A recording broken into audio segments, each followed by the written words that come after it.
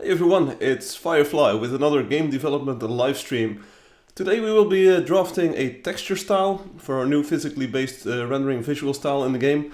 So feel free to leave comments in the chat, feel free to leave comments on the video. I might not read them while broadcasting, so the comments will be after the broadcast is completed, but I will read them, so that's like a general tip for the future. Just leave comments on any of the videos, tell me what you like, tell me what you think looks best, and we can always revisit design decisions that we make during earlier live streams. With that out of the way, let's dive right into our development for today. So again, we're going to make physically based rendering textures, so PBR textures. Let's first take a look at where we left off in the last live stream, see like where we are going, and then I will explain the process that we're going to take today and actually start drawing some textures. So Angelio is here in the chat already. Welcome Angelio, you're one of the like long-time, first-time viewers here, which is cool. So let's open up our project in Xcode, Angel Dust, here we go.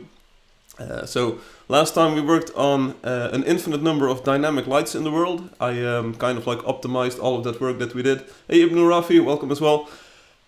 We optimized, I optimized it yesterday. I ironed out a few bugs, and that's already looking better than before. So let's take a look at where we're at. I'm running in release mode now because we won't be writing too much code today, so we're mostly doing like asset design, texture design.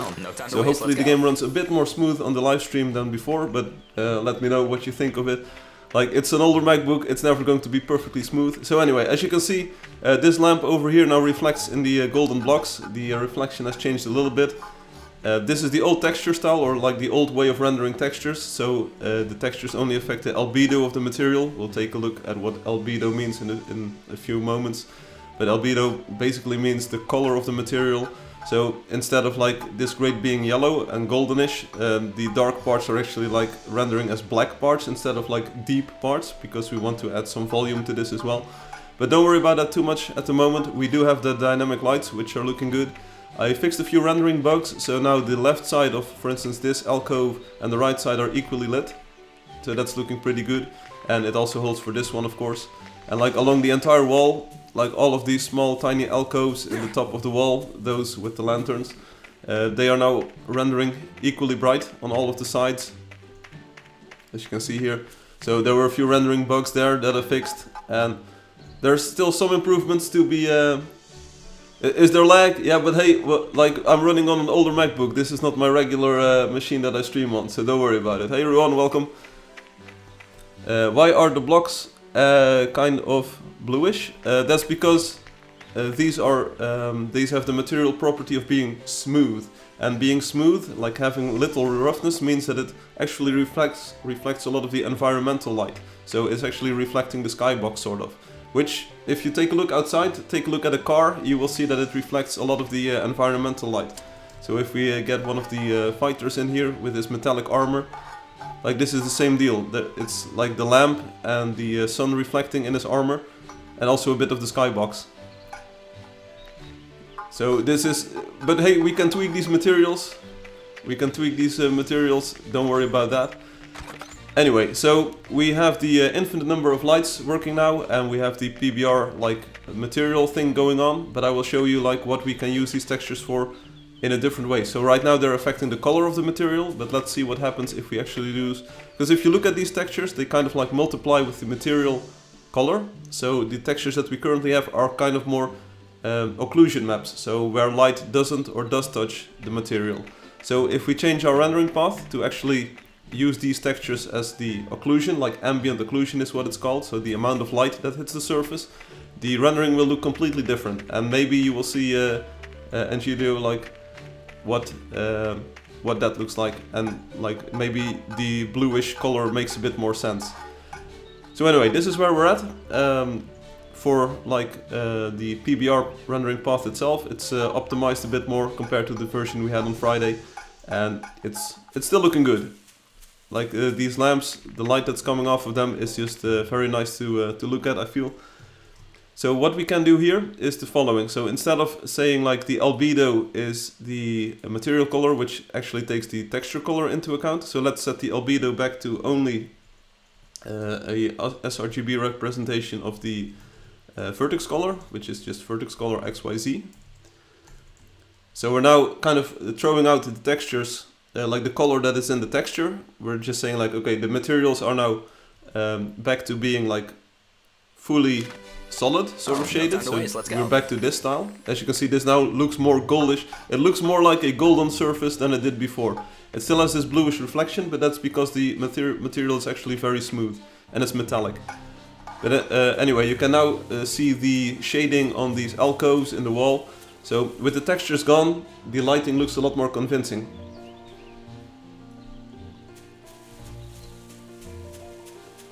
We're not done yet, so give me a few months and you'll see what it looks like.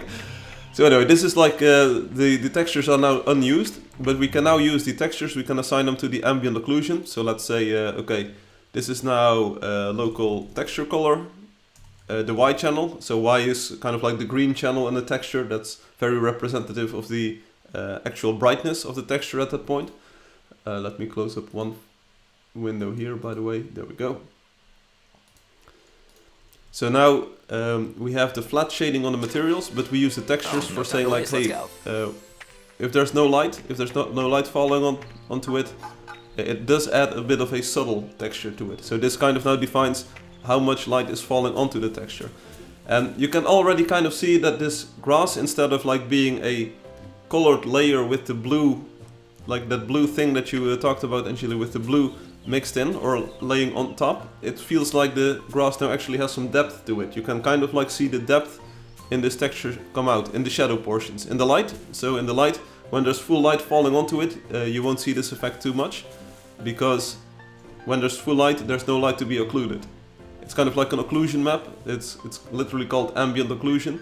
So when there's no light falling onto this, no direct sunlight or no like lantern light falling onto the texture, this will say like, okay, how dark are certain parts, how many light is falling onto them. And now you can see that that blue, that kind of like blue shade coming from the skybox, is only affecting the portions with a lot of ambient light falling onto them. So you can kind of see the structure of these stones, this cobblestone, already like shining through a bit more. And because of the differently colored light, so we have the direct sunlight, which is kind of whitish, we have the lamps that are kind of like yellowish, and we have the skybox reflection, kind of like the shadow color, it's bluish. And you can see that blue color shine through in these occluded areas. So your eyes kind of pick up on this, and the grass is especially glossy, sort of. So you can definitely get a better feel of the wetness and the roughness and the smoothness of each of these individual materials this way. And that's step one, that's like one step.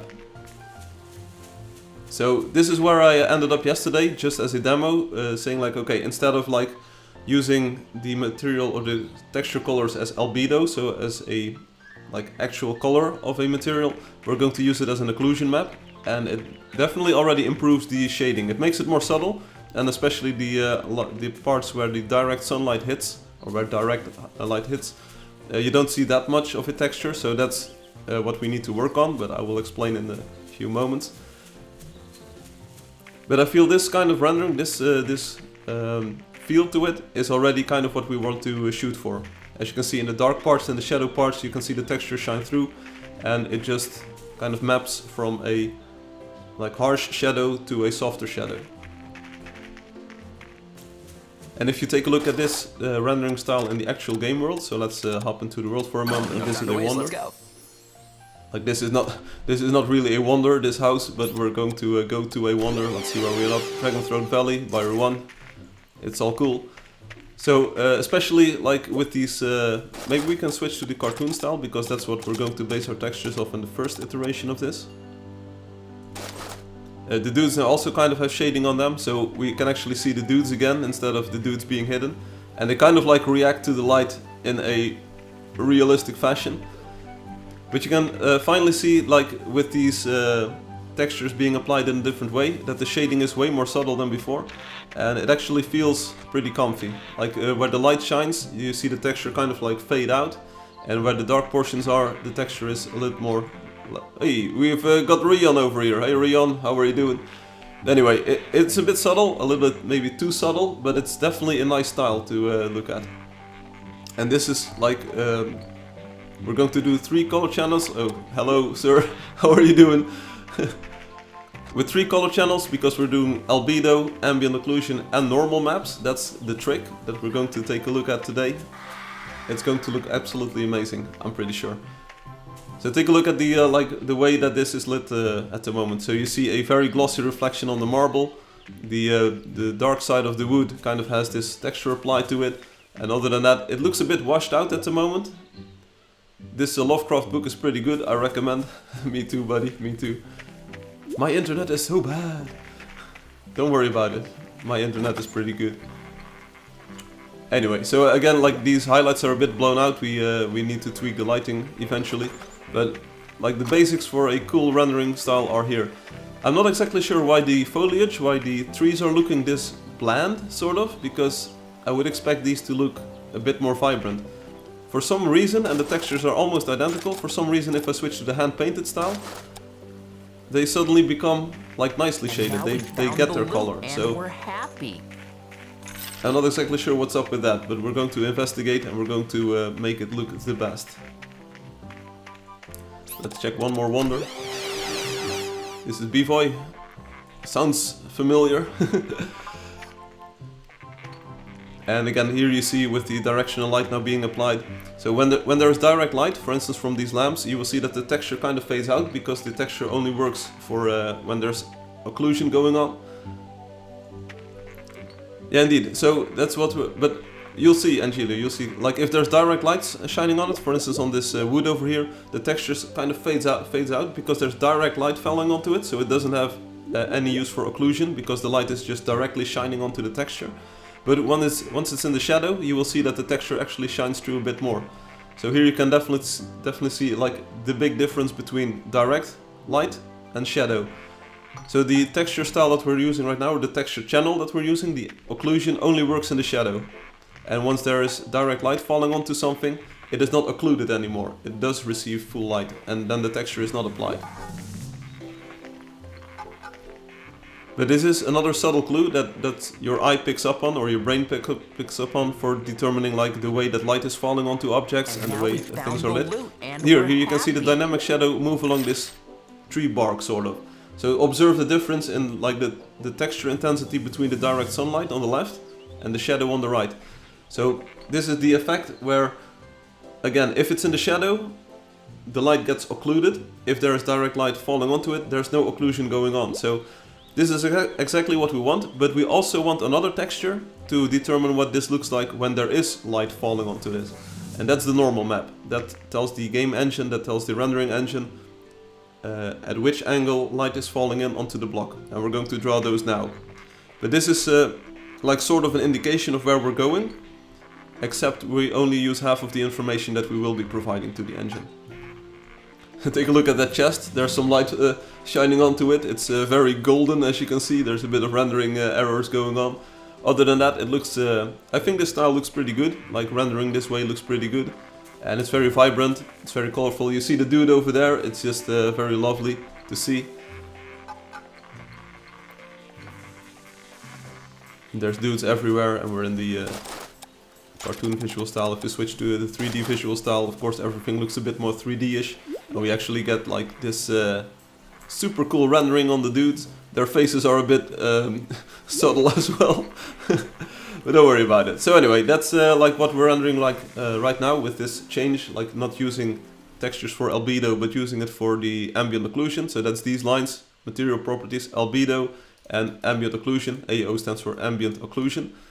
So now we're going to make things look spectacular. So that's our goal for today. Someone is typing in Indonesian, which is cool. Wouldn't it be necessary to make the cracks in wood, for example, more visible when it is illuminated by light? Yes, that's exactly what we're going to do. And it's going to be a journey for all of us. So let me open up the text editor. So we have, if we're going to make new textures, so for a PBR style textures, what we want is an albedo channel. And albedo is kind of like the color of the surface. So for instance, if you, I'm wearing a red shirt, right? So the albedo of this shirt, the albedo color of this shirt is red. That's albedo. If there was a print on this, if there was, for instance, let's say an Angel Dust logo on this shirt, the texture would supply like red for the base of the shirt, and then you would have the logo in maybe white and black on it. Maybe the hero logo is on there, and then you have like all of the colors of the logo in the albedo channel, but there is no shading in the albedo channel. Albedo just means like this is the base color of the surface. So maybe we'll call this the base color of the surface. The next channel, so the one that we just saw, is ambient occlusion. Ambient occlusion is just a lightness value, or like from white to black, that says if there's no direct light falling onto the surface, so if it is actually in the shadow, so to speak, how many light from the environment will it pick up? So areas that are like occluded, that are like hidden from sight or hidden from the environment, they will be darker than like the portions that are at the direct surface. So basically you're going to add more contrast in the texture. No. It's going to be physically based. It's going to be a realistic interpretation of the world. So the ambient occlusion says like how much environmental light will this surface pick up, or this spot pick up. And maybe let's call it ambient light, because it's ambient environmental light. So ambient occlusion just says like, hey, if there's no direct light falling onto this, how much light will this pick up from itself? So how occluded, how hidden is this portion of the model or of the world? In a room, for instance, I'm sitting in a room. In a room, you naturally get less light in the corners because there's just less light going to the corners than, for instance, on the flat surfaces like the walls and the ceiling. Maybe if you go outside, you can already see the ambient occlusion sort of in like where walls connect to a floor. There's like less light bouncing off and bouncing around. So like sharp angles and like where construction has taken place, where light is taken away. Like inside of a house, there's less light than outside of a house, right? So the ambient occlusion values of within the house are lower than outside. Ambient occlusion kind of defines that term, like how much outside light is just falling onto this material or onto this specific pixel. And then the final channel that we have is the normal map. And the normal map stands for surface normal. So a surface normal, let's say surface normal map. The normal map is a vector. It's kind of a 3D arrow, kind of like pointing your finger, that says like which angle is this surface or this bit of material pointing towards. What the engine currently does is it assumes that like every wall that there is and every like flat surface or even curved surfaces, doesn't really matter. The engine just says, okay, this is a wall pointing this way. And we shade it like that. The wall, the entire wall, regardless of the texture, regardless of whatever we do, this is pointing that way. What a normal map does, it breaks that up. Instead of saying like, hey, this wall is pointing that way, it says like, no, but these are individual bricks. And like the front face of the brick is actually pointing that way, but the sides of the brick, they are smooth or they are like chiseled. And one portion is pointing outwards to that side, one portion is pointing outwards to that side. So imagine a sphere, if you will, that is like maybe you have a wall full of spheres, right? You don't really see it in the real world that often, but imagine you have a wall. Maybe there are shields hanging on a wall in a medieval game, and these shields are round, and they have been like made to be round. Then the shield actually on the sides points outwards to these directions, and the closer you get to the center of the shield, the more they face towards like the direction of the wall. So the normal map breaks up the wall. It says like, okay, light is actually going to be reflected in different ways, in different directions. So this says like the direction of light reflection, sort of. So what we currently have, we do have the albedo channel. We did kind of like gimmickly improvise this. So we said like, okay, let's just make flatly shaded areas. We do know the material color, let's use that for the albedo. So we kind of faked that. We faked the ambient occlusion by using the actual textures that we had. They kind of look like occlusion maps, but they are not really. But we're going to make some new ones for these.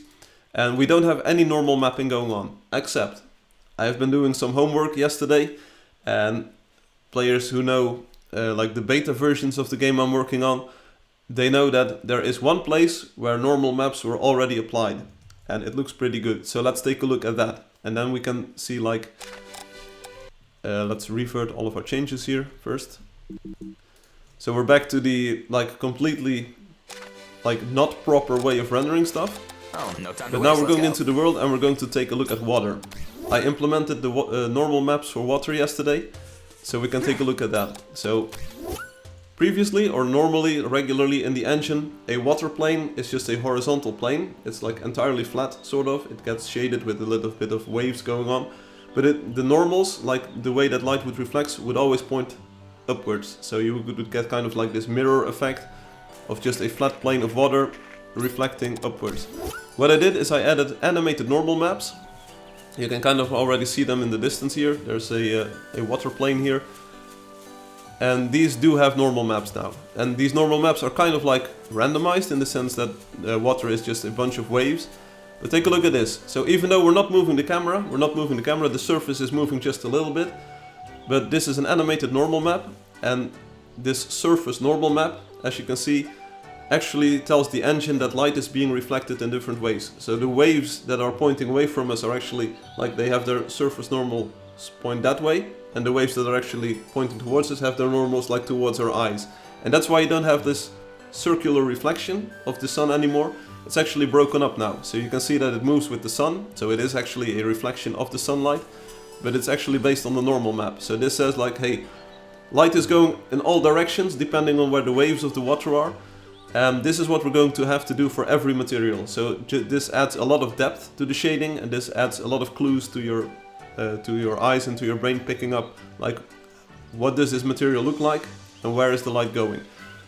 So what we had for the ambient occlusion, what we saw a few moments ago, was that the shadow portions have this kind of like occlusion effect applied to them, and this is, Angelio, maybe what you meant with this is going to be where the direct light hits. So this will tell the engine and your eyes and your brain where the direct light is going. So we have kind of like two separate channels for that. The normal map that dictates where light is going, and the ambient occlusion map that says how bright or not bright a certain area is if there's no direct light falling onto it.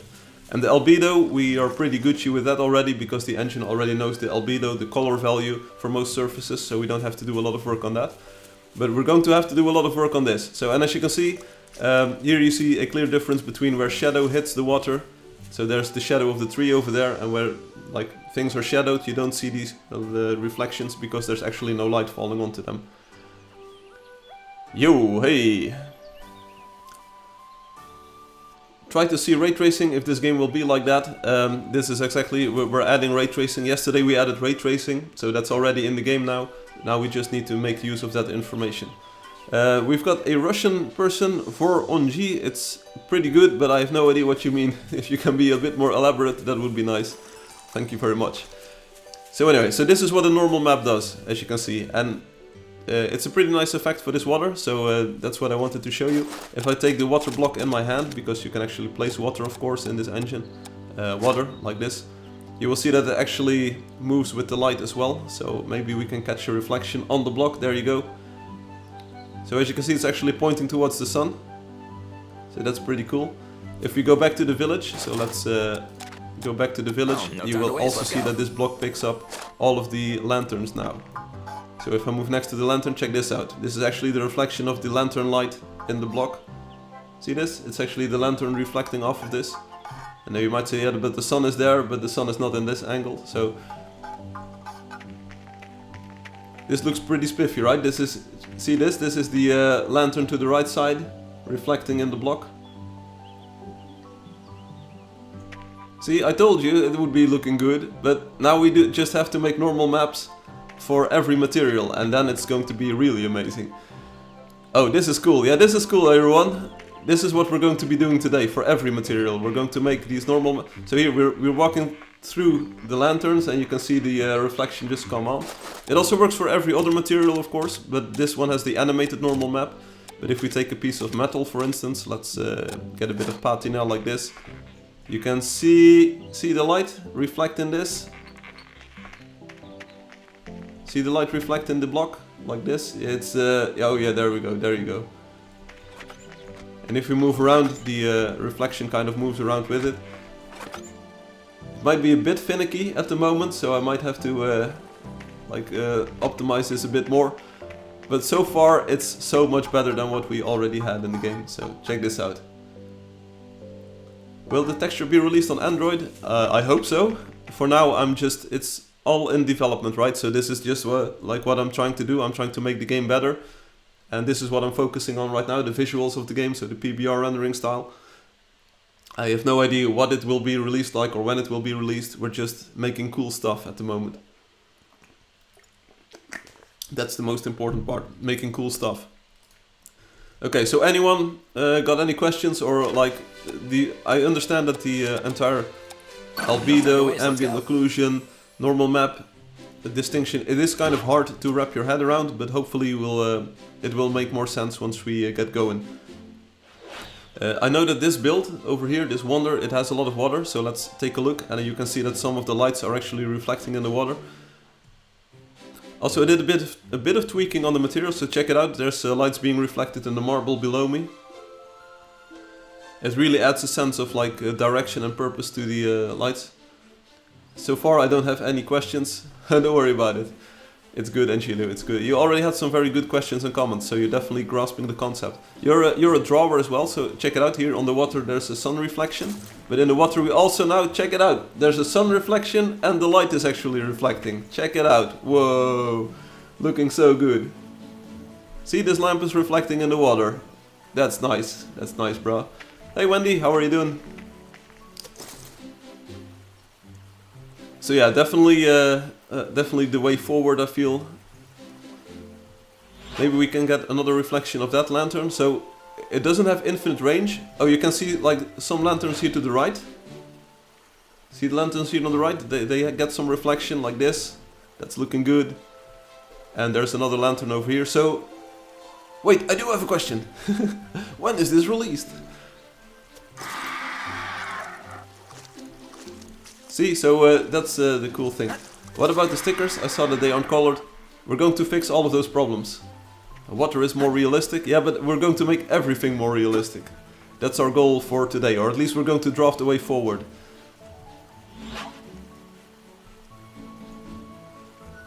Because now it's only the water that has a normal map, but we want normal maps for every material. So you can see some reflections here. There are actually lights below the bridge. So check it out. These are reflections from the lights below the bridge. And you can see some kind of like diffuse reflection as well. So whoa. Like once we get this up and running for every material, it's going to look really good. The game looks good. Thank you. The game is good. The game is fair. So what we're going to do today is to kind of like decide and draft a direction for how are we going to make these textures. We have, I think, 300 or 400 different materials that you can build with, so we're going to have to do a lot of texturing work. We need to define albedo channels, so what the base color of these surfaces is for every material. We have to do ambient occlusion, decide like where is the light going in these blocks, in these materials, and we have to make surface normal maps saying like, okay, where is the light being reflected? I wanted to start off with the cobble block, the cobblestones that you see in the village, but I think a way more mainstay of the game is the cinder block. I mean, every building game these days has got cinder blocks. They're very big, so we can actually, hopefully, we don't have to put in a lot of effort, and we can try to make the cinder blocks look good first. And there's more maps that we can add later on, so there's also a roughness map that tells the engine like how rough or how smooth every material is at every point of the game. And we also can make a metallic map that tells the engine how metallic each point in the world is. We already kind of like have these at a very coarse level, so all of the materials already have a roughness and a metallic property to them. So metallics are metallic, and for instance stones are more rough than the grass. But we can also do this in a texture, but that's like 5 different maps that we would have to make. For the cinder blocks, I think we can stick with 3 of them. So let's start like determining what it should look like. The water texture and reaction to light does look great, but the way it moves is weird. Yeah, there's a few things that we can do with this. So if I open up the water vertex shader like this, I kind of already tried to disable the X and the Y movement like this. So it only waves up and down instead of like to the side as well. Oh, no time to waste, let's go. Maybe find a natural body of water in the standalone world. Let's go. See if we can find some water here. You know the drill, you know the deal.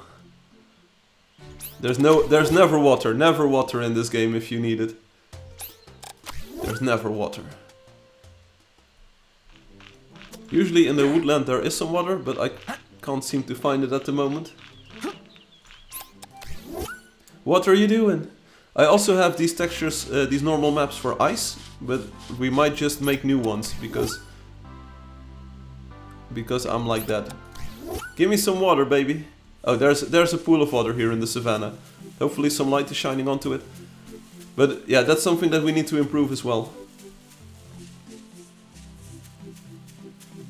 See this? I think this looks a bit more natural. So it now only waves up and down instead of like to the sides.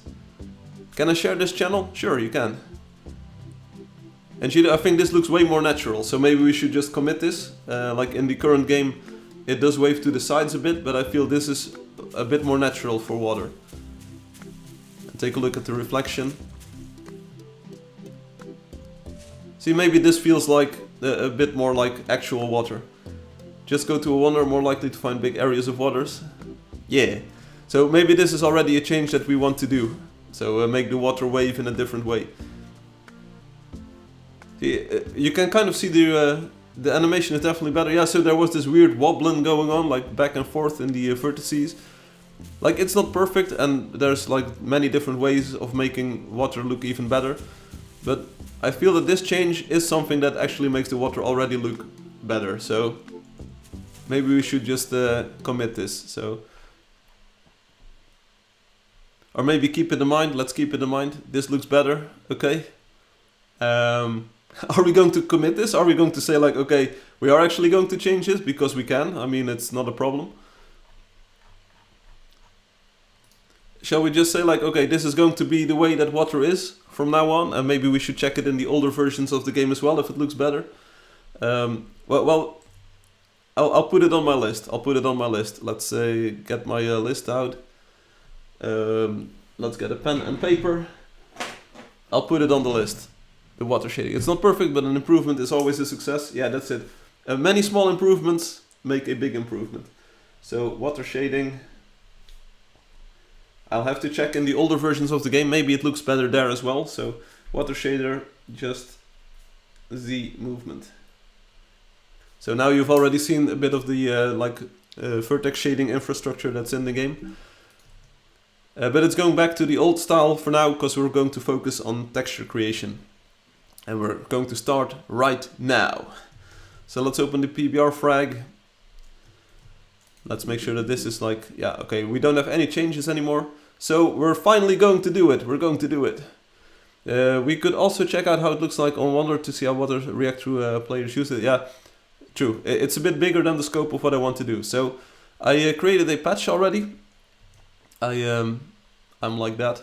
So we're going to go to Documents, Angel Dust. We're going to apply Documents, Patches, PBR-Textures.patch. That updates the code to in a rudimentary fashion. There's a lot of things that I have to improve about this. There's a lot of things that are not going to work like properly. I have this. I have another window to my side here that I have to kind of drag out of the way because it's getting focus every time. There you go. So this is not a perfect implementation of the texturing path and the new visual style, but that doesn't matter. Because we're focusing on a texture style today. We're not going to focus on the code too much. We're going to focus on the texture style. I'm going to open up Coda. This is the code generation for Angel Dust. This is kind of like the base definitions of everything in the game, everything in the world. And as you can see, there's now we were the cobble. Okay, so we had the cobble. It says a texture name PBR style. So we have the cartoon style texture, we have a hand painted style texture, and now we also have a PBR style texture. That's what we're going to use for rendering. I kind of like don't want to do the cobble right now. I kind of want to start with the cinder blocks. It's a bigger block. We can make better decisions maybe at a larger scale than starting with a fine-grained block with lots of like tiny parts in it. So let's say that this is not going to be used, and let's go to the cinder blocks, the large ones, and let's say that this is the texture name PBR style. We're going to call it cinder blocks large cinder blocks large PBR. I have finished sharing this channel. I have no idea if you're finished sharing the channel, but feel free to share it. Don't worry about it. It's already it's all cool. What about the other blocks that has the same weird animation? It's only like this is the water shader. Don't worry about the water. Forget the water shader. We can make a new episode on water shading or whatever shading. Today we're going to do PBR textures because we're not straying from the script today. No sir, that's not what we do today. Okay. Right, so next up I use Texture Packer. It's a, let's open up the artwork production PBR style blocks. Let's open up the Texture Packer sheet first. Game world, the regular blocks. So there's only 3 textures in this map at the moment. It's the cobble, the albedo, kind of like the existing cartoon texture. There's a normal map, which as you can see is completely flat. And there's a material map, which is kind of like the ambient occlusion channel, which is also completely empty. We're going to remove this cobble because we're going to make a cinder block texture. Now I'm not focused today. It's like I set a subject that we do on the live stream, and we do that on the live stream. That's otherwise it becomes a bit of a mix-up sort of. So maybe let's just run with what we had. I can show you what happens. So let's say okay, we publish this sprite sheet. We stick with the cobble. I can dig it. Then we go to the code generation and we update all of our files. Here we go. It's generating C++ code, so for materials are updated. We have new texture sheets that get new definitions. The texture sheet library gets updated. That's already cool. We can compile this code in the client, so let's make that run. And then one thing that we have to do is to convert the texture for use in the engine. So let's open up a second terminal here. Many windows, and this is an Angel Dust artwork, textures, PBR style, game world. We have the PNG, so that's the PNG file that this texture packer, this kind of like bundles many files together in a single texture sheet. Don't worry about it, Ibn Fari. And Noob King says, whoa. We're going to run texture converter. This is an internal texture converter. It's an internal Angel Dust tool, and we're going to use it. We're going to say like we want a regular texture. We want it in RGB8 style. We can mat it to 255 and mat it. There we go. So this generates a mip-map chain of the textures. Look up what a mip-map chain is and it'll be good. You're not late. This stream is going to go for a few more hours, so you're not late at all. Oh, no time to waste. So we are using the PBR texture now. Now you might say like, whoa, things are not textures. You would be absolutely right, but check it out. We do have the albedo map on the cinder blocks. So this way we can now start assigning textures to individual materials, and it actually uses the normal map, it uses the ambient occlusion map, and it actually uses the albedo map. So we can now per material, and some textures don't have any contents, as you can see, so the fences are gone. The trees look a bit weirder, they're now actually actual triangles. There's no grass, there's no stones. Don't worry about it, these are all filled in later. We're just going to focus on creating the textures and seeing what the lighting looks like. So these are the golden blocks again. So I want to remove the cinder block texture because this is not what we want it to look like, and I want to start focusing, the cobblestones, we're going to remove that, and we're going to focus on the cinder blocks, the large ones. Maybe we'll have to hack the engine, or maybe we'll have to hack the game a bit to get more cinder blocks. But I think the cinder block is the best block to start with, to kind of like start drafting a direction. One thing we have to keep in mind, we can make things look absolutely super photorealistic using this, but the thing that I'm shooting for is kind of like a Pixar style. So it's a mix of a photorealistic rendering, but with cartoonish looks. So I don't want to focus on making it photorealistic and serious at the moment. That's like, if I want to do that, I would use the hand-painted source textures, but we're going to use the cartoon source textures because I want it to look colorful, vibrant.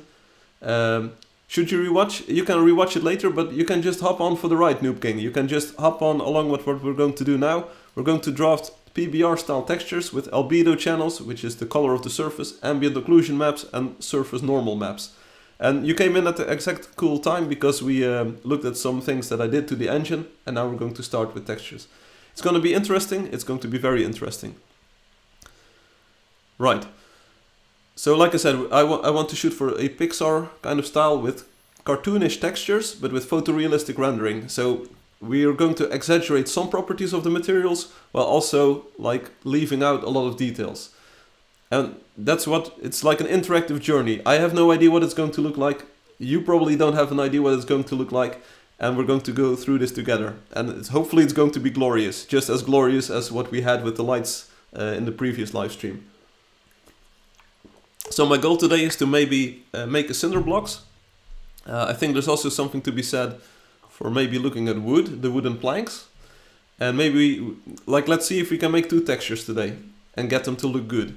That's like our base goal, 2 textures. It doesn't sound like much, but it's going to be very hard. We're like going to draft a style guide somewhat. So it's going to involve more than just making a simple texture. It also needs to look good and it needs to like be good. We're going to remove this cobble stuff because we're not going to use it anymore. Drag and drop these sprites here. Yeah, so blocks, cobble, I like have these are the separate files that were on that texture sheet. I think they're 480 by 480. More info. Yeah, they're 480 by 480, so that's like kind of stretched out to the 512 by 512 texture resolution. I'm just going to remove the cobble. Boom, it's gone, and we're going to make a new folder called Cinder Blocks. I did some preparation, of course. I have the artwork production files, so these are the actual files that are used for the game that's currently in production. So this is actually a commercial game that's in production. We're going to use these as a base. So here are the cinder blocks, and it's made in Illustrator because these are like vector files. They are made in a vector style. So here you see this is like the ruined stone. This is like the cinder blocks itself. It has this weird color in the back because of reasons. We're going to try and kind of like ignore that for now. These are the large blocks. So this is sort of what we're going to be working with today. It's this is the cartoon texture that we currently have in the game. So that's shaded like this. This is just color modulation of the in-game vertices. The in-game vertices have colors. The texture gets applied on top of that, like modulated using a multiply feature. So that's like transparency multiply like this. It's an OpenGL feature. But we're going to have to pull this texture apart, analyze it, and try to deduce a albedo map from this. For this, we have to try and deduce a ambient occlusion map and a surface normal map. It's going to be hard to make this, to get it right in the first try, but we're going to give it a shot. It's going to be an interactive journey. It's going to be like very intensive to get this right, but we're going to make the most of it. So I want to have this folder, a cinder blocks variations. That's kind of like the name of the folder where we put in all of the PNGs. That's going to be added to the sprite sheet. So as we make new files and new PNGs, it's going to be added to this sprite sheet. We already have to set up the engine, so we remove the cobble definition and we're going to go to the cinder blocks large, and we're going to say like this is going to get a cinder blocks large PBR texture like this. And now we have to draw it. So let's go, here we go. We're opening up the original file, or let's just make a copy. Let's make a copy and let's call this cinder blocks large PBR albedo. So we're going to work piecewise. We're not chomping off more than we can chew. We're just going to do this in a very simple fashion. So this is these are the layers that kind of make up the old style cartoon cinder blocks. So maybe we can just I'm not sure if we're going to be working in layers, so for now let's just remove all of the layers we're not using. That's this one and this one as well. Get it out of here. So this is the albedo channel of the, this is the actual previous old style texture. One thing that we know, like albedo is the surface color of things. So one thing that we don't want is to have highlights and like dark areas in here. So I can imagine that the stones themselves have a different color than kind of like the mortar that they're in, because this is kind of like bricks and mortar sort of. But we don't want all of these, like all of these shading things. We don't want that in the albedo map, because the albedo of the stone, as far as I'm concerned, and we also don't want the highlights, because the stones, they actually have like this solid color. I hope that is at least a thing we can agree on. So let's flatten the border maybe as well. So I think the shape of the stones is something we can reuse. So that's not a problem. So let's how do we do this? We expand the appearance, expand the fill and the stroke. I can dig it, and then we just assign what was the old color, 222. Okay, so then we just use 222, 222, 222. Right, so this is kind of like the albedo map that we're going to start with. We have the stones, they are kind of like grayish. Well, actually,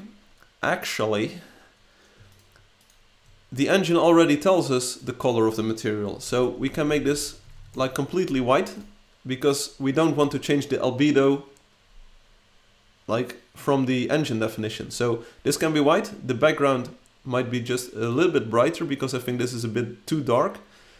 We're going to use a different trick to make the background darker. So let's say if the bricks are like grayish, then the mortar is, let's just increase this to 156, 156.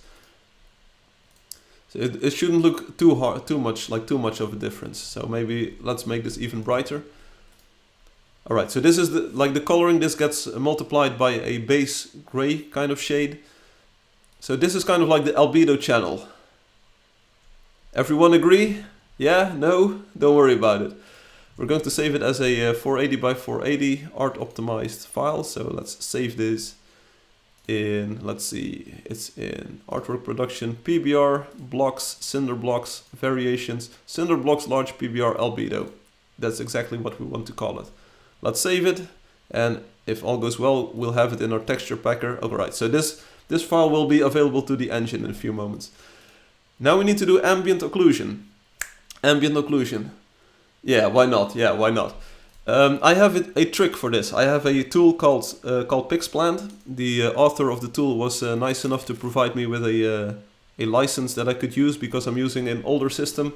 The newer version didn't run on it, and they said like, hey, here's a code for the older version. So major props to the man and women running this company, Pixplant. I hope it starts up. Oh, it does start up. That's nice. And let's see about. It was created by Faron Studio Unipessoal LDA. So I think this is a Portuguese company. Faron Studio, Faron South. Faron, is that a lighthouse? So major props to them. I have yet to like buy a license for this because I've been using this trial version with their trial license or the supplied license for now for testing. I haven't used this in production just yet. So we can use this to make a ambient occlusion map if we have a height map. A height map is another kind of map, so it's maps all the way down as you already picked up. So let's add this to the list. We want a height map, and that tells us like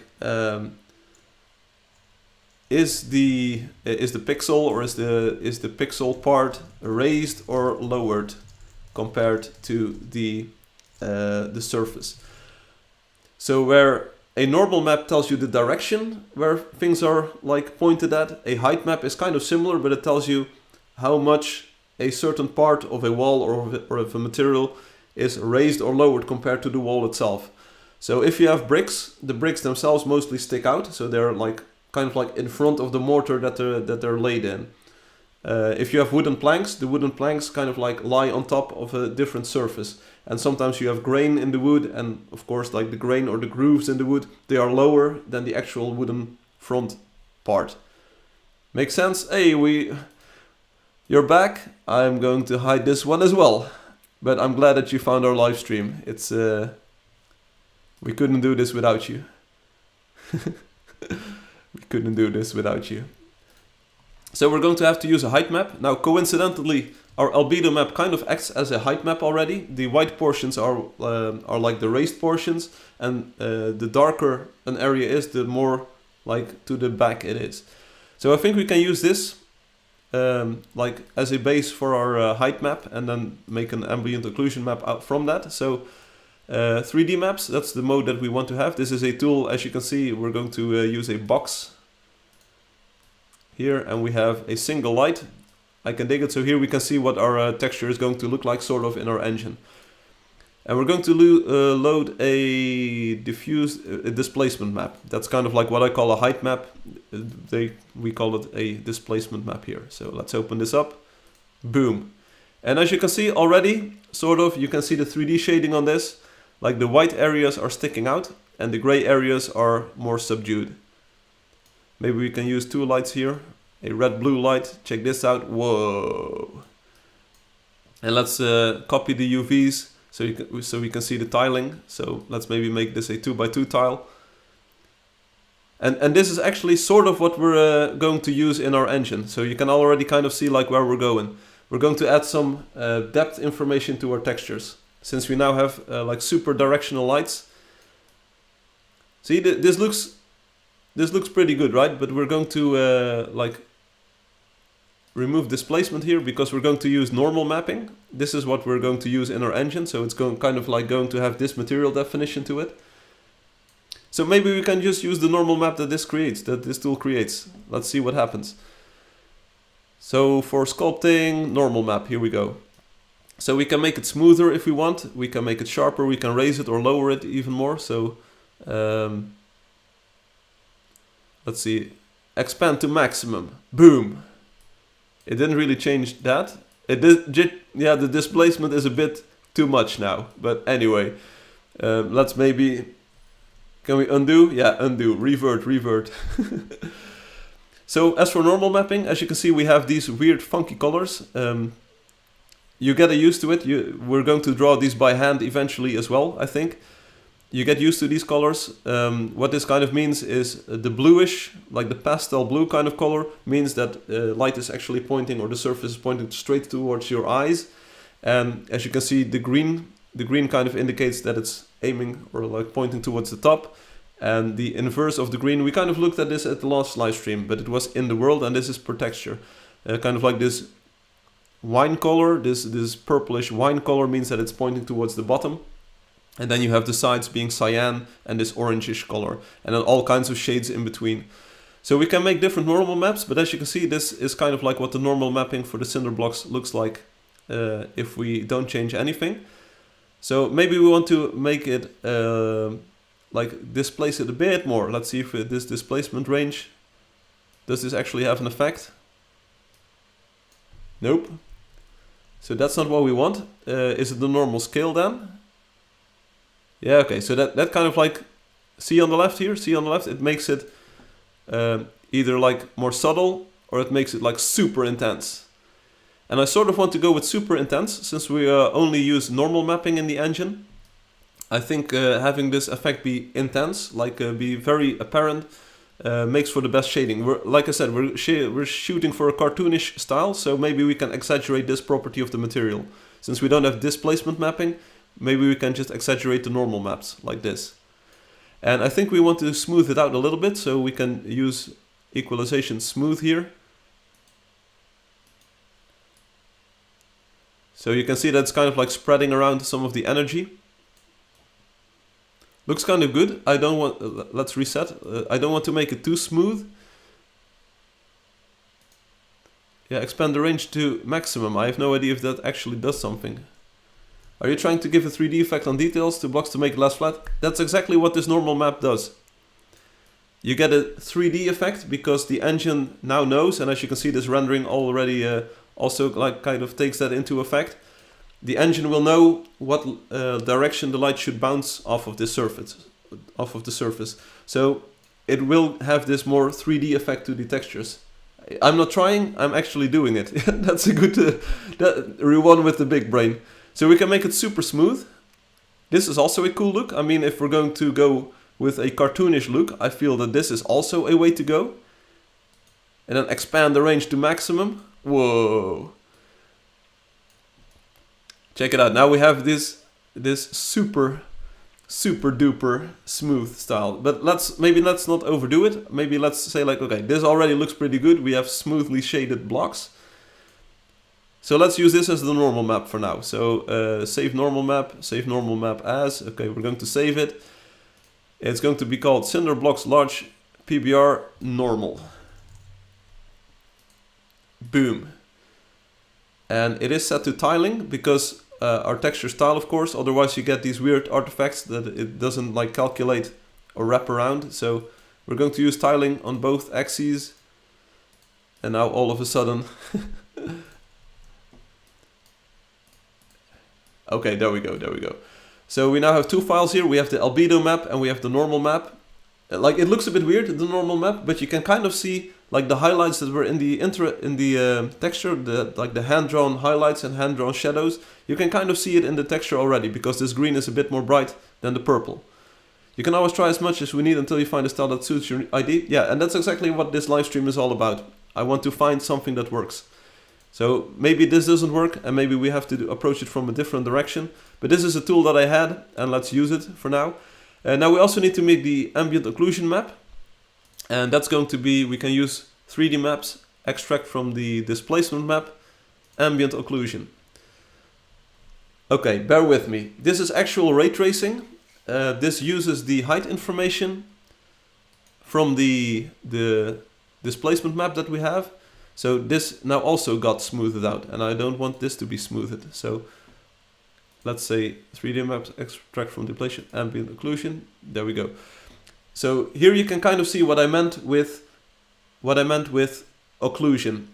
These stones, like the actual stones, the cinder blocks themselves, they are in front of the wall. They're actually like at the top of the surface, so they catch all of the environmental light that's falling onto them. Like all of the light bouncing off every surface will bounce off of these stones. The mortar, however, the software looks very useful. Yes, that's why I think I will be buying a license. If this actually contributes to the way that we make textures, it's going to be very useful. So this software also calculates the ambient occlusion. So it takes the height map, so we define like where all of the parts are, and the mortar will always be like occluded behind the stones. There will always be like, and of course, like this center part of the mortar will not be occluded because light has got a better chance of falling into this crease, into this small spot here, than it has on these smaller creases. So we're going to make this like a super fine. We don't want a fast preview or anything, so let's make a very fine ray tracing part. I'm not sure what we want as a ray distance, so it's at 4% right now. So let's see what happens if we increase this. Yeah, okay, so you can kind of like darken or lighten up parts. So what do our stones look like? Do they like occlude like this, or are they like how deep are our stones? Maybe the default looks pretty good, and I'm not sure what planar bias does. I think the default result looks pretty good. It doesn't have as many edge artifacts. So let's go with this. Let's say okay, and now you can see the ambient occlusion being applied here. So that's cool. And now we can also load in our diffuse map. So maybe let's load everything into this tool as well. Let's open up it as the albedo. And there you go. This is kind of like what the cinder blocks now look like. And we have, as you can see, two kinds of light falling onto this. We have the normal map, but we open up our previous normal map, the one... Did I just overwrote the normal map? No. What did we do? We used smooth, like this. Yeah, let's save it again. Boom. Okay, we have the smooth normal map now. So as you can see, the lights, and this is exactly what's going to happen in the Angel Dust engine as well. Now, so you have the blue light coming in from the right. We have the red light or yellow light coming in from the left. And as you can see, the stones now shade according to the way the light is falling onto them, giving this 3D effect, as Angilio would call it. We have the ambient occlusion in the darker parts. So I think we're Gucci. With this. So one thing that we're missing here, and that's kind of like what we have to re-add, is the broken parts in the stones. There were a few chips in the stones. Maybe it would be nice to add those back in for just a little bit of detail. It looks great, yeah, but we're going to have to see what it looks like in the engine. So we have albedo, we have our normal map, and now let's get let's save the ambient occlusion as well, and we have to call that one material. Material is kind of like a... Hey, why is it not saved? Oh, it saved it as a TIFF file. we want to save it as a PNG material. There we go. Boop. Okay, okay, so this is the cinder blocks. This is like step 1 of the way. We're going to like throw this into the engine and see what happens. So one thing we have to do is to save this project, publish the sprite sheet. We have to convert the texture sheet for the engine, and then we have to load in the new material definitions in the game. So let's run the code generation. This takes a little bit of time. We only have to do this once, and then we can just update the textures without having to update the code generation. Note that this only affects the large cinder blocks, but we're going to run it. Let's see what happens. Let's see what it looks like in the engine. I haven't seen this before. You haven't seen this before. We're going to take a look at this. Let's go. Pretty spiffy. Pretty spiffy. We're looking at the unshaded part of the walls right now, of course, but we do have the light come in. So see the directionality on the shading here? This is what the work we did on Friday was actually all about. To have this directionality on the lighting. So that every lantern now says like, hey, I'm here. And the light's coming in like this. So see like the bottom parts of these stones being lit like super accurately now. Maybe inside of this. Like you can even without seeing the light, because the light is actually untextured and it doesn't have a texture, but you can actually, your eyes and your brain now know, hey, the light is coming from that direction. The light is coming from there. And this is the part of the wall that's in the sunlight. So we do have some sunlight fall on this. Also looks pretty good, I think. Let's get up on the wall. So the ruined stone also kind of like takes over this appearance. Here's some actual light falling in. So here you can see that there's lights to the sides of these blocks. They're not being, like, you can't see them at the moment, but don't worry about it. And there's straight sunlight falling onto this, I feel. Because you can actually see like the shadow and the light of the sun on there. And it looks pretty good. I feel that the lights actually light up the stones a lot. Hello, hey Dev PBH, how are you doing? We're making a PBR texture style right now, and we are enjoying some of the initial results at the moment.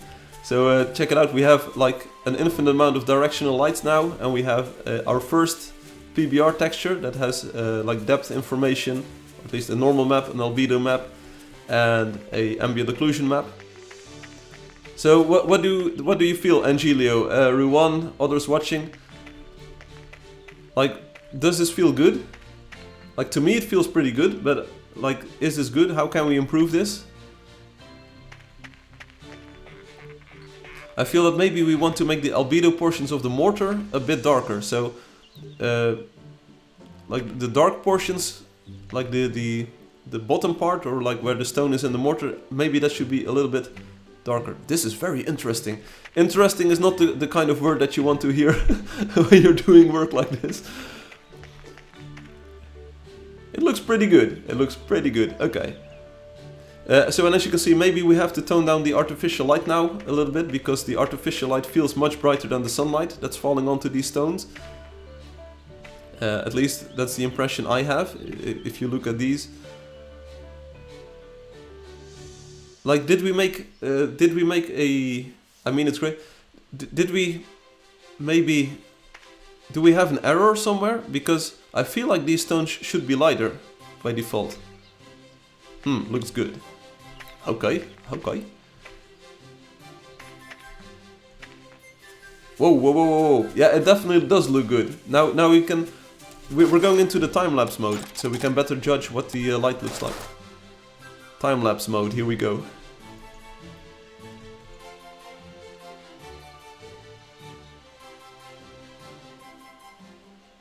Okay, okay.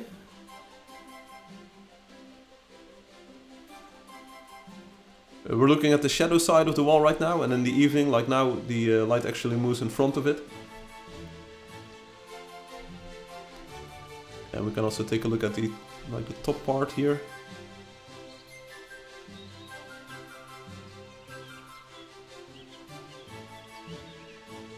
Oh, I love this. I love this. When the sun is at a very low angle, I mean, take a look at the shading of just this part, while the sun is moving. You will see the highlight now move. See this? Whoa, this is really nice. Like the low angle. So that's cool. I like it. And here you can see the difference between this texture style with the normal maps actually defining like the way the light falls onto the block, and the previous texture style. Previously we had these hand-painted highlights and they were always in one direction, but now you can actually see that the light is being reflected from the source. So we can actually track the sunlight like this. And now the sun is behind us, so you can actually see that the front part of the stone reflects towards our eye. Okay, so it's a nice start. It's a nice start. And maybe we, like what I want to check just very quickly is, like we can take a screenshot. Let's take a screenshot. Oh, no time to waste, let's go. Of what we're looking at right now. So let's screenshot the window. Let's see if it's on my desktop. Yeah, okay, so that's what we have. And now we disable the normal map. So let's... Is the easiest way to remove the material definition? I think it is. This is... Okay, this is not the way that you actually want to do it, but I'm just going to remake or rerun the code generator. Don't worry about it, and the texture will be gone. I think it will be gone at least, so we're just updating the material definition. And we're taking another screenshot to compare. Oh, no time to waste, let's go. Boop. So somehow everything got a lot darker now.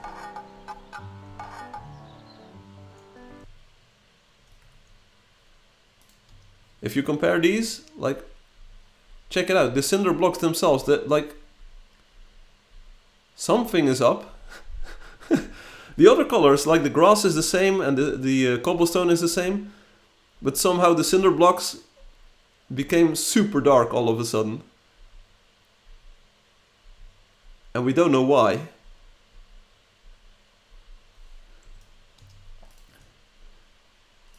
We don't know why. Or let's just not worry about it. Let's just make it look good. Maybe that was our task for today. Make it look good. So let's just make it again. Don't worry about it. Throw these in the trash. Nice screenshots, but we don't need it. Code generation is pretty much done with the materials. Alright, so back into the game. Oh, no time to waste, let's go. So let's assume that the material is actually correct. So that this is... Well, of course it's correct, but this is actually what we're going to be looking at. I feel that some of the other cinder blocks parts, like these, they are suddenly darker. Because of reasons. We don't really know why. Maybe the texture gets shared in some way. But let's see if we can make this texture look even better. So I think the albedo channel, so the mortar behind these blocks, if we can make that a bit darker, I think that would be good. And I'm not sure if that's if we need to make the ambient occlusion darker. I kind of like the effect, like the way that the stones seem to be raised at the moment. So, and you can see it here as well. So we kind of like get similar results to what we see in this engine over here. I just want to make this, like the diffuse map, the albedo map, I think we should make it a little bit darker. So we should probably save the current version as... let's see, we have all kinds of windows open up. We want to go up in this one. Okay, so we're going to copy the albedo map, our vector version, and we're going to call it displacement. Displacement. Because we were happy with that, and we're going to open up the... Let's first save this one. So the displacement is what we use for generating the normal map, and we want to keep that around always. So let's save a PNG file off of that we can reuse. We're going to change the displacement map in a few moments as well. We're going to add those cracks in there and see what happens. And the albedo map, we're going to make the background a little bit darker. So this was pretty dark in the initial version. Maybe we have to go back to that. But maybe let's just try an intermediate value, like... what's darker but not too dark? 1, 2, 3, 1, 2, 3, 1, 2, 3.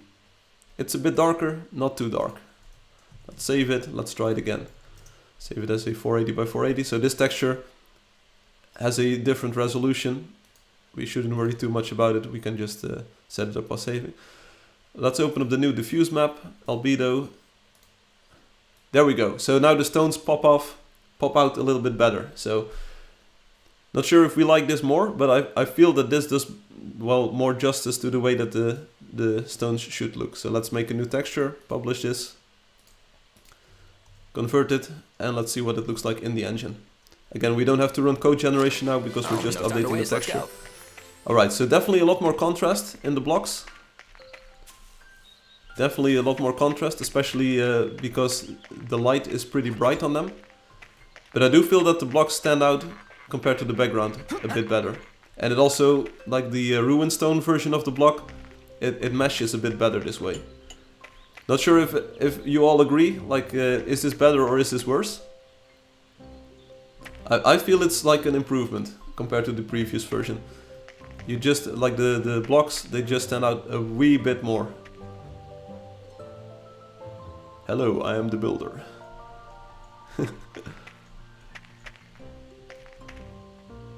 So the shading on this, it's pretty good. I like it, I like it. I guess it's better, Ruan says. We could go even darker. We could go even darker. Try the time lapse, sure. Time lapse isn't really going to be that much different.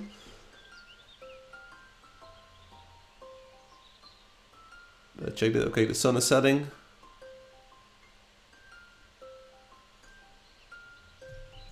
We can take a look at a portion where there are lights. Let's see, for instance, this side of the wall.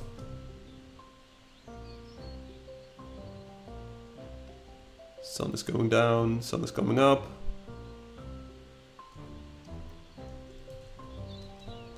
So my main concern is kind of like, are the blocks too smooth now? Is the shading on them too smooth? I think we use the super smooth feature on the normals, and we use the extreme, like the extreme range for them. But maybe it's hard to get a feel for this with just one texture. Maybe we have to do like another texture. Like I said, the wooden planks might be a nice test case, and then we can compare like the shading between the wooden planks and the way that the stones look. So far it is looking good, like it is promising. It's pretty promising so far. Like an alternative to this is like, okay, this is like one style of textures that we can do. We saw this. I have another idea, so let's call this Cinder Blocks Variations Pix Plant. Let's make another folder. So now the texture sheet is empty again. Texture sheet is empty again. So we have this kind of style. This was fun to do. It's automated and it's smooth. This is smooth shading for the blocks. But what if we actually manually shade the blocks? I know it's going to be, it sounds ridiculous, but let's try it. So the albedo map shouldn't change, so maybe we can just copy over the albedo map. I think that was a very good starting point. So we have that one in there already. But we're going to draw our own normal map now. So maybe also let's say, okay, the shape of the blocks is going to change. We're going to manually do this. So let's copy displacement, albedo. Let's copy it and call it Cinder Blocks Large PBR. And let's call this custom or drawn, hand drawn. We're going to hand draw the thing. Let's just call it normal, because it's going to be a normal map. We can close this displacement map. We don't need this anymore. Albedo map is also good. Okay, we're going to normal map ourselves. So bear with me. I have this file. So let's open up the place menu. I have this artwork production reference files, a normal sphere. I prepared this. So this is what a normal map looks like. These sides, these sides are like, these are the colors that you saw on the normal map. And this is a sphere, so if we want a portion of the texture or a portion of the stone to point upwards, we kind of like use this upper quadrant sort of to the right, to the left, to the bottom. It's a sphere, and this is the normal map of a sphere. We can use this to pick colors and to like make a custom normal map for these stones. And the way that's going to work, and let's start with this bottom one first. We kind of like want to, I want to expand this path. So let's open up the pathfinder, and I want to make it like this. So we have the outline of the stone. I still believe that the stone shape itself is pretty good. And since we're like making a different visual style, but it should still kind of match the current look of the game, I don't think we want to change it too much. But we can use the 3D feature in Illustrator to make like extrude and bevel, like this. And then we set the position of the camera to the front. Let's open up the preview. We want a wireframe of this, more options, wireframe. And then we extrude with a bevel like this, like a classic. It's the classic. So what we're going to try and do is like make Illustrator do our work basically. See this? So we're going to say like, okay, this stone is now shaped like this. We can give it a height here, so we can actually customize this to our heart's content. Not sure if you can see this on the live stream, so let me zoom in for just a bit here. So we're going to ask Illustrator to kind of like make the outline of this stone for us. That's just what we do. So if I disable the preview, oh, it doesn't really matter. We can also like turn the camera around so you can see sort of that we're extruding the stone. But since we put the camera to the front like this, we kind of like get the facets without any of the other gimmicks. I'm not sure how much we can extrude this. Oh, there we go. So if you want to have really tapered stones like this, it's also possible. So instead of making Pixplant do this smoothing normal, we're now going to do this ourselves. So we're going to have to, let me see if I can, I don't know how this works, this 3D effect. I want to flatten this, and I want to start shading this. So it's on here, and it's, oh, the extrude depth, that's actually not what we want. We just want to make the cap, okay, like that. No cap. I want to take this, and hopefully it's actually clear on the live stream. I want to take this, and since, by the way, we're working on a normal map, so let's use a normal map value for the background, so to remind us that this is actually a normal map. Now we want to flatten this, and we want to kind of like use the reference sphere to color all of these parts. The front part can be blue because it's actually pointing towards us, but we can kind of like give different shapes towards to the edges of this. But how do we do that? So let's make a copy of this for so that we can use it in the future. Maybe we should also already do the other stone. So we flatten these objects, flatten transparency. No. This is what I wanted to do. And then we ungroup them, we move this one over to that side, and then we make this one object. Yeah, that's what we want to do. Transform, move. 640 pixels horizontally, we move it over to that side, then we join these together, like this.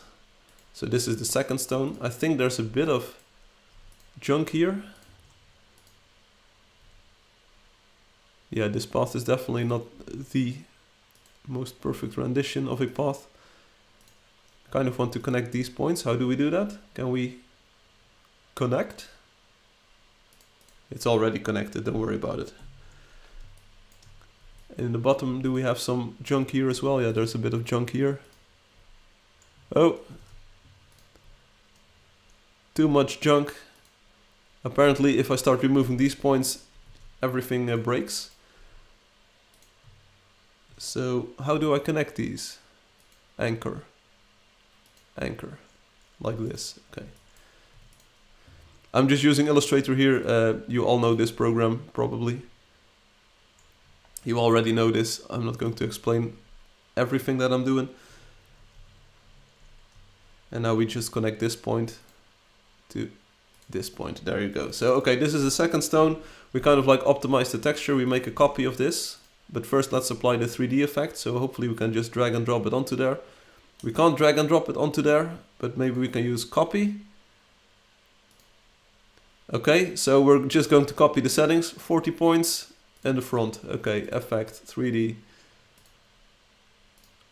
front, wireframe, classic, 40 points, 0 depth, preview. There we go, that's the second one. Hey everyone, have fun. We copy this one and we move it back in place. Oh, let's shade it first. Let's shade it first and then copy it. So anyway, we now have two 3D blocks, which are looking good. Let's duplicate this layer and let's say stone backup. Move it below the actual layer we'll be using. And I can't drag layers because of reasons. Okay, there we go. Shaded normals. There we go. So now we have to flatten these and start coloring them. So how do we do that? Object, expand appearance. Do we now have different paths? Okay, I like it. This is sort of what I want.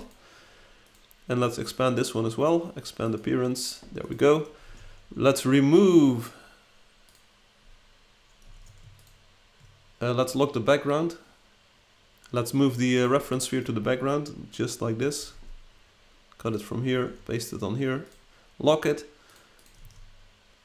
Okay, we remove the thing and then we just add shading to it. Okay, so here we go.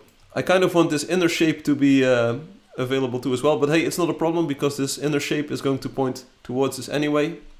So that's not a problem. We're now going to shade these facets. So let's use the individual selection tool here. And let's say, okay, this one is pointing a little bit this way. And the color is not exactly what I expected.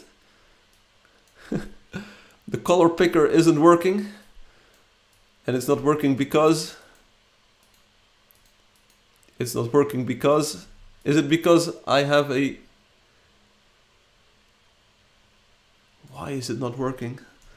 So far so good. Let's undo, let's go back to white. Is it because I have larger cursors enabled? Let's go to system preferences, accessibility. I think it might have something to do with the cursor size. So I am kind of like at 0.3 here, but let's go back to normal then. Let's see what happens. Can I now pick these colors? It feels like it had something to do, yeah, it has something to do with the cursor size, I think. It's still not perfect, but it's at least a bit better. And the color is way off. It's way too dark. It's too dark. I give up. It doesn't work. See, it's actually offset by some weird...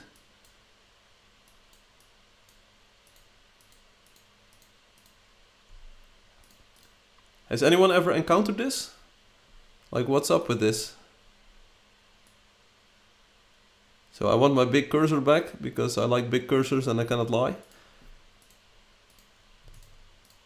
I want to draw with this normal sphere, but it doesn't work. Like, why do I get black here? It doesn't even make sense. So it's definitely got something to do with cursor size and maybe the fact that I've got a retina display to the right. But how can we fix this? Because I actually want to use this sphere. Maybe we can render it. This is going to be the most stupid thing that you can do. Maybe we can live trace it and then use high fidelity color. High fidelity.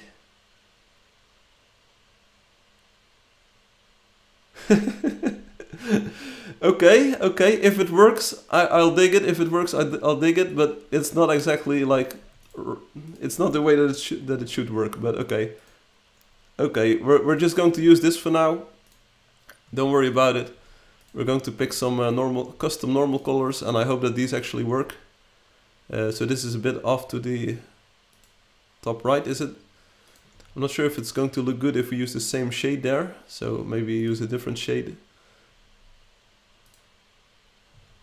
Sure, a bit to the bottom like this, more to the bottom. This one's a bit flatter. This one's more to the side. Yeah, so there's no perfect color in between these two. Like, because of the way that it's now shaded, we don't really have a good color for that part. But don't worry about it, we're just going to soldier on here. And let's just color all of these individually. The Pixplant way of doing things was definitely a bit easier. I'm not gonna lie. Pixplant definitely felt like it was speeding up this workflow a lot. But hey, we haven't seen what the results of this exercise look like yet. So let's keep on going. Let's not complain too much. Not today at least. Boom, and then this one same color, sort of. Maybe we want to make this one that color. Alright, so hand-drawn normal maps. I'm not sure what's up with the tiny hairlines in between these. I'm not sure if they show up if we actually render the normal map. I don't think they show up. So that's looking good. Now for the last part, we just duplicate this piece, copy it, and then transform, move it over to the side. So minus 640 pixels like this. So we have like a tiling texture again. And let's run with it. Let's let's save it, 480 by 480. We're going to call it Cinderbox PBR normal. Save, all right, we have that one. It's definitely different. It's a completely different style compared to what we did in Pixplant. So the Pixplant normal map looks like this. And this is what we have. Definitely a huge difference. So I'm not sure what it's going to look like.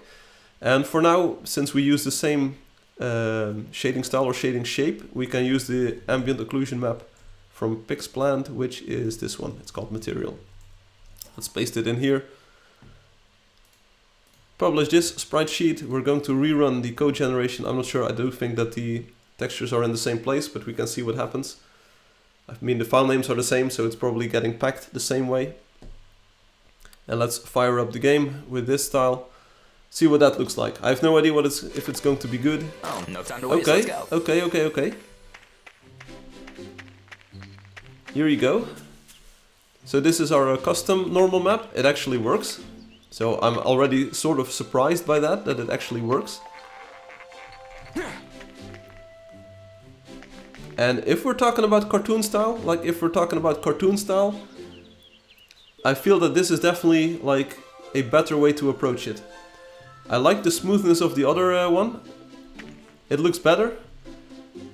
I mean, I definitely like the smoothness of the old one, and there's definitely a bit of problems going on here with the like the shading itself, because we don't have like all of the facets available to us, or like all of the directions available to us that we had in Pixplant. But take a look at the shading. This looks better, and Gilio says it looks better. Yeah, it's bolder, it's brighter, it does way more justice, I feel, to the old cartoon style that we had. So there's a bit of an imbalance going on with the with like the shading or the direction on it, because like the directions that I chose weren't perfect. But I do feel like it feels like a better style. It really works for a cartoonish style. Yeah, that's what I'm thinking. I agree. So this kind of like, we can't really switch back and forth because it kind of butchers the entire cartoon style. So if I switch to cartoon, it's like completely bonkers. But yeah, looking at this, it feels way more hand-drawn and way more fun than the other style. Sure, we can do the time lapse. Let's go. Let's go. This is from inside of the wall, so we can now see the sun behind us. Definitely looking pretty nice. Now the sun or the shade is on that side. Sun is rising again. I'm looking at it on my live stream preview. But it works so much better. I feel just the fidelity of this this works so much better. And by fidelity I mean the way that the shading looks. It just does justice to the cartoon style that we had. So one problem that we do have is this, it works really well, yeah. One problem that I have with this is that it takes a very long time to do this manual process. I mean, You saw me doing this one live, and it takes so much time. And especially if I can't sample the entire normal sphere. The results don't lie, however. The results don't lie. I mean, it definitely looks a lot better. So let's take a look if we can add some of the chips back in. So let's open up the original file. And then we want the large blocks. So this.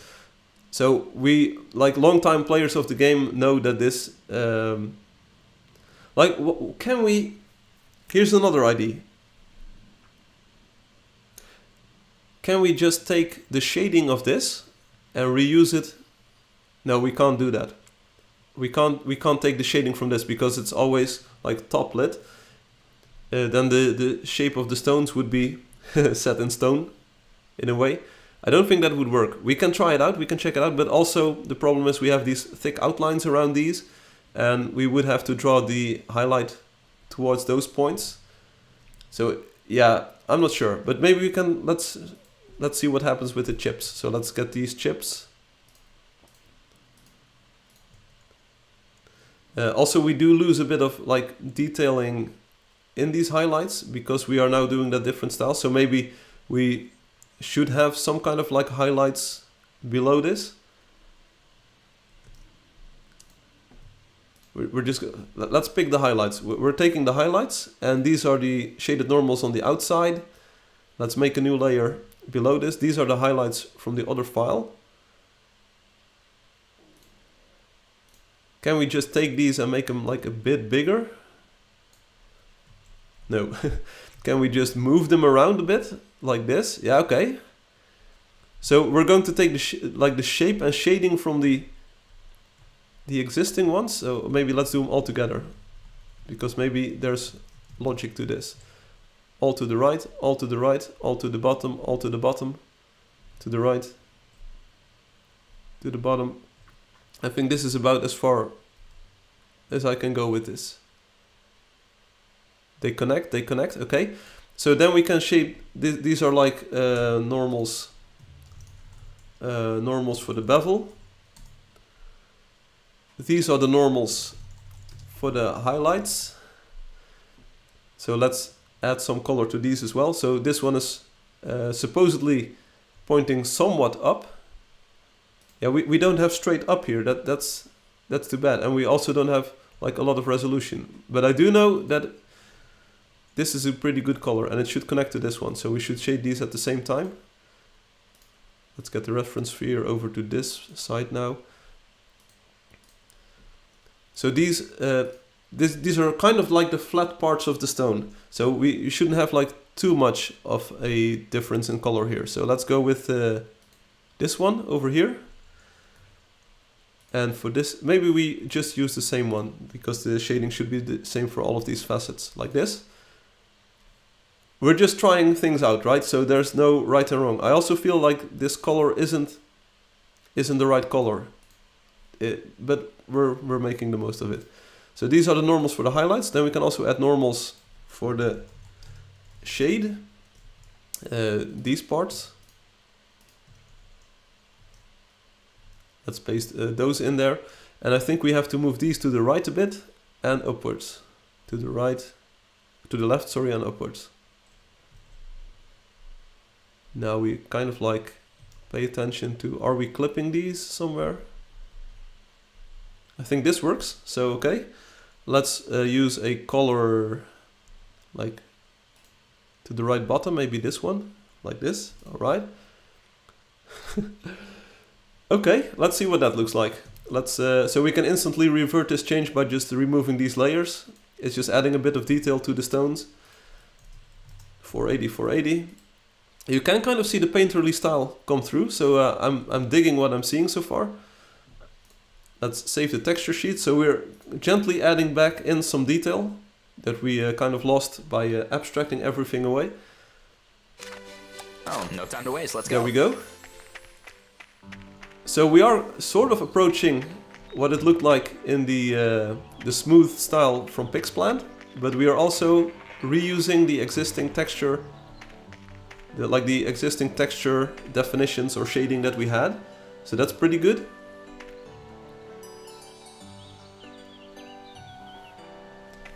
the big question now becomes, was this better than the shading that we had before? Like, you can definitely now see like even more directionality on it. I like that. But is it getting too detailed now? Let's fire up the time lapse to see what that looks like.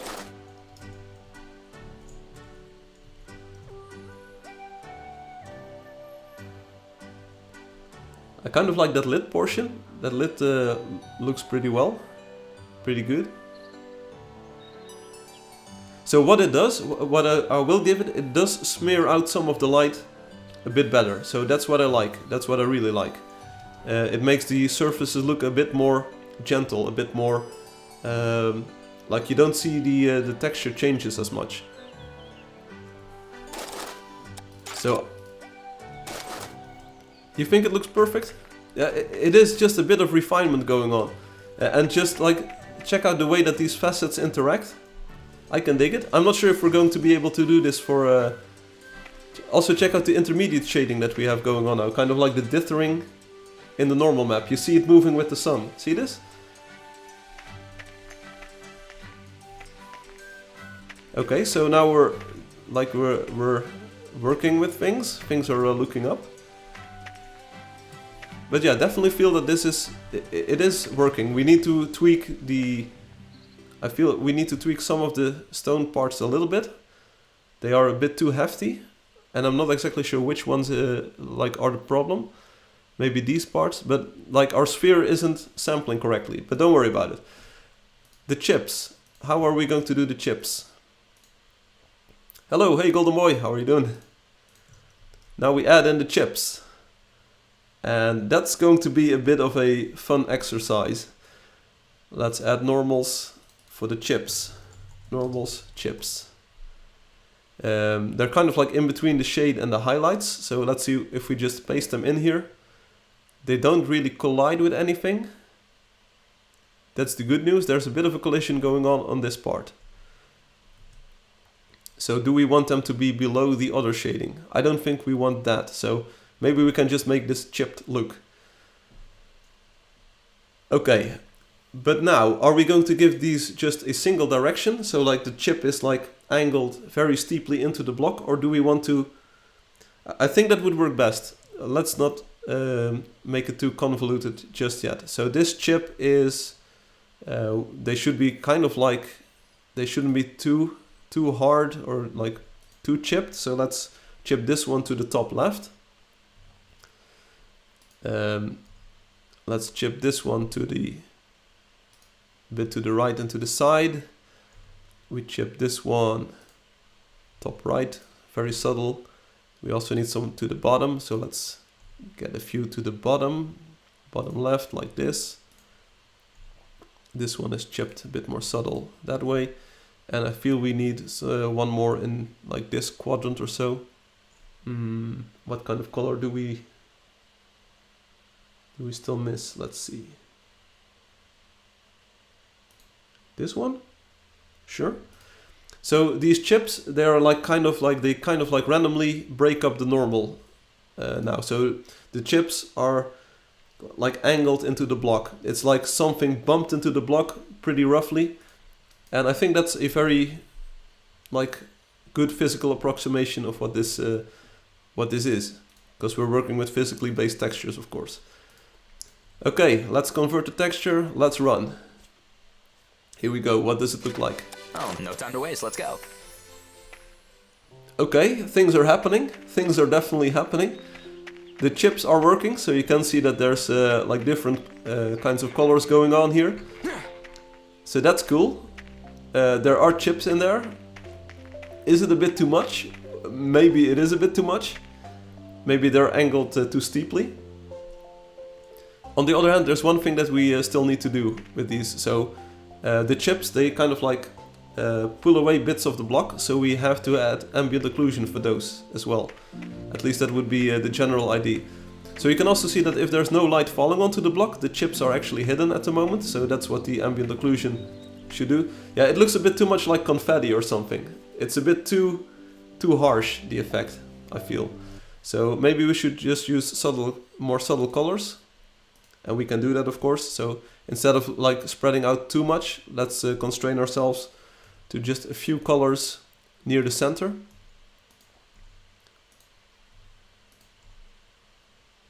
And we're just going to randomly sample these. Did I get this one also? I'm not sure. You can already kind of see it, just like the way that it's colored. Oh, this one is. Let's do this differently, like this. And then this one over on this side. This side. Too much. This side. I wish there was a way that we could just save these settings like the file size or the image size. We could also scale our canvas, but I think it would mess up the tiling, so I don't want to do that. Okay, looks more subtle. We could of course also load it into Pixplant to see what it looks like there, but let's not worry about that too much. Okay, so a bit of the confettiing is gone. It's the chips are more subtle. That's definitely a good look. Let's see what it looks like on top of on this. And Julio, what do you think? So we still need to do the ambient occlusion, of course. Is this too much? We could also just remove a few chips, of course. We don't have to chip everything, but if we time-lapse this, let's see what it looks like.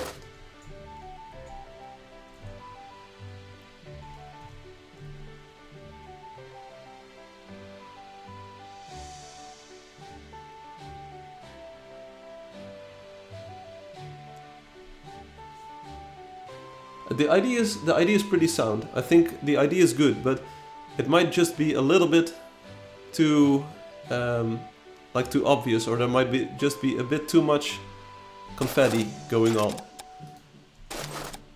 But we can try what happens if we add ambient occlusion. Maybe then it looks absolutely stunning. So we should update our displacement map for that.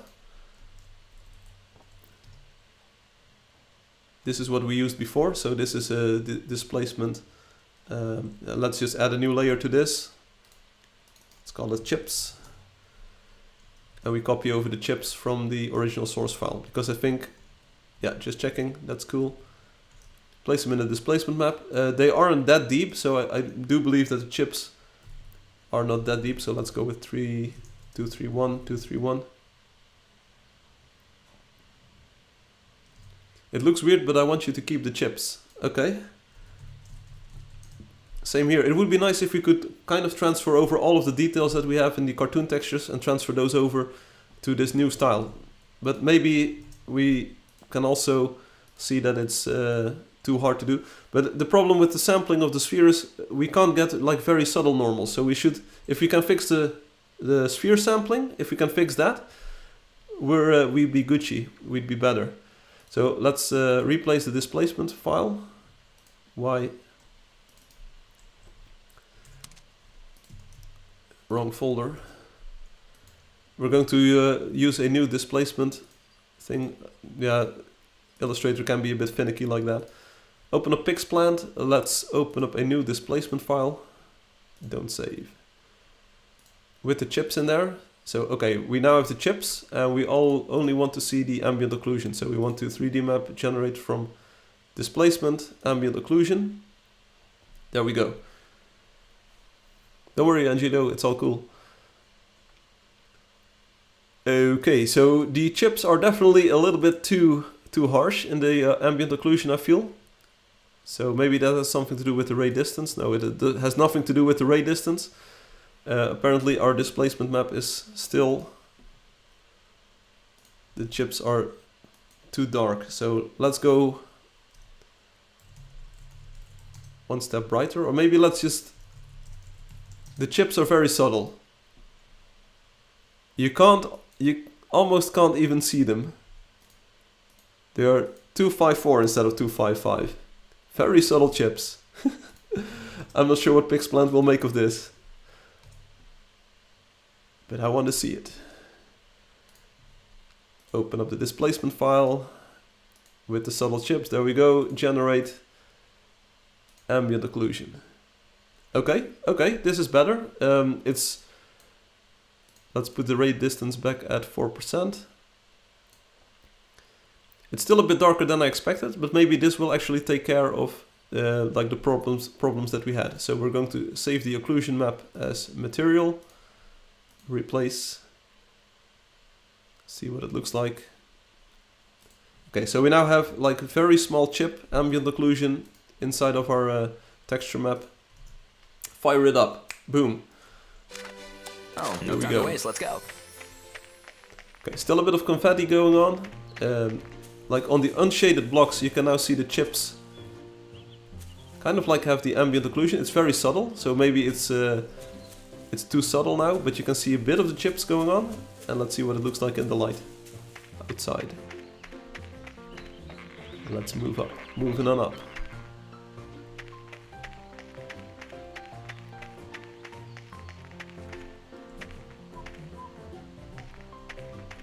Okay, so this is what it looks like. So we have the chips. I feel that they still kind of look like confetti. So we should fix the sampling on the sphere. If we can fix that, things will be much better. And I mean much better. I suddenly remember that I have a different reference file as well. So maybe we'll keep the replacement or displacement map like this. So let's keep the chips in there. They are very subtle, but they are there. So let's keep them in there. Let's go back to the normal map. And maybe we replace our reference and we just redraw the normals. Remove this. And I have a different reference file. Let's use file, place,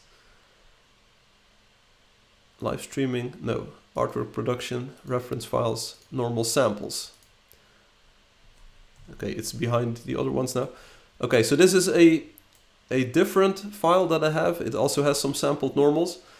And I feel like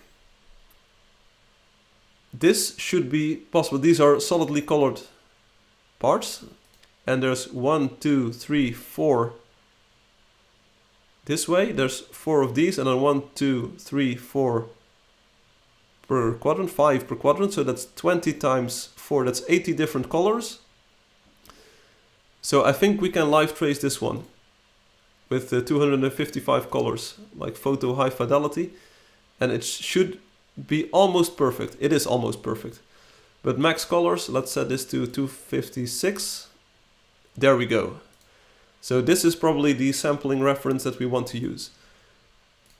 There's just a few colors that get tangled together here. So let's see if we can fix the live tracing here. Min area, 0 pixels. Like we want to see everything.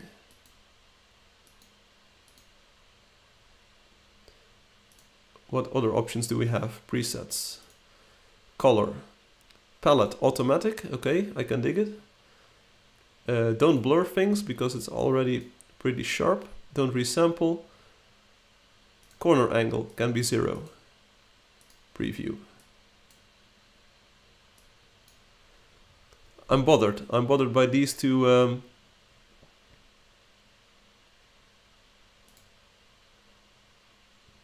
areas going missing. Maybe we should use a different tracing program. I also have a different tracing program. We should probably use that in the future.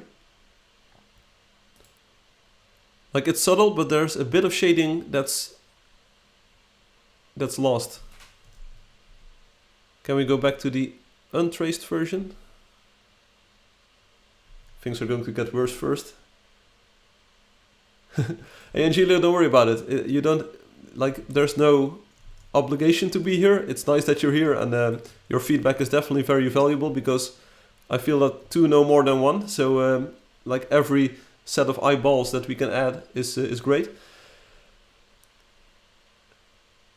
I want to trace this. Like if we have a traced version of this, then like the entire world is good. So maybe let's just work on that first.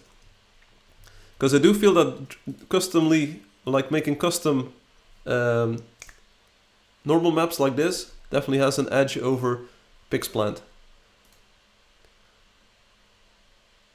Because I feel that we can do something with this, like we can make the normals look better.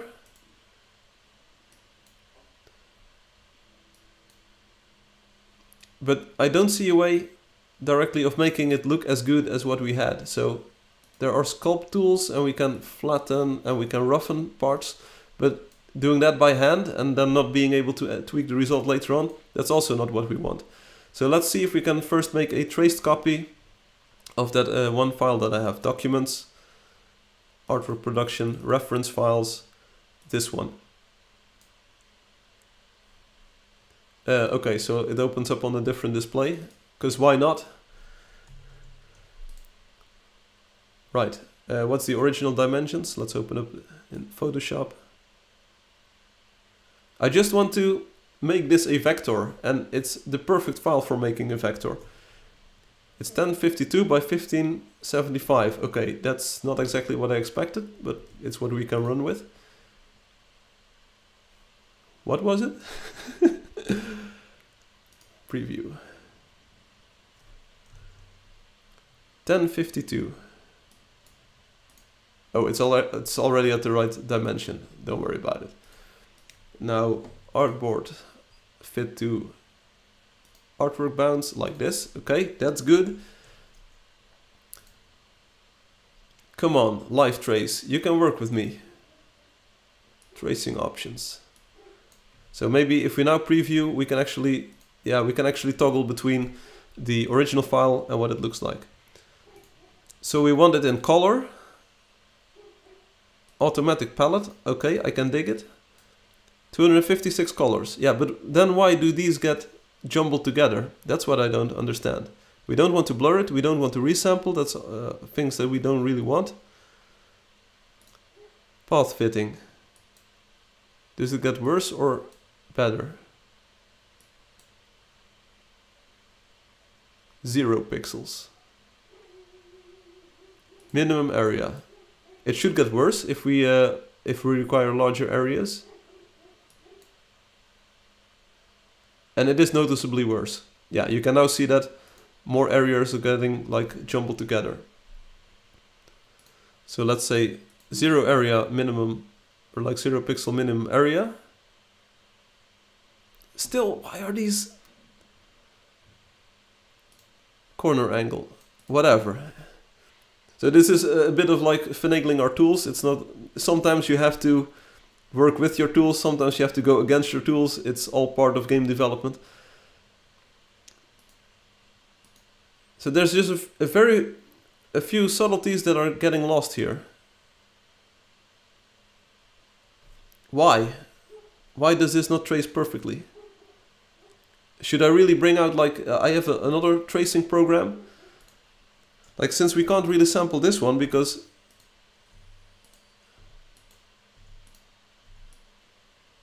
okay, it is sampling correctly from this file at the time being, for the time being. So maybe we can just use that file and be good. I'm not sure. Open up our custom normal file. Here we go. Spinny thing. Unlock, and let's just remove this file then, and let's place the other one. Maybe there was just a problem with the other file.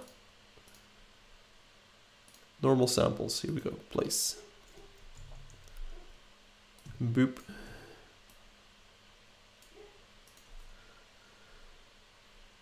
Let's lock it. And we can start doing our chips again. Let's see. So these are all of our chips, 1, 2, 3, 4, 5, 6, 7. 7 in total. And we want to make them even more subtle. Here we go. We can only use colors from this ring. It's too dark. It is not working. So we do want a traced file or a traced copy of that.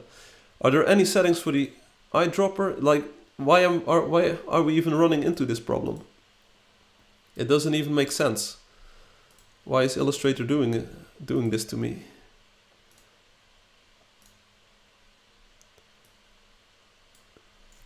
So sometimes game development is fighting against your tools. Maybe this is useful for someone else. If you ever run into this, you want to sample normals from a reference image, and it's not working. Let's see if we can make it, or if we can fix it for once and for all. So maybe let's just trim all of the sides away as well. So here we go. This is our 100% image. It's almost 1000 by 1000 pixels. Let's see if the colors are actually correct. So 128. I actually want these to be. So see, this is sampling to 128, 127. So it will probably work, but I think we use 127 in our engine. But maybe the difference is just negligible, and we just need to renormalize these anyway. So maybe it's not a problem. Maybe this is all good. So let's save this as normal samples, normal sphere 2, normal sphere faceted. Let's call it faceted because it's got all of these facets. PNG file, we don't have to have any fancy options. So what happens if we actually reduce the number of colors in this image to 256? Like, can we do it? Can we do it without losing information? Yeah. So there isn't even 256 colors in this. In fact, if we use the Save for Web feature here, let's fit it in the view. There we go. And we select a it's PNG 8 format, 256 colors, and we don't use dithering, then we do end up with 256 different colors. Oh, because of anti-aliasing between these facets. Okay, I can dig it. Sure. Let's not worry about that. So, see, we now have this faceted, kind of like faceted style. Oh, and it's also 5. So it's 1, 2, 3, 4. There's actually a 5th style over here on the top. So 1, 2, 3, 4, 5 by 1, 2, 3, 4, 5 times 4. So that's 4 times 5 is 20. Times 5 is 100. And then we have this. So 101 colors should be enough for anyone. 101 colors is enough for anyone. Let's see if we can make a vectorized version of this in Illustrator. Otherwise I'll have to dig out, like I said, an older computer with a different tracer. Because we need this file, apparently. We need the file to work. Tracing options. Here we go. One more time. Trace in color. Automatic palette. We can have any number of colors. In fact, we could set this to 101 and it should work. We're losing a lot of facets here. Okay, but let's reduce the path fitting, the minimum area. Like this. Let's reset the corner angle too. No blur. And let's just allow any number of colors. Does that make a difference? It does make a difference, but we still end up with like these 3 or 4 being blurred together. Apparently it's just not picking up the color difference there. And I don't believe there's any way we can actually fix this. So, yeah, and also the sides are getting jumbled together as well. So that's not going to be good. Right. So how do we start improving on this? We can use a low resolution traced version, and then we can use a better trace afterwards. But we're getting stuck here. We're getting stuck on our tooling. I kind of like want to go into cool and shiny stuff. I want to have the shiny stuff and not worry about this too much. So we're just going to fire this up. Let's do this as best as we can in Illustrator, and then I'll try to improve this for the next live stream. Preview it. So if it's as good as it gets, if this is just what we get, we're going to trace it like this, and we're going to save it as an Illustrator file in our references. And then hopefully this will allow us to actually sample normals in a decent way. Open up our normals file, and then we're going to replace our reference, our sphere, because this is actually being live traced every time, I feel. So let's remove it and let's place the Illustrator file, artwork production references, the faceted sphere. There we go. Crop to the media box. That's good. Alright, alright, alright. So it's not perfect, a few colors are jumbled together, but hopefully we can at least use it to sample other, like different colors. Nope. Nope, that would have been too easy. That would have been exactly what you wanted, but we can't have you, Firefly, we can't have you sample colors today. It's just not going to happen, dude. We're not out of luck just yet. So one more thing that we can do is not place a file, but we can link a file. How do we do that? Object. Is there something? Link? Links. We can just copy it into there. If all fails, just copy it into there. Here we go. Boom! Where are you? Oh, there are you. There you are. We're going to expand our trace. Yeah, and here you can see that some areas get blended together. So these facets are too big, too large. They contain multiple colors. But okay, if this is what Illustrator wants, this is what Illustrator gets. And now we can sample colors, finally. So we're going to only sample from this inner ring, because those are the most subtle colors that we have for these chips. So that's the top part done. And we can use these. Let's see. Okay, okay. Maybe this one should be a little bit different, like this. Let's see what happens if we use these colors. Like these normals should be a little bit more subdued. Cinderblocks variations, save the normal map, texture packer, publish the sprite sheet, convert the sprite sheet, fire up the game. Finally, so a bit of a detour there. No time to waste, let's go. And let's see what they now look like. We also see a mouse cursor now because Illustrator is opened, so don't worry about the mouse cursor.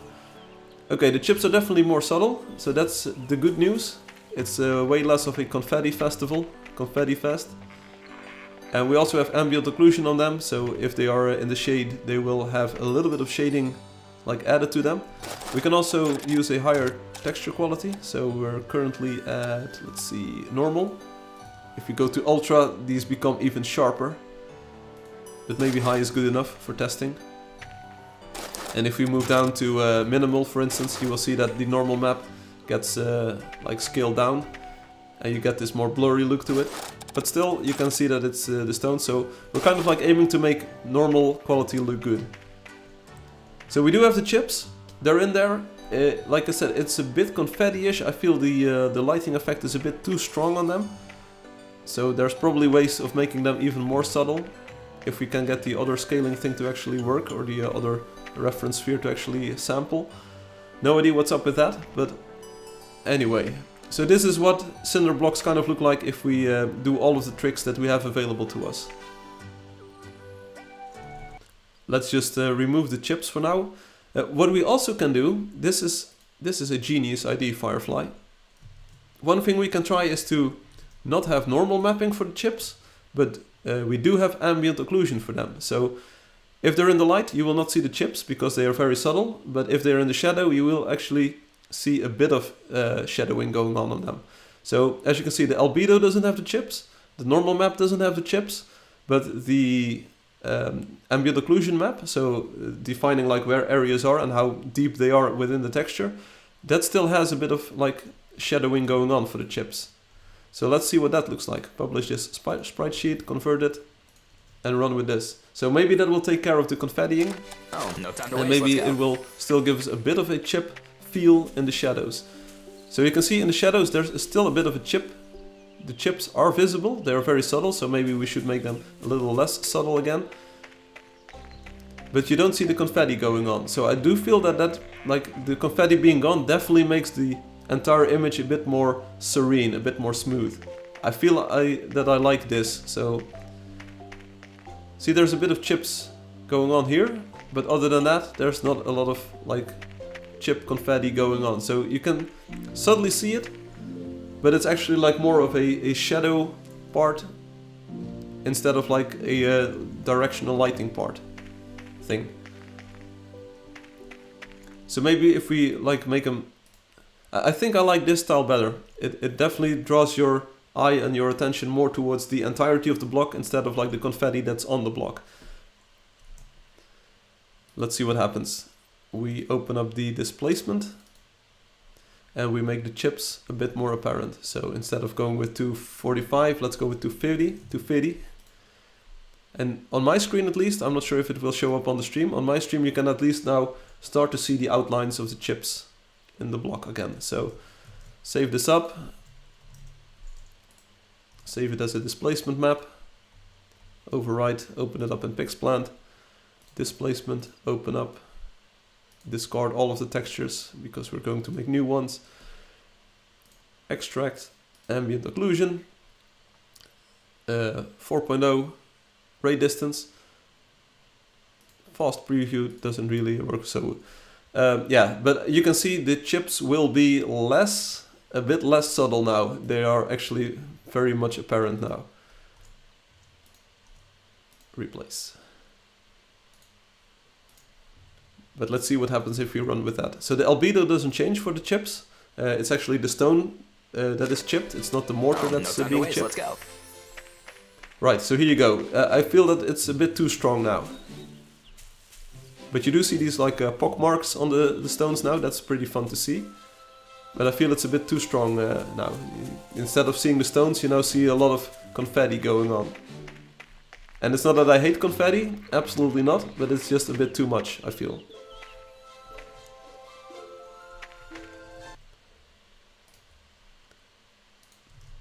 And like sometimes game development is this, right? It's just iterating on decisions. But the way that we like work on this texture now will define the way we'll be doing textures in the future. So it is a good idea to like make this as good as we can, because it will be affecting every future texture that we do. It's not just making one texture right now, it's actually trying to make... I'm not sure if this is more subtle. It's not like we're trying to make a single texture, we're actually trying to make a texture style. Yeah, I'm not really seeing the difference in the texture here. I feel like I saved the correct one, so let's see what it looks like in the engine. Oh, no time to waste, let's go. Yeah, it's too harsh still, too harsh still. So let's make it a bit more subtle even. Then we're back to 245. That's probably just the way it is then. If that's the least amount of displacement that we can get in there, we'll have to respect that. I will respect it. Pixplant. Open up the displacement.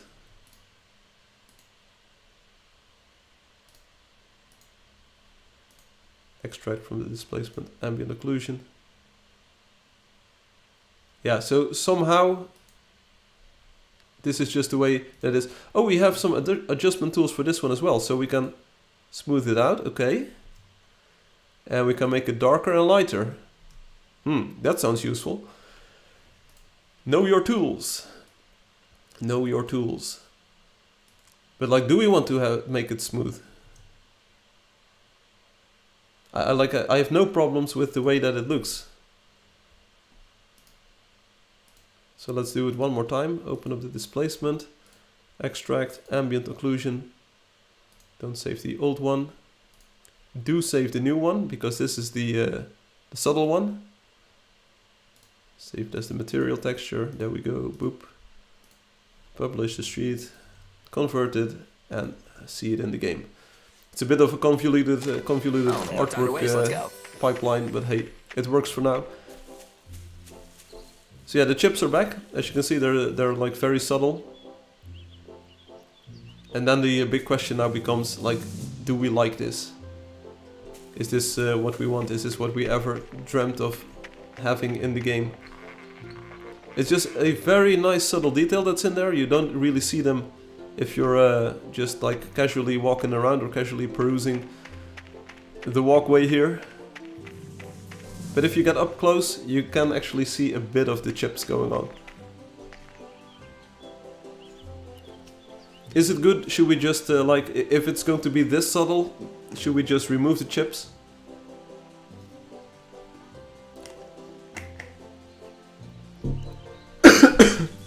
Sorry. Good questions. Sorry, good questions. I don't know, let's keep it in there for now and let's see if we can move on to the wood.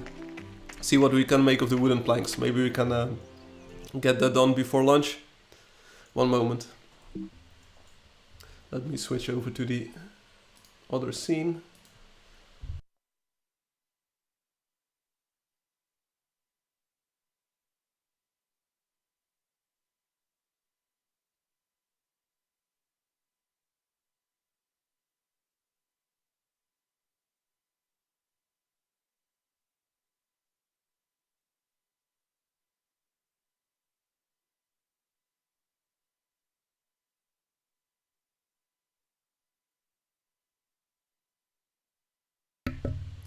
Alright, we're back. Yeah, it's still a bit of a cold or so that I have, so sorry about the coughing. Also, drinking water is harder than it looks like, so I had to take care of those issues.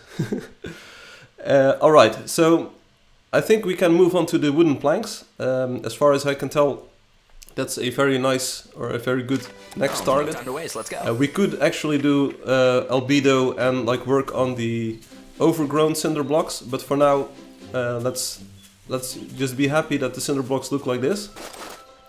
Also, if you select them in the inventory, like this, the large cinder blocks, these. So check it out, like this lamp is right next to it, next to us, and you can actually see that the directionality of that light is actually reflecting inside in the block.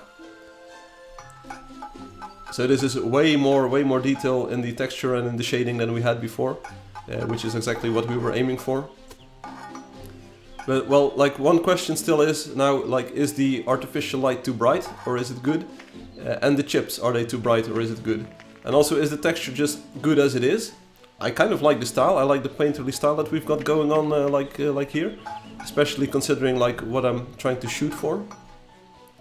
So, again, if you're watching this live, let me know in the chat. If you're watching this later on, type a comment and it will be good. I will read your comments. So, wooden planks kind of implies that we're going to be doing these stairs over here. I'm not sure if we have many other wooden plank blocks used directly. Maybe one of these uses a wooden texture, so we can see what happens if we start making a placeholder for that. Also, check this out. Entire trees just disappear.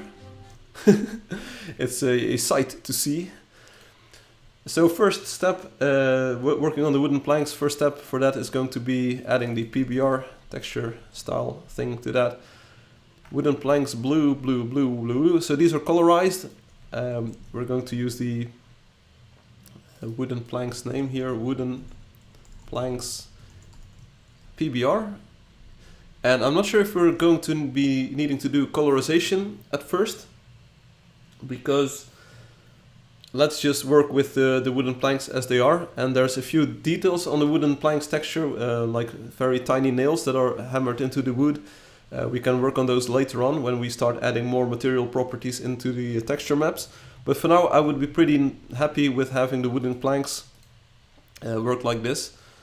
Just having a single texture and kind of like trying to draw that one. It's going to be, I think, a bit harder to do than the cinder blocks, especially given the fact that there's a lot of things going on with the wooden planks.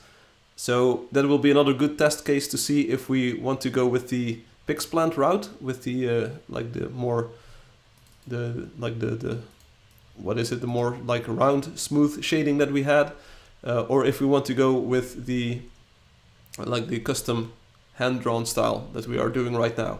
This is definitely a lot more work. On the other hand, I do feel like the results are worth it so far. I do feel more comfortable with this hand-painted look compared to the smooth look. The smooth look looks a bit too much like computer generated for me. But let's see what happens. So we're going to open up the old texture file for the wooden planks like this. Let's make a folder for this as well. Wooden planks. And of course we need a wooden planks variations folder to store our actual PNG files in. Let's open up the old texture. Let's see, it's the wooden planks colorized, this one. Open it up in Illustrator.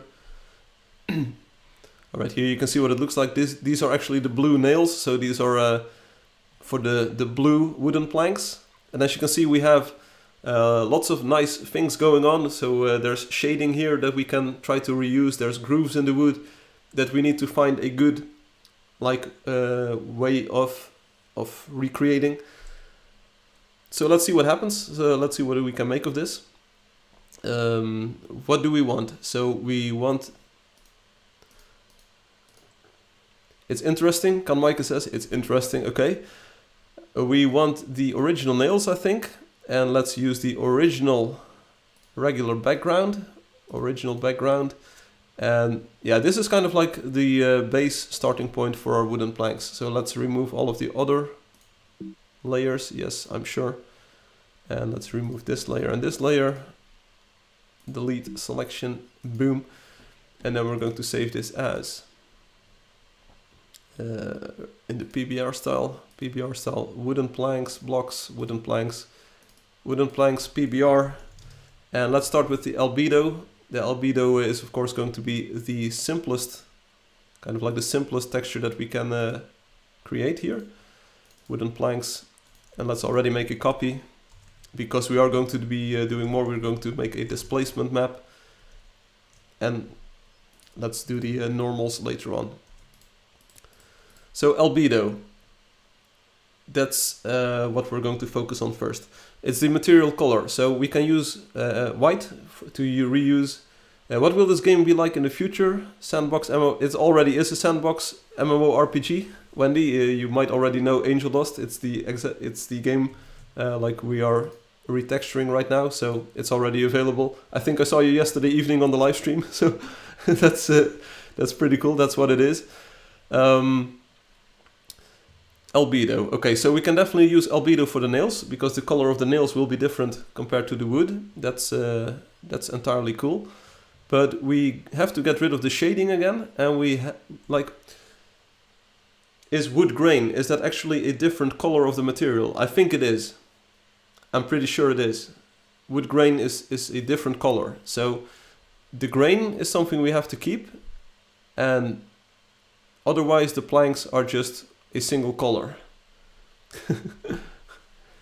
The Russian, what's your name? Alina Petrakova? Alina Petrakova? Well, thanks for your super helpful comment. This will be a sort of remaster. Yes, it's entirely a remaster. You got that correctly. You got it. It's a remaster of sorts. It's, yeah. You got it. If you have wooden planks, so this is another question. If you have wooden planks, coarse wooden planks like these, what are they connected to? Like, we have this dark background, but is it not more obvious that the background is also wood? So do we remove the background color as well? Does that make sense? These are artistic questions instead of like game development questions. Okay, but anyway, for the nails are in nice layers, so we can select all of them. And then we can just say like, okay, the nails, let's make them a bit darker than the wood, not too dark. And we are going to expand their appearance like this, and then we just bunch them together. We could add some detail to the nails, but I feel, whoa, one moment. These are nails, they are hammered into the planks. I feel that the edges of the nails, we can consider those to be wood, right? So if we're going to make wood white, I feel that there is no color difference. Like if you hammer a nail into wood, that doesn't change the color of the wood. No, it doesn't. You saw that correctly. Hey Angelio, welcome back. We're onto the wooden planks. So The chips in the cinder blocks is where we left off. I had to do some massaging on Illustrator to get my normal sampling working. It's still not perfect, but it's the best I can do at such short notice. I never expected it to be a problem. I never asked for this, as they say. So now we're trying to make the wooden planks. We're first working on the albedo channel. So the albedo is the like just the color of the material, and it can be mostly white. So the way that this texture is created is a bit finicky. Like the wood grain is a bit... It's going to be hard to make this look absolutely perfect. There's a bit of highlights going on. We can remove all of those.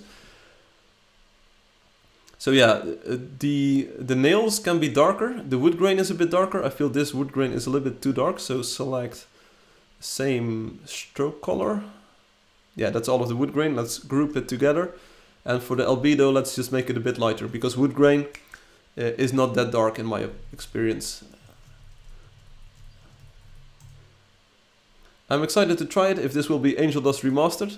Sure, I'm excited too, because I'm really looking forward to what this is going to look like. It's probably going to be pretty amazing. So there's a few spots where the nails are actually hammered into a wood grain part. And I believe, and this is a very tiny detail, but I think it's good to get this right.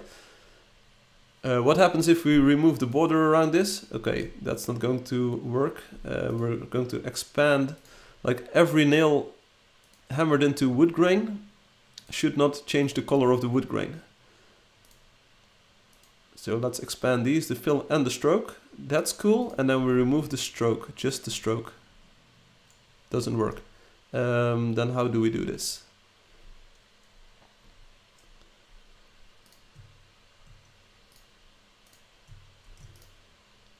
I want this thing to intersect. Okay, that's what I wanted. And then we remove the white portion.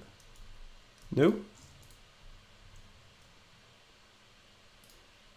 Either way, I'm getting there. Okay, so maybe we do all of the nails at once. This is too finicky for me. All of the nails. Expand. Boom. And then we lock everything else. Then we select all of the white portions. No. Then we subtract or intersect. Nope. Yeah. Pathfinder, help me out, please. It's a nice name, Pathfinder, but if it's not helpful, it's not helpful. Okay, there is, so you're telling me there is a chance. Yeah, there is a chance. Angel Dust really deserves a chance to get another place in the spotlight. Kind of agree with that.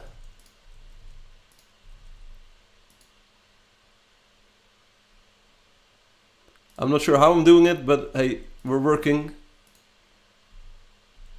Oh, if you have the white ones, there's even one white one above it. There you go. So we remove all of the white. Maybe we can just select same fill color, like this, boom, and be done. Okay, so nails being hammered into wood grain doesn't affect the color of the wood grain. That's something we can all agree on, right?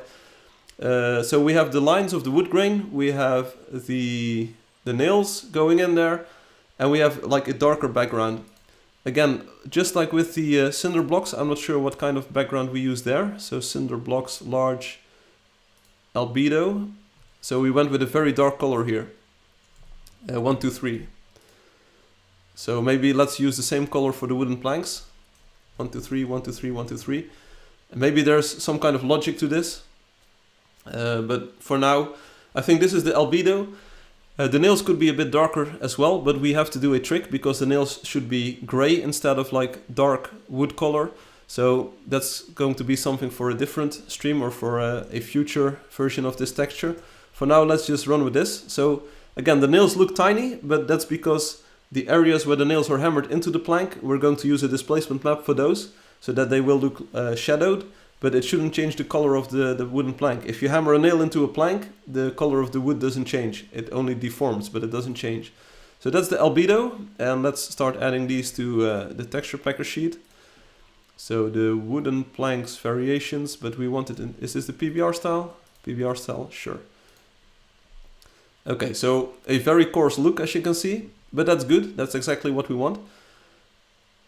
Now the question is, can we use this albedo again as the displacement map? We might have to do a bit of tweaking, but the shapes of the displacement are similar. So yeah, that's similar. The nails are more on top, so with a bit of recoloring, I think we can use this. The wood grain, you can argue about that. Is wood grain actually, or is wood grain like layered into the wood? Is it just a tiny bit, I feel. So maybe we can make a subtle texture out of that. So let's remove this one and let's just use the displacement. Here we go. Let's try to create and think on a displacement map for this. I feel like the displacement between the planks themselves and the background is very subtle, or is more subtle than what we have going on here. So let's like raise the color of the background, maybe even more. Because in my experience, wooden planks are not that thick. They're not like that thick. Which means that the wood grain itself, like the wood grain, we have to recolor that as well. So select all of the same stroke color, this one. And let's go with super subtle wood grain shadows, or maybe one below super subtle. Let's see what happens. So the wood grain is actually a different color. It's darker wood, but it's also a bit inside of the wood. It's very subtle. I'm not sure if this is actually visible on stream, but they are very subtle things now. And now we want to have the nails. So the nails themselves, they are actually at the level of the wood, sort of. So you don't really hammer a nail into the wood. We might even say that the nails are on top of the wood. Does that make sense? In a way, it does make sense. So let's say that the nails are on top of the wood, but then the area surrounding the nail, that's inside of the wood. So let's do a trick here. We're going to be a little bit tricky here, and we're going to select all of the wood, and we're going to make the wood lie below the nails. I think that's a nice trick that we can use. So maybe like 253, let's make it a very subtle effect. Then we select everything that has a white border, select same stroke color. We also make that 253, 253, 253. We should probably use swatches for this, because now we can't select, our wood grain anymore. Nice going. Select same stroke color. So let's put those at 251 and then update the borders of this stuff. Stroke color 253, 253, 253. So our wooden planks that are 253, the wood grain is at 251, and now we move the nails, all of the nails. Let me see if I can select them like this. All of the nails we move to the front, the actual front. 255. So you almost don't see it, but it's cool. And now we have to decide like what happens with the area around the nails. It should be a little bit deeper.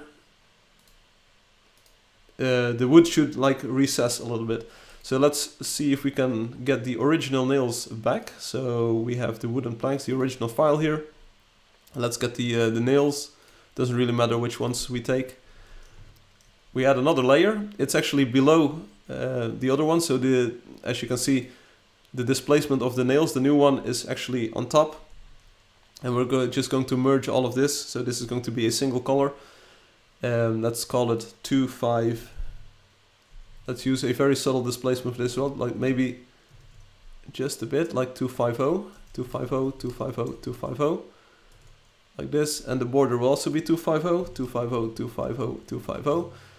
But now, there are places where the nail is on top of the wood grain, just like here. And now we want to actually multiply the colors, like this. So it gets a bit darker if it's on wood grain, and it gets, like there's a very subtle difference, I'm not sure if you can see, but it now actually multiplies with the wood grain. So if there's wood grain, it will actually push that back as well. A lot of work for maybe not, but don't worry about it. This is our displacement map for now.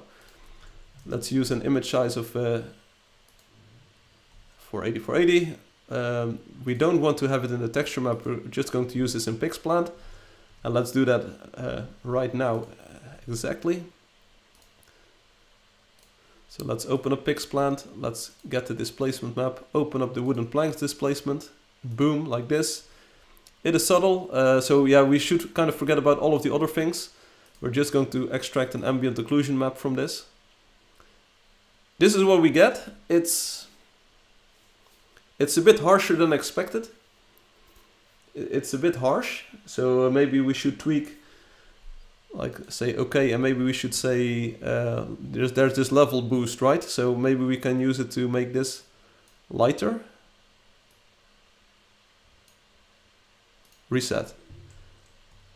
How do I control this? Can I click it and then page up, page down? Okay, so reset. 1, 2, 3. That's too much. 1. Maybe this is good. Maybe this is good. We're going to save this map. It's going to be called the Wooden Planks PBR material. Material like this. So in our texture packer map, we now have an albedo for the wooden planks, and we have the ambient occlusion. And as you can see, the cinder blocks, they are a bit rougher, like a bit darker than the wooden planks are. But let's see what happens. Let's see what it looks like. We're also using albedo to like make the background a different color, so that's pretty good. And maybe we can just start off with a generated normal map. So we're going to open up the displacement map once more to make sure that it's the correct one.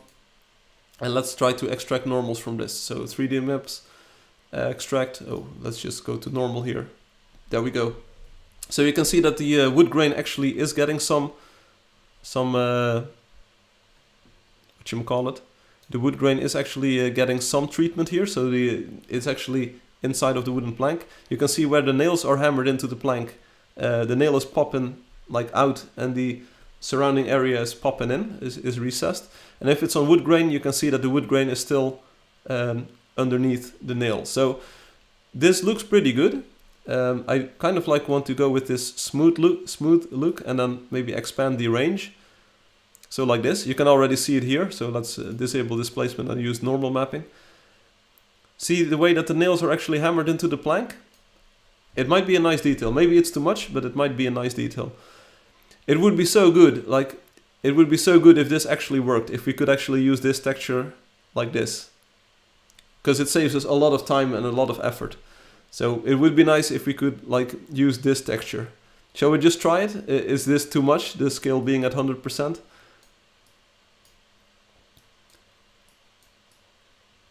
You can actually see it update in real time on the right side. I feel like it does add a lot of, it does make the material look beautiful. So maybe this is the way to go, because I can't imagine having to hand draw this entire normal map for the wooden planks. Let's see what it looks like. Let's just try it. I agree. Let's just try it. It's here. So check it out. The colors are definitely more intense than on the cinder blocks. Maybe it's overdoing it, but hey, we're exploring a style, right? If this works, I mean, in a way it does look good. Check out like the shading on the wood grain. It is actually very nicely shaded, I believe. So maybe it does work. We update the code generation, we update our texture, there we go. Getting ready to roll.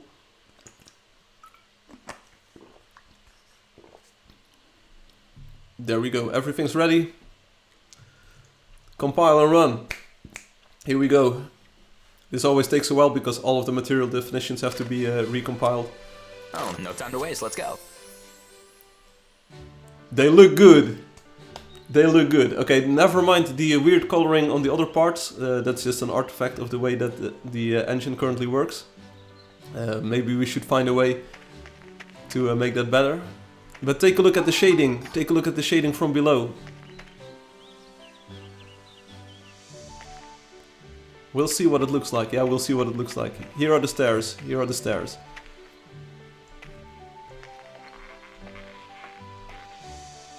So they might look a little bit too glossy. Maybe that's just a problem of the material definition. On the other hand, like if you have wood with a bit of like veneer on it, it might actually look like this, because I feel that this should should look like veneered wooden planks. And this is where you end up with like the transition between wooden planks and the blocks. So the blocks don't have a good texture just yet for their sides. So that's going to be something that we need to improve, or at least a texture that we have to redraw if we actually want to check this. But like, if you ignore the fact that the nails are inside of the plank, so if you ignore that the nails aren't shaded correctly, like, does this make sense? Does this feel like a good style? There's definitely something, but something should be retouched. There's definitely something, but something should be retouched.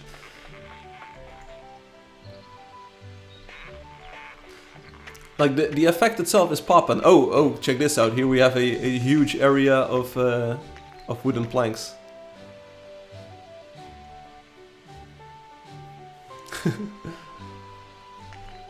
Again, never mind that green color. It's an artifact of the way that the other materials are being textured at the moment.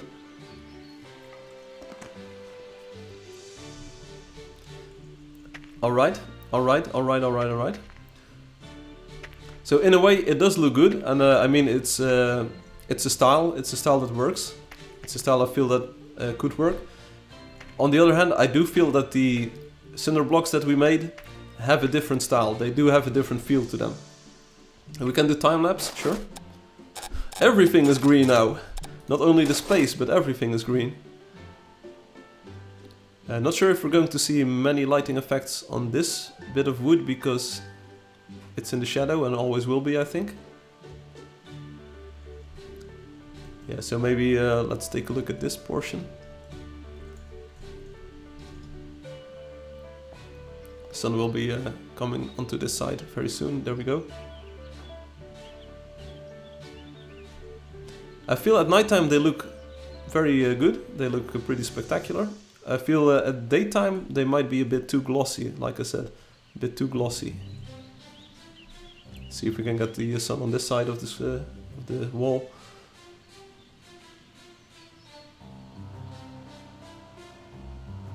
These are also angled downwards, so you don't really see the light come on. And the lanterns don't have wooden planks anymore, so... I mean, from a distance, it certainly feels like wood. I mean, that's not the problem. It feels like wooden planks. That's the least thing you can say about this. Feels like wooden planks. It definitely has texture associated to it, with it.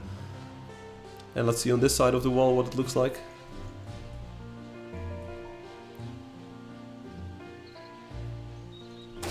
We also, of course, have wooden planks in our inventory, so let's see where they are. Wooden planks, here we go. So does this feel like I'm carrying wooden planks and I'm right next to a light? I feel that they do. They do feel like wood, but it's a bit too glossy. So maybe that has something to do with the normal scale.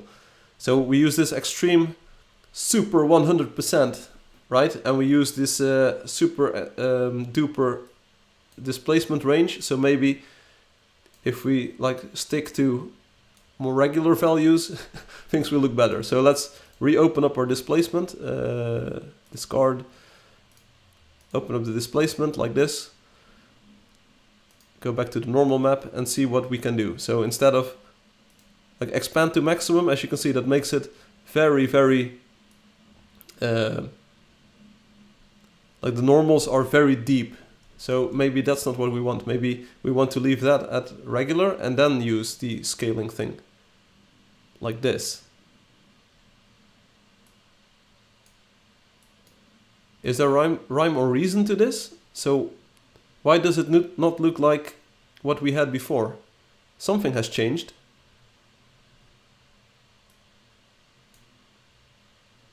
Oh, we also did the smoothing thing. Okay.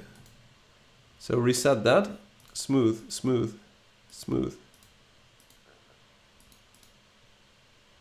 Okay, from just a bit of smoothing, it's going like to super smooth. Just got back home, so like, what did I miss? Everything, as always.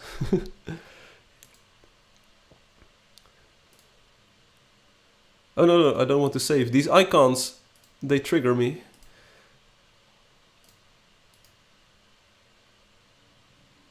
No, I want to displacement, open, wooden planks displacement. This is what I wanted. Okay, normal map, back again. If we smooth it out like this, it becomes smooth. And if we then scale to 100%,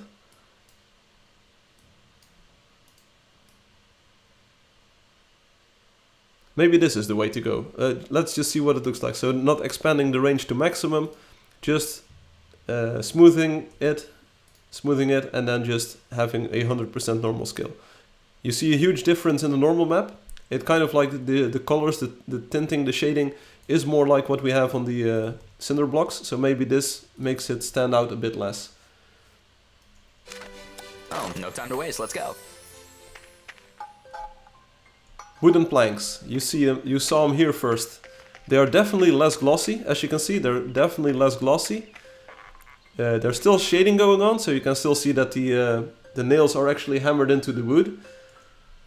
And like the effect on the wood grain seems subtle, but we don't have dynamic lights on this. Like it's not, it was very subtle in the displacement map itself as well. So I definitely feel that this is at least better. It's better at least. It actually, like the style connects better to the other one as well.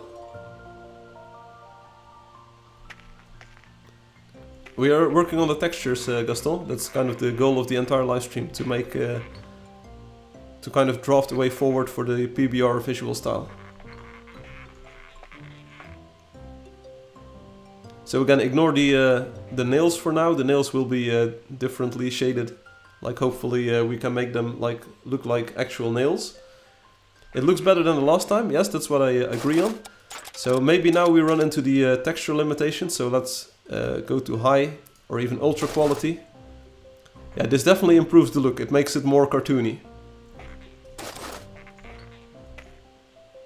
And I feel like if I take a look at these materials side by side, I definitely feel that the style is identical, sort of. I definitely feel that this is like the way to go.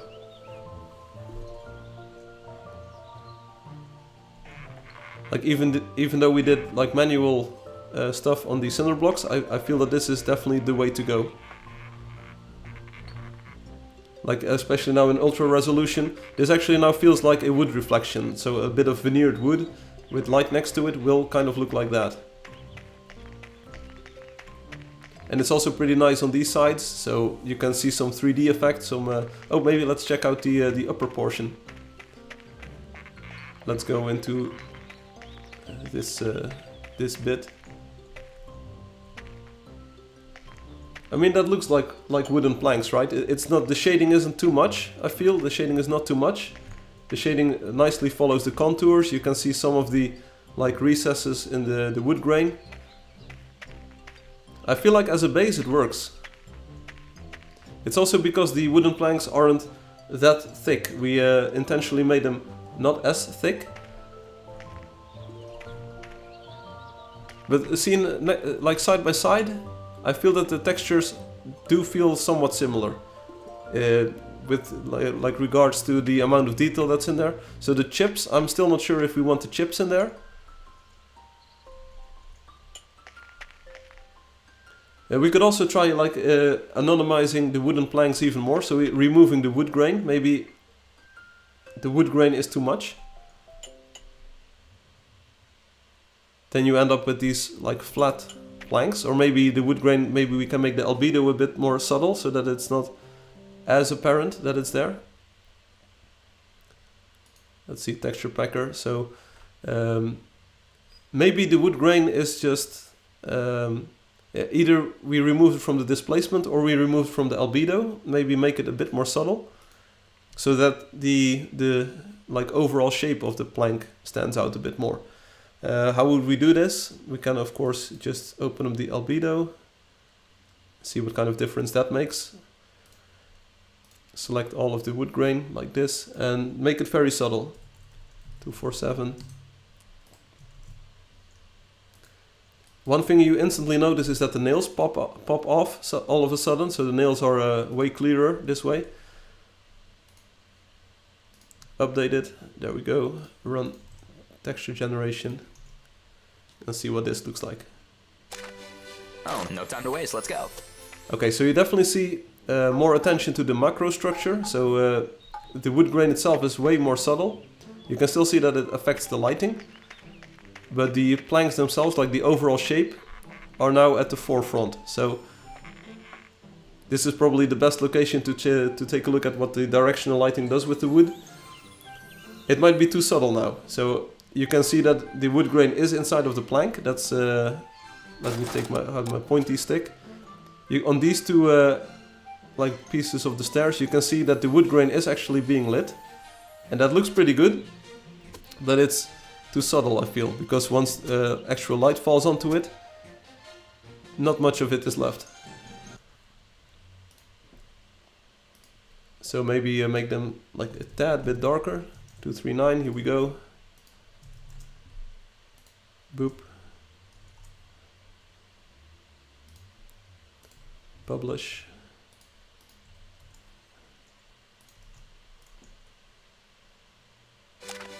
Oh, no time to waste, let's go. Alright, definitely feeling a bit more like the existing textures this way, with the wood grain just being a bit darker. And maybe it doesn't have to be like much darker than this. Maybe this is like actually pretty perfect. Let's see, detail level. Let's use high because ultra is a bit overkill maybe.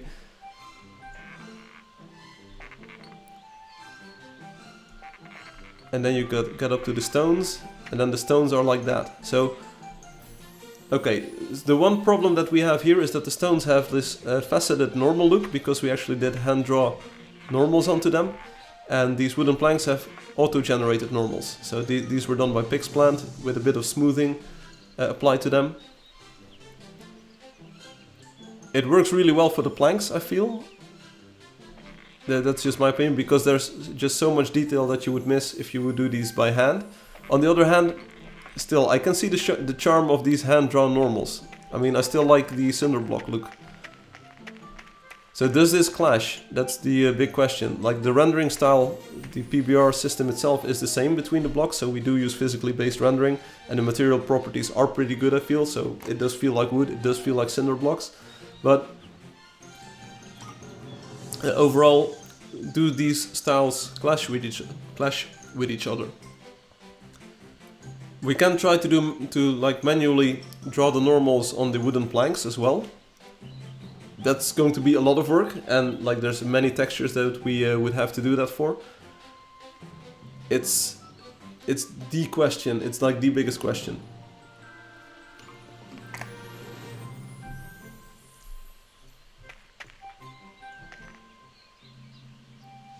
So it's between this, wooden planks, and it's between cinder blocks on the bottom.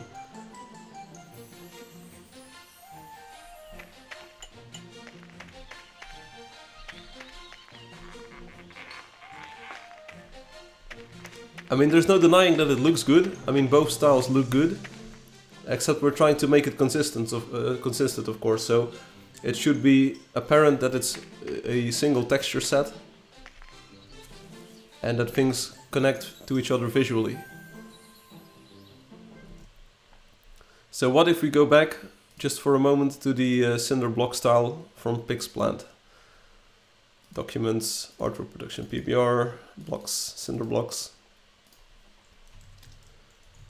So let's call this one hand, and let's just for a moment switch back to the Pixplant style. It's a bit less refined because we didn't have the chips in there just yet. Oh, no time to waste, let's go. So here we are back. This is now with the smoothed cinder blocks. I mean, it also works.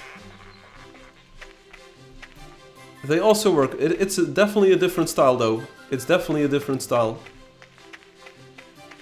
And like seeing these together, you can see more clearly that these visually connect a bit better, because they both have the same smoothing algorithm applied to them, and they're all both like computer generated in a sense.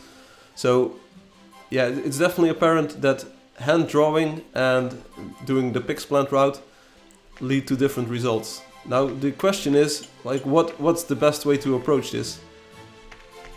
I mean, I really love the more subtle lighting effect that you get if you use pixplant. I feel that's like this smooth shading on the cinder block, that's just so good. If you pick one up like this and you walk below the lamps, I feel this, yeah, this feels like a really nice smooth shaded cinder block with some volume to it. The hand-drawn one is also pretty cool, but feels a bit, yeah, it just feels different. So I'm not sure how to proceed.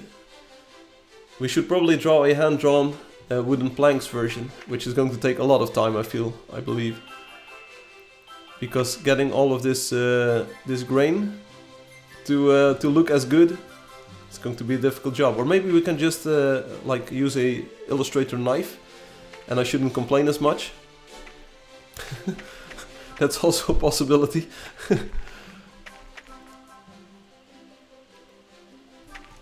Alright, so let's try to let's call this one pixplant again and remove the hand portion from this one. We might just have to hand draw these, so let's copy the wooden planks, call this one pixplant. See you later. The albedo is pretty good, so let's keep the albedo and let's stick with the ambient occlusion as well, because the displacement isn't going to change.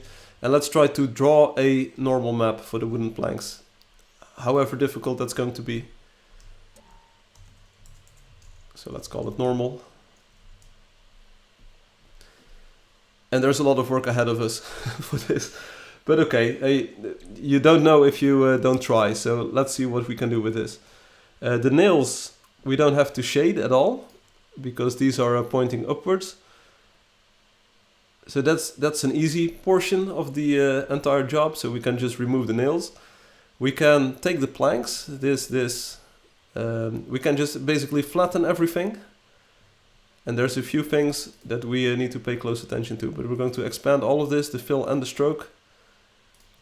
And like we have to subtract this from that, so let's do exactly that. Boom, there you go. Are there more of these? Yeah, there are more of these portions, so we have to subtract here as well. Boom, like this. And we have to subtract this portion from that as well. Subtract, boom, there you go. Then we kind of want to get rid of all of the shading that's going on inside of these things, so let's just unify this portion, unify this portion, unify this, and unify this. There you go. So far so good. We do need the wood grain because we want to add normals to those portions as well. We do need the plank shapes because we're going to shade those as well. Now let's first try it out on one plank. So instead of going all in, let's just try it on one plank first. So this is going to be like the upper, a normal that's pointing right towards the camera. So that's going to be the default blue color, which is good as is. So let's do that. Let's call this background BG. This is everything. The nails we don't have anymore. Yeah, that's good riddance in a way. And now it's up to us to shade these planks. So let's keep this layer around, let's duplicate it, or let's create an empty layer. And we're going to use this bottom plank, and we're going to give it a bit of depth, just like we did with the cinder blocks. But while we're at it, we should just do all of them at the same time. So we have to merge these planks into one. So we can move this portion, move it over 640 pixels over to that side. Okay, then we join these shapes. We should also move the wood grain probably. This, and this. Move it 640 pixels to that side so it connects again. It's not super perfect, so there's a bit of work that we need to do on this, because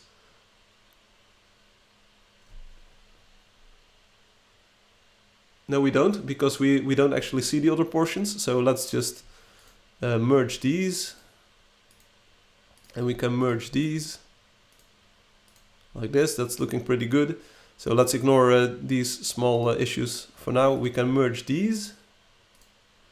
And then we have to look for stray points, but there are no stray points, it seems like. So that's good. The second plank is already done. This is going rather well. And now this last plank. So we have to pick up this portion, this, and this. Transform, move it over 640 pixels to the right. One more time. Command Shift M. Okay, that's a good one to remember for the future. Join these strokes. Join these strokes. And we join these strokes. Yeah, there's a bit of rubbish over here. We'll see. Maybe we'll use this one to make new displacement maps in the future. But for now, let's run with this. Let's make it. Let's keep it simple. We're looking to define a style. We're not looking to do all of the textures at once today. Okay, now we get some rubbish here. So let's get this anchor point removed. This one can go. This one can go. This one can go. This one can go. And I'm pretty sure that we can connect these two. So let's select one of them. Is this a single point? It's a single point. And we just select the point like this and then connect it to.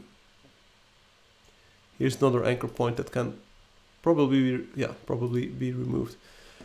We want to make it a sharp corner like this and then connect it to this. Hello? I think we're Gucci. I think we're good. Let's save this. So these are the shapes of the planks. Now we're going to have to extrude them. So now I am going to duplicate the layer. Duplicate it. Hide the old one. Let's first get rid of all of the wood grain. I have zero interest in actually working on that. And let's do the 3D extrusion on all of these at the same time. So extrude and bevel. Front. Let's preview what we're doing. More options. We want a wireframe. Like this. We don't want a depth, but we do want a classic profile to it. We used 30 for the cinder blocks, but I feel that okay, there's a bit of an issue popping up here on one of the planks. Let's see why that is. Is it because we have this like convex shape to it? Can we just not use this option? Is it always going to look bad? Okay, this looks good. This looks good. Okay, so the height can't be too high apparently. So 16, then we start to get some overlap. But as you can see, we are defining a nice shape for the planks. So that's what I'm liking. I like what I'm seeing. Let's use the front camera and the wireframe. And we should kind of zoom in onto this portion. So yeah, there's a bit of artifacting going on there that we need to pay attention to. So 6 is possible. 8 starts to intertwine a little bit. 7, okay, can we do 6.5? Is it the same as 6? No, it's not. So okay, 6.5, I can dig it. We can set this to 0. Bevel self-intersection may have occurred. Okay, so does this warning appear if we use 4? No. 3? No. 6? 6. Oh, I was pretty happy with this. Okay, I'm happy with this.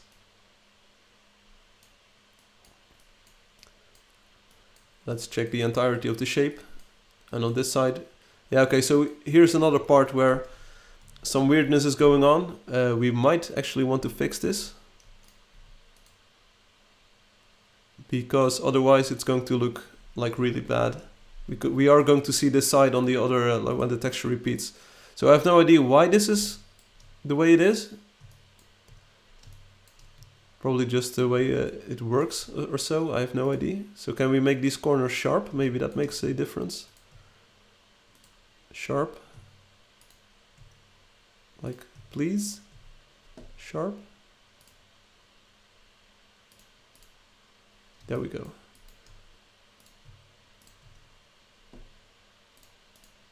I can click 2 buttons, don't worry about it.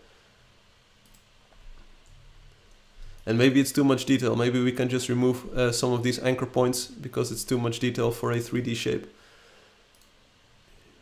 Back to this, front, preview, wireframe.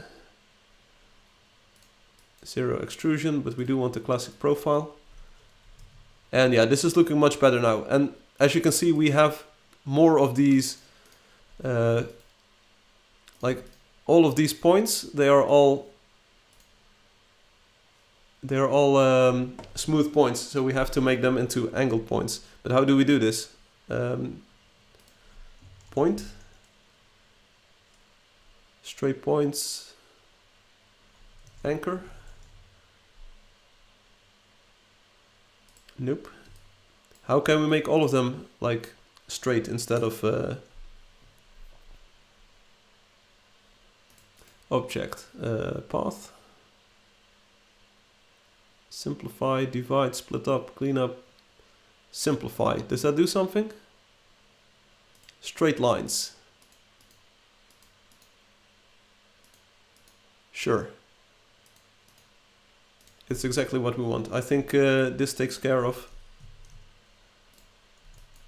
our problem. Yeah, so let's do all of these. Object, path, simplify, straight lines. Shape doesn't change too much. And now we can use the 3D thingamajiggy again. Front, preview, wireframe, classic style. And maybe we can go higher now. Yeah, so there was some intersection going on because we had these fancy borders, but let's get rid of the fancy borders. And now we have to determine like, okay, self-intersection might have occurred, so we are kind of limited still. But I think we can now go up to 8 or 9. Does the warning even disappear? Nope. So we just have to use our eyes then. Yeah, there's a bit of funkiness going on in these corners and in these corners as well. So maybe let's stick to the 6 or the 8 that we had. I think 8 works. So let's use 8. This looks pretty good. I still believe there's too many anchor points in our shape. So maybe like if we start removing some anchor points, things look even better. Oh, that's a bit too much. That's a bit much.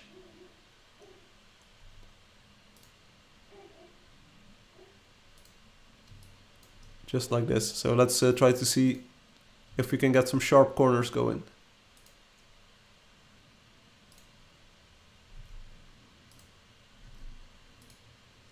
Like that, I like that.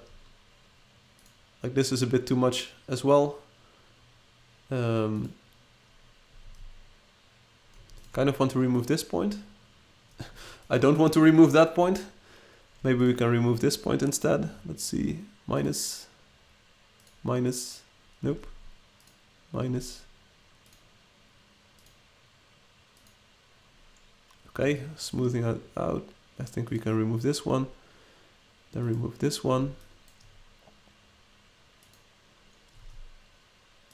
But yeah, definitely feels like this is a bit more work than using Pixplant for everything. Unfortunately, I'm not sure if Pixplant is going to work out for us.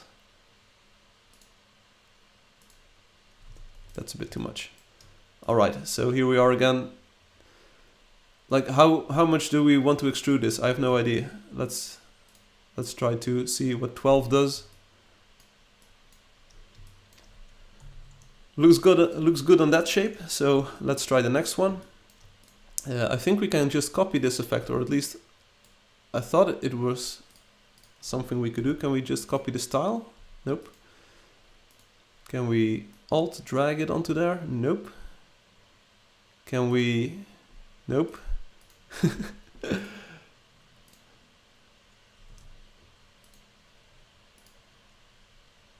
And I'm pretty sure if I use the shortcut for it, it is kind of similar, but it is different. So 12 points, 12 points, 12 points, that's good. Looking good, looking good. And then this one as well. Command Shift E, apply the effect, and then set it up to 12. There we go. Right, so this is just a basic setup for getting the shape of the wooden planks going. And then we want to duplicate this, or at least we want to start shading them first. So let's select all of them. And how do we do this? We flatten the appearance, expand appearance, there we go. Let's make a copy of this so that we have a working copy for later on. Expand appearance, boom. We remove the strokes. We start filling them with a color. We can remove this flat shaded portion of all of these because we don't really use it. And now everything is gone. No, not everything is gone.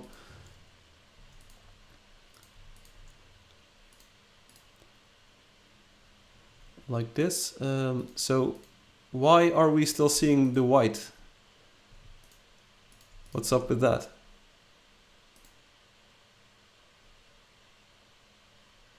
What is going on? Like this is what I want. And that's cool. So let's start filling these shapes. Like I don't understand why we get this entirely filled area. Where is it coming from? Maybe we'll see once we actually start assigning colors. So instead of sampling colors, we're going to open up the faceted sphere and we're going to just copy it into our document. Again, it's not perfect and it's a shame because it would be really nice if we could actually sample from a proper source. But we can't, so let's not worry about it too much. Here's the sphere, let's downsample it a bit. Keep it in this area because we're not going to be doing a lot of things there. Unlock this layer and now we can start filling in normals. Starting with this part, there we go. This is a bit to the side, this is a bit to the top, this is a bit to the bottom, this is a bit to the side bottom thing, this is over. This might be a bit too harsh, so let's use a different color for that one.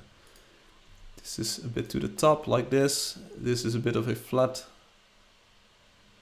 upwards portion, a little bit, well, let's just keep it straight like this. And maybe we can use that straight color for like the entirety of this portion. Here's a bit more of an edge coming in, an angle, there we go, like this, boop.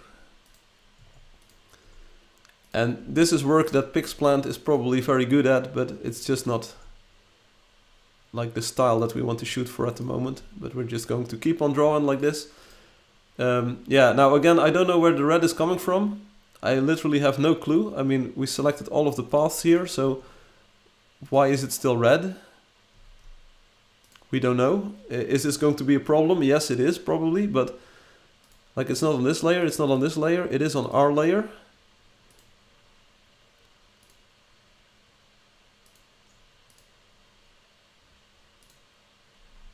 Can we select it in this view maybe?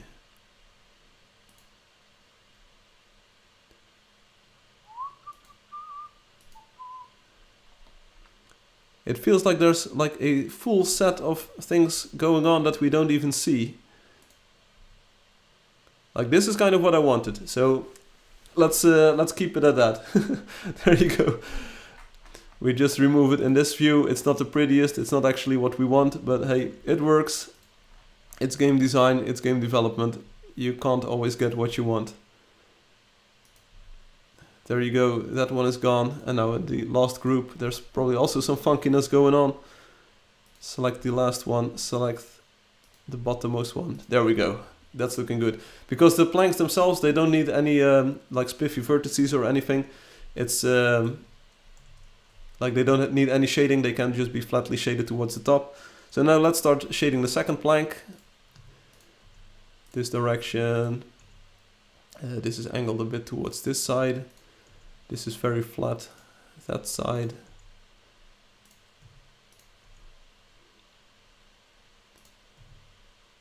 again, just kind of eyeballing these colors. It's not an exact science. I mean, the results will probably look somewhat good either way, like independently of like if every color is perfect. It's also more about the shapes of the objects that we're shading than it is about the actual shade values. So like this. And now we do the third one. It's kind of like starting to feel a bit similar to the other planks that we did, but hey, what can you do? Not every bit of work is like state-of-the-art science.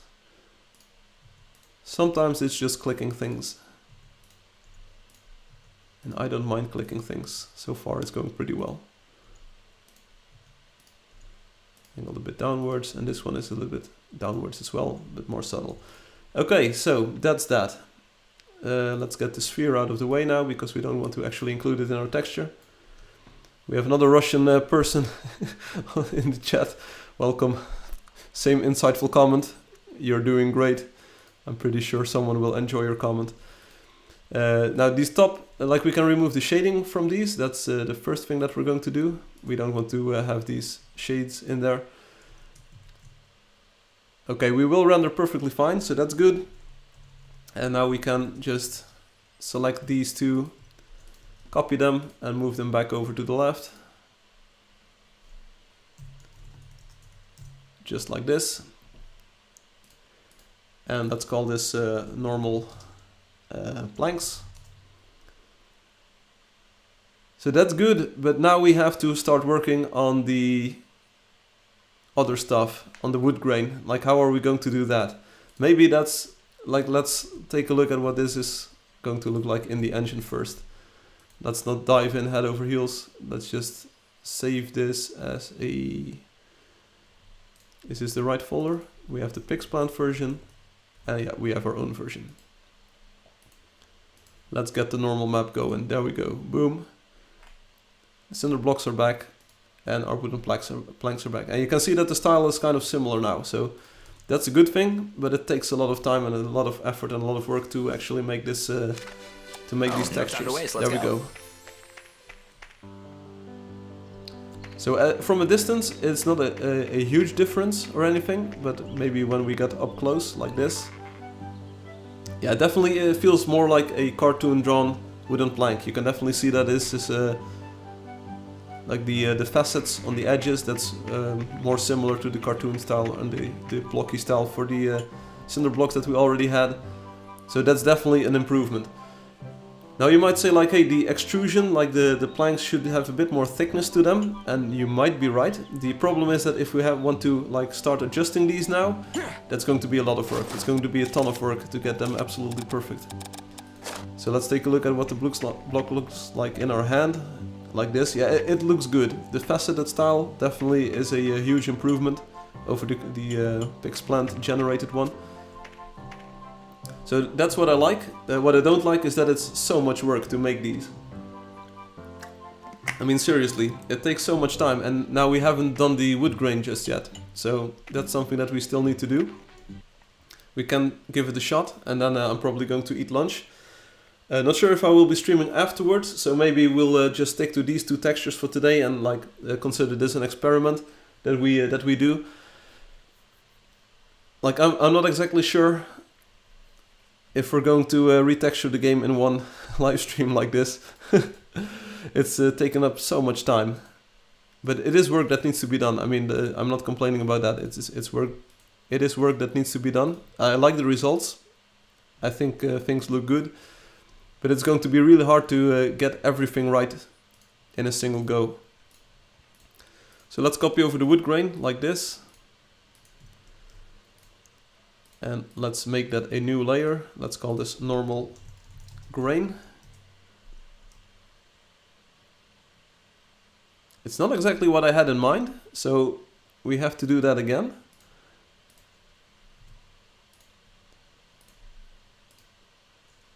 Maybe I can do it like this. Yeah, that looks good. So copy this, hide this layer, move to this layer, paste it there. Yeah, that's way closer to what I had in mind. So let's assume that the wood grain is below the edges of the wood, and we're not really going to model the wood grain going inside of the edges of the wood just now. So let's simplify things a little bit for ourselves. And then still, like, how are we going to shade these with like normals? The basic idea, I believe, let's ungroup all of this so that we can select them one by one. The basic idea is that we want to kind of like split them in the middle, I think that's the, or maybe split them in 4. But how do we do this, and how do we make it look good? So I kind of want to make a split of this thing along the entire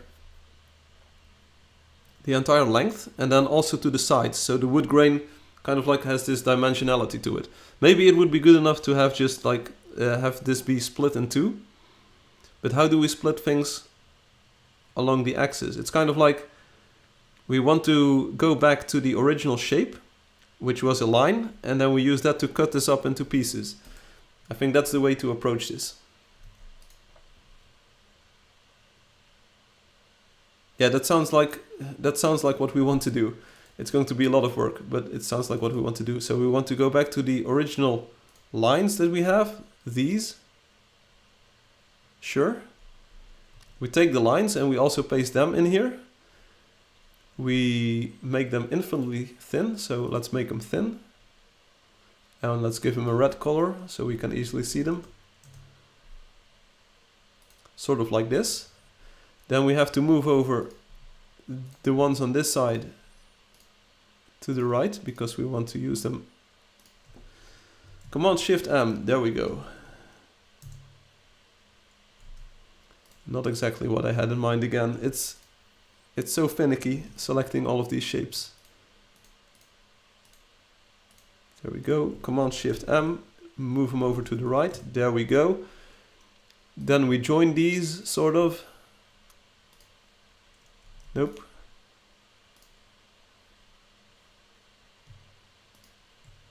Join these, yes, nope. Doesn't really matter, doesn't really matter. We're going to cut things up. As you can see, we now have like the lines defining the wood grain.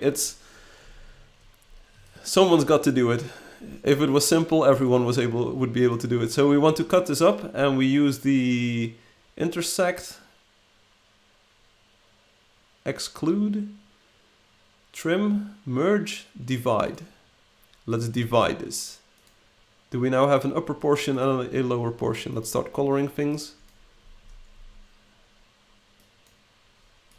Nope.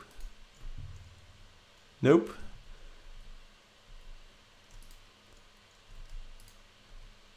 How hard can it be? I just want to cut this one path by the other path. There should be an option for that. Outline, crop. Nope. Outline minus back. No, that's not what we want. This doesn't seem to be what we want. This was called the outline thing. Exclude. It has potential. I'll give it that. It has potential. Maybe we'll have to like drag this way all the way out like this. Kind of like keep it centered. Is there an option here? Object, path, join, average, outline stroke, offset, add, split, split into grid. Nope. Compound path, make release, artboard graph. Nope. Minus the front. Okay, it's sort of what we want, except it's not. Intersect. Also sort of what we want, but it's not. Exclude. Like I can see something, I can see this working out for us, but it's, then we have to convert this into a live paint group, Shift K or something. No, regular K, regular K. Now it's a paint group. There we go. Now the idea is that we sample a color. So for instance, this wood grain part is going to be aiming downwards. So select the downwards color. Use the paint bucket and then fill in the portion. Sure. It's not user-friendly, it's not what I wanted, but hey, it's what we need to do. I'm not complaining. And then we just select the entire group, remove the stroke like this. There we have it. A normal for the wood grain, and we can actually add the plank on top of that. Check that out. It's a very nice and sharp wood grain thing. We can even add some more detail in there. I mean, that's probably what we're going to do, what we end up doing anyway. But there's not too many things that we can change here, so let's keep that one as is. This one will have to drag out a bit. Like, can you imagine doing this for all textures? I can, but it's going to be super much work. It's going to just be a lot of work. So let's sample this color. And of course that doesn't work, because why would it? It can only paint color groups. Yeah, I'm trying to paint a color group. There we go. Sample this, put it in there. Sample this, put it in there. That's how you do it. Okay, okay, we've got something that works. I'm not complaining. Let's keep on going.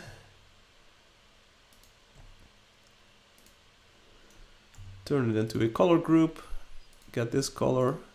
Bam, put it there. Get this color. Bam, put it there. Almost done. There's... Our technique isn't foolproof, but that doesn't matter. There we go. Another wood grain part finished. Get this line in there. This line in there. Select the stuff. Extrude the stuff. Select paint group. There we go.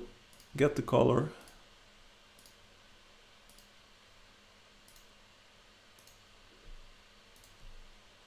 It's a ton of work. Yeah, but what did you expect? So far so good. Just 8 more to go. Don't try this at home. That's my advice for anyone wanting to try this. Don't try it. Don't even start on it.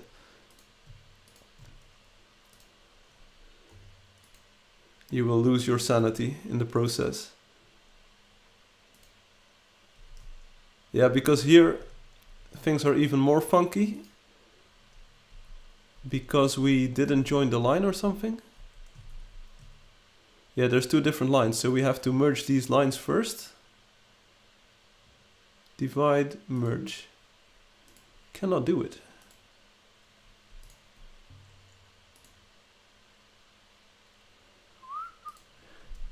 I'm starting to feel like a clown here. Circus music is going to be playing any second now. Let's just attach this line to that one over there, like this. Connect this. Nope. I don't want to.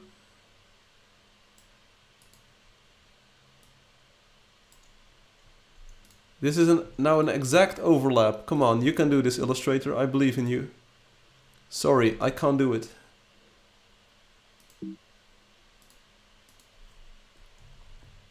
Like, how? Why? Why is this not... Why is this not an option? Merge. Why are you torturing me? Does it work if we group this and then just subtract it? Here we go. Boom. It's not pretty, but I'll take it.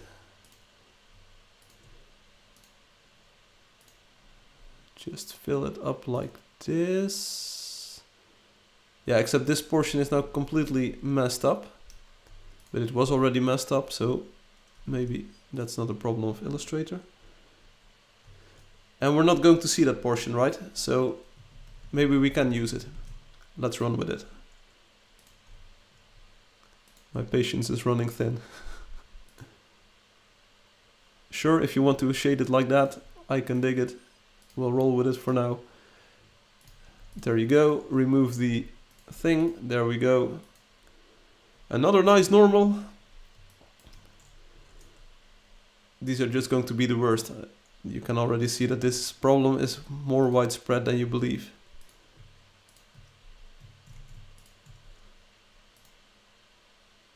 Extrude this, okay. Paint bucket it.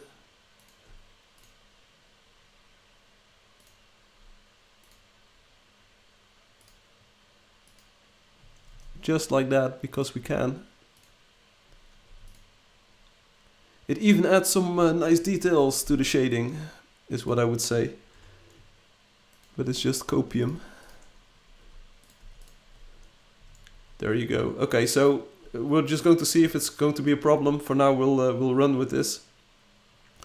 One thing I forgot here is probably to drag out the anchor point. We can maybe do that post factum.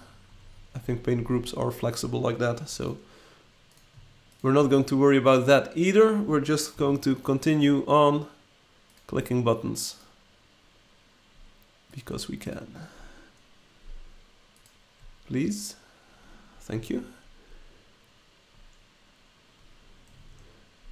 There's a teeny tiny detail over here that we need to fill in, like that. There we go. Remove the border, another one done.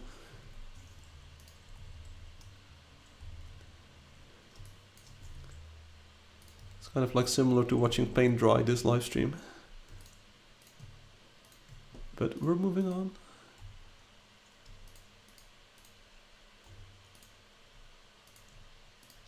Boop, boop, oops, boop.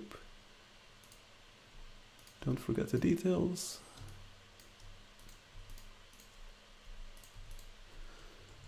So whoever draws normal maps by hand, you are insane, I salute you. But I've also joined the club.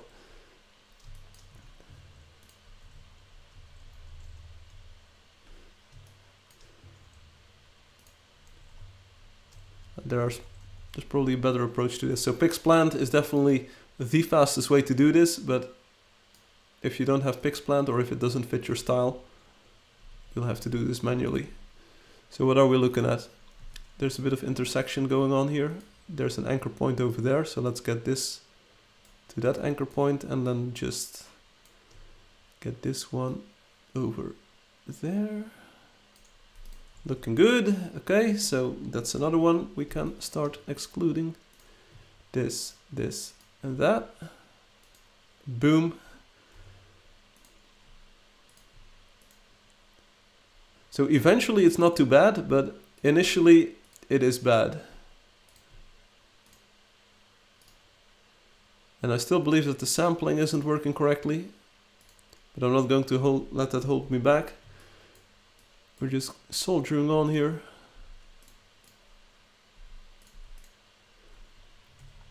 It's somewhat acceptable, so now we are left with these two. And these paths are crossing here, so how do we do this? Do we just say intersect it here, intersect it here? The path. And these need to be dragged out a little bit.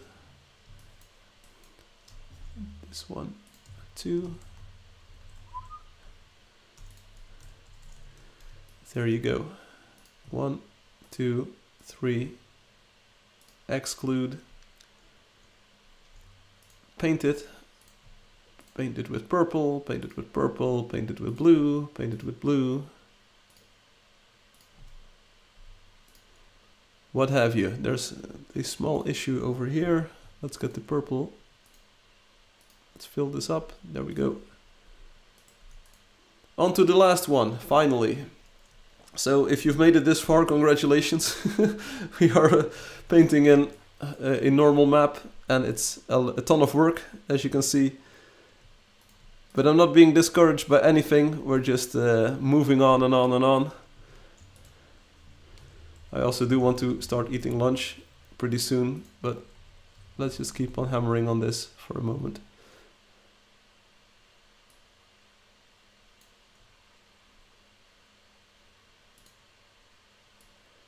Let's connect these here.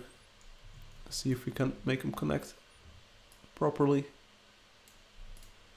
Sort of, it's good. Now the sides of these are already dragged out, that's good. Boop, boop, extrude. And one more time, the paint bucket. It's more of a pain bucket at the moment because it's a pain to do all of these pieces of wood grain. But hey, everything for the best results, right? So there we go. Let's layer our planks on top. Okay, so it's an insane amount of work, and I do not recommend doing this at all. But still, the results are pretty good. So let's call these normal grain.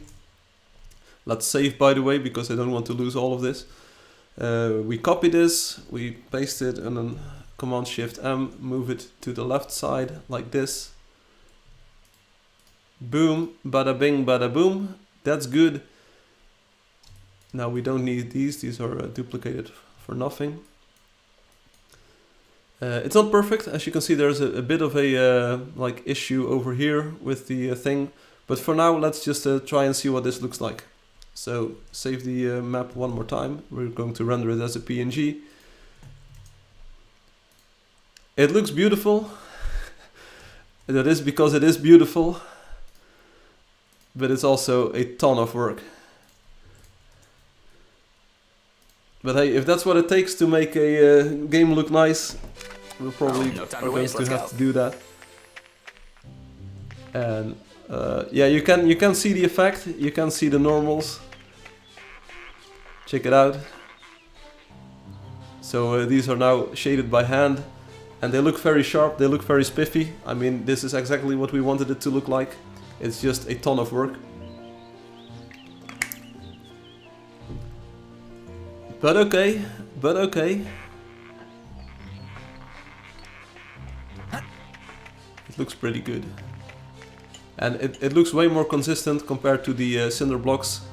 It looks way more consistent than the version we did in Pixplant. So definitely props to Pixplant, but take a look at the shading. I will open up the zoomable camera here.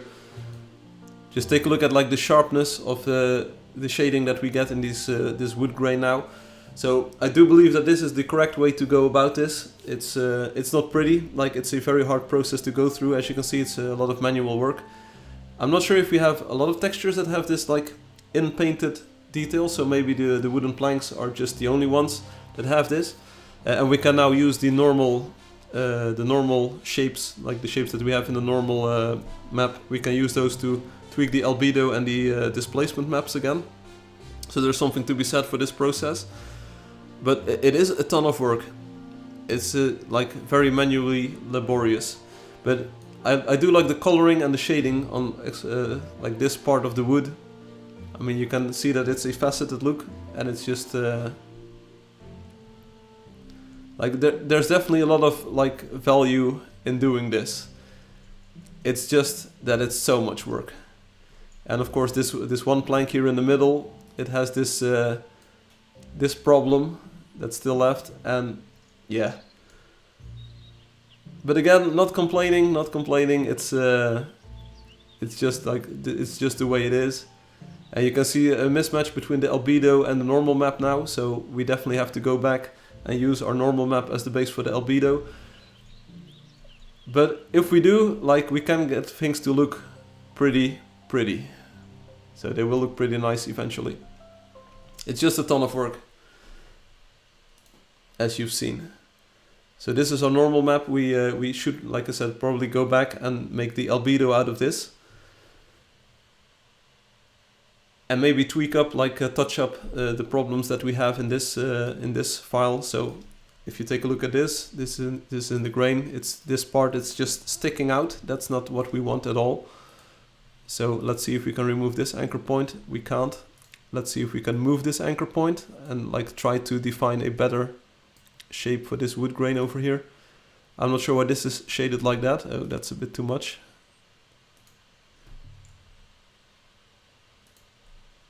Like removing some of these anchor points does make sense. And now we have this one, which is actively working against us.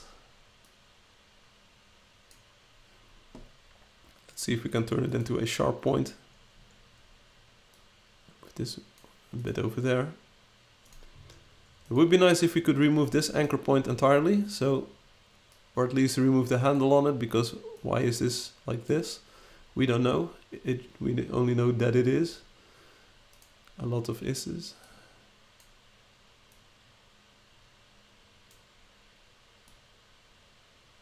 So straighten this out. There's a tiny bit of a thing over here. Not sure if we can...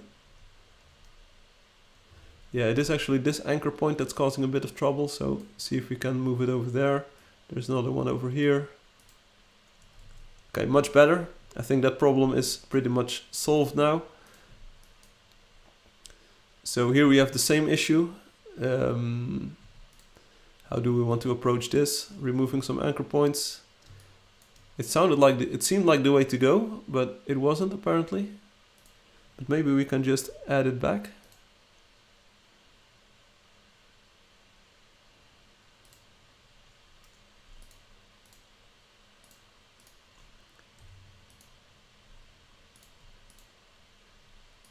Just like that. Okay, that's much better. Now we have this tiny piece sticking out there, so let's try to remove it.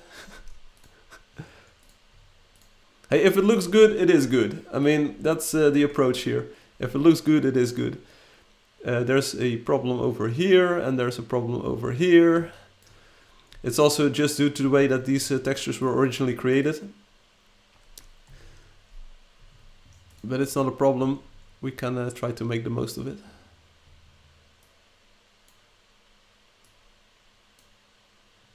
So we kind of like eyeball this. It's not the best, it's not perfect or anything, but it's already way better this way.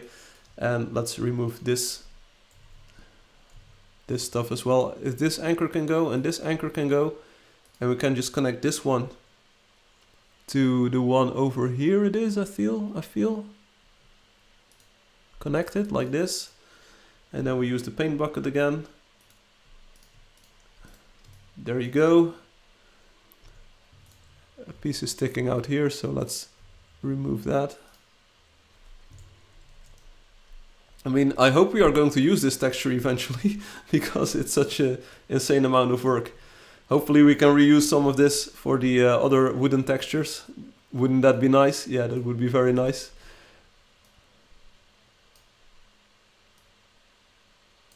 Let's do the handle dance here. There we go, looking sharp.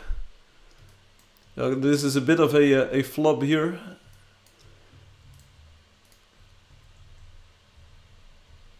Apparently it doesn't want us moving this, but I want it to be moved, so let's paint this in.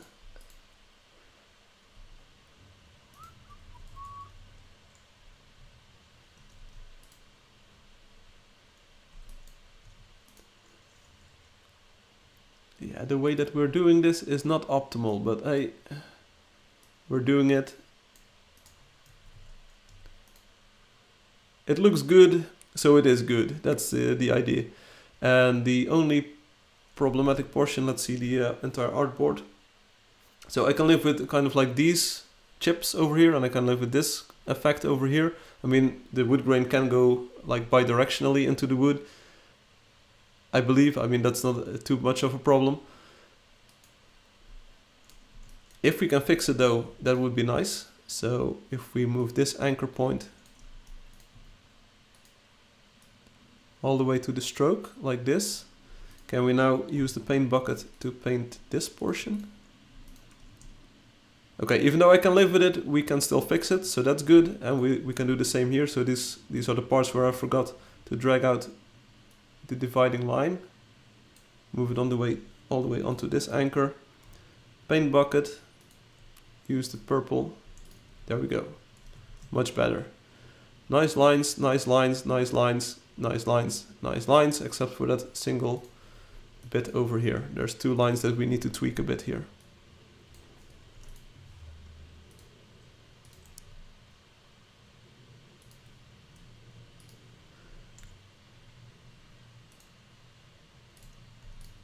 Fill this up with blue.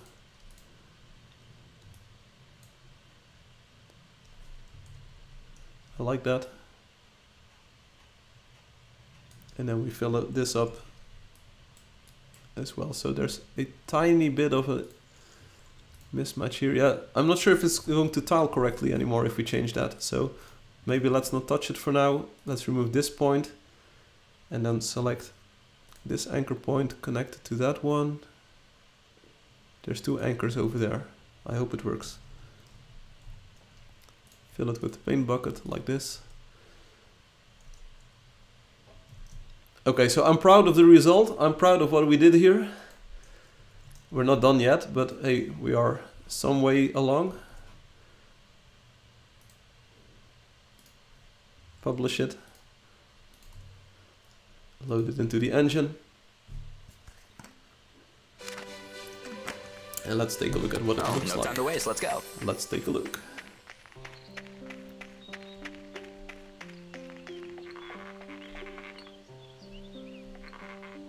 So the bottom part is looking good. Now let's see what it looks like in the full scale. Let's get the pointy stake out, so we can kind of judge what it looks like where the textures transition, where the tiles.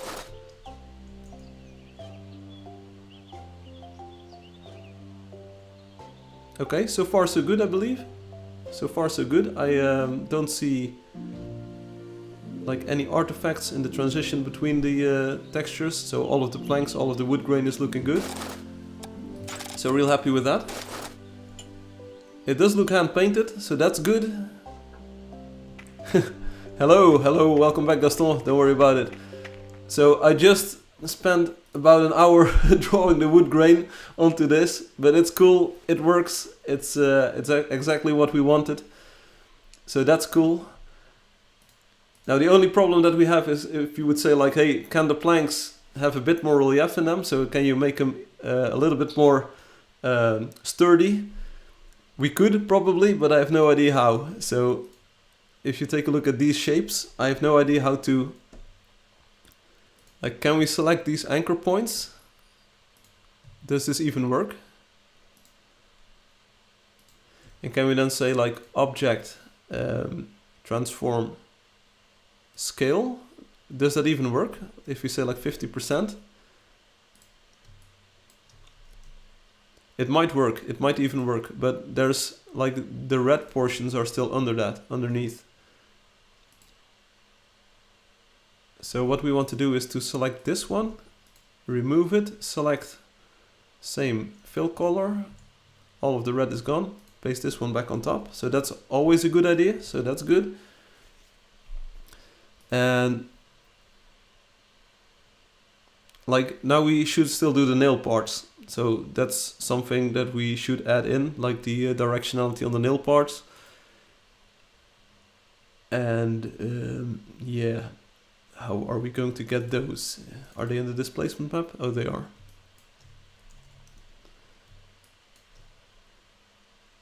Let's unlock all of these layers.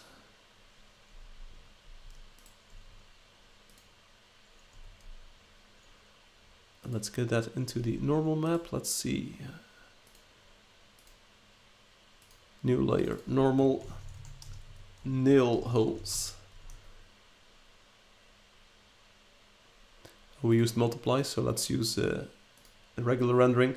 So yeah, do we want to make these nail holes shaded as well? I think we want that.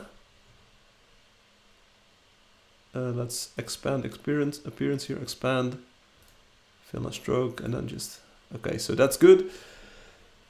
We kind of want to like make these nailed into the wood. And that's entirely cool. I hope the shape of all of these is the same. Hey, what's up? But now, we kind of want to divide them into parts, right? Or shall we just do a single direction?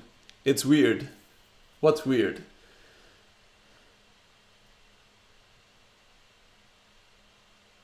I don't believe they're all the same shape. So we're going to have to do a bit of massaging on these to get them to look good. Object, transform. Let's copy these. No, this is the hole where the nail is going. So we're not doing the nails themselves. These are the holes. So this is where the nail is actually deforming the wood, sort of. So I think if we scale each of these individually to 0 on the horizontal axis. Oh, they get centered into the artboard. That's not what I want. I wanted to transform each of them individually in the sense that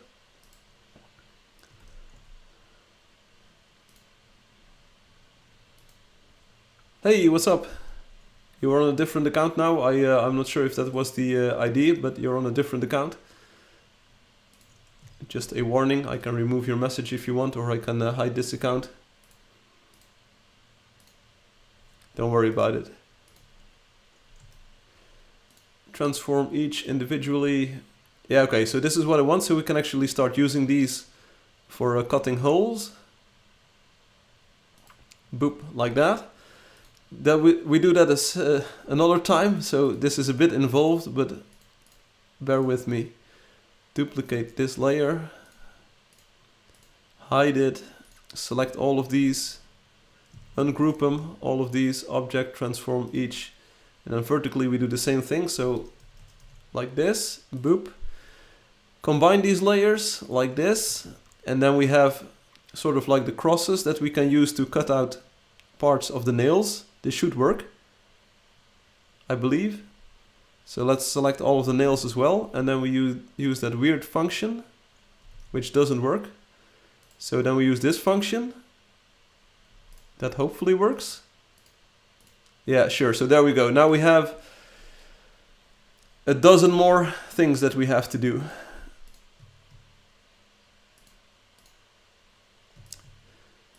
So let's call this normals nail holes again. And now all of them are split up in 4 sections that we can select. So let's select all of these. Boop, boop, boop, boop, boop. These are all the lower left portions.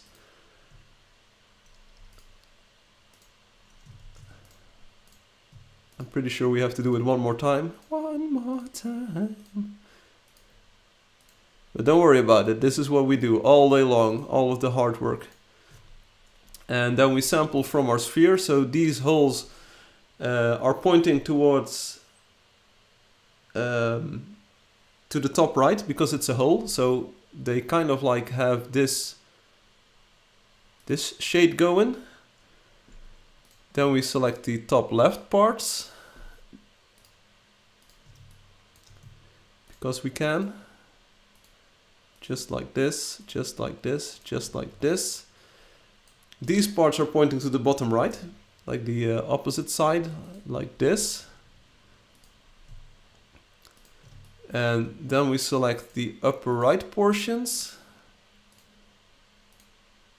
Upper right portions, just like this. And the upper right points towards the lower left.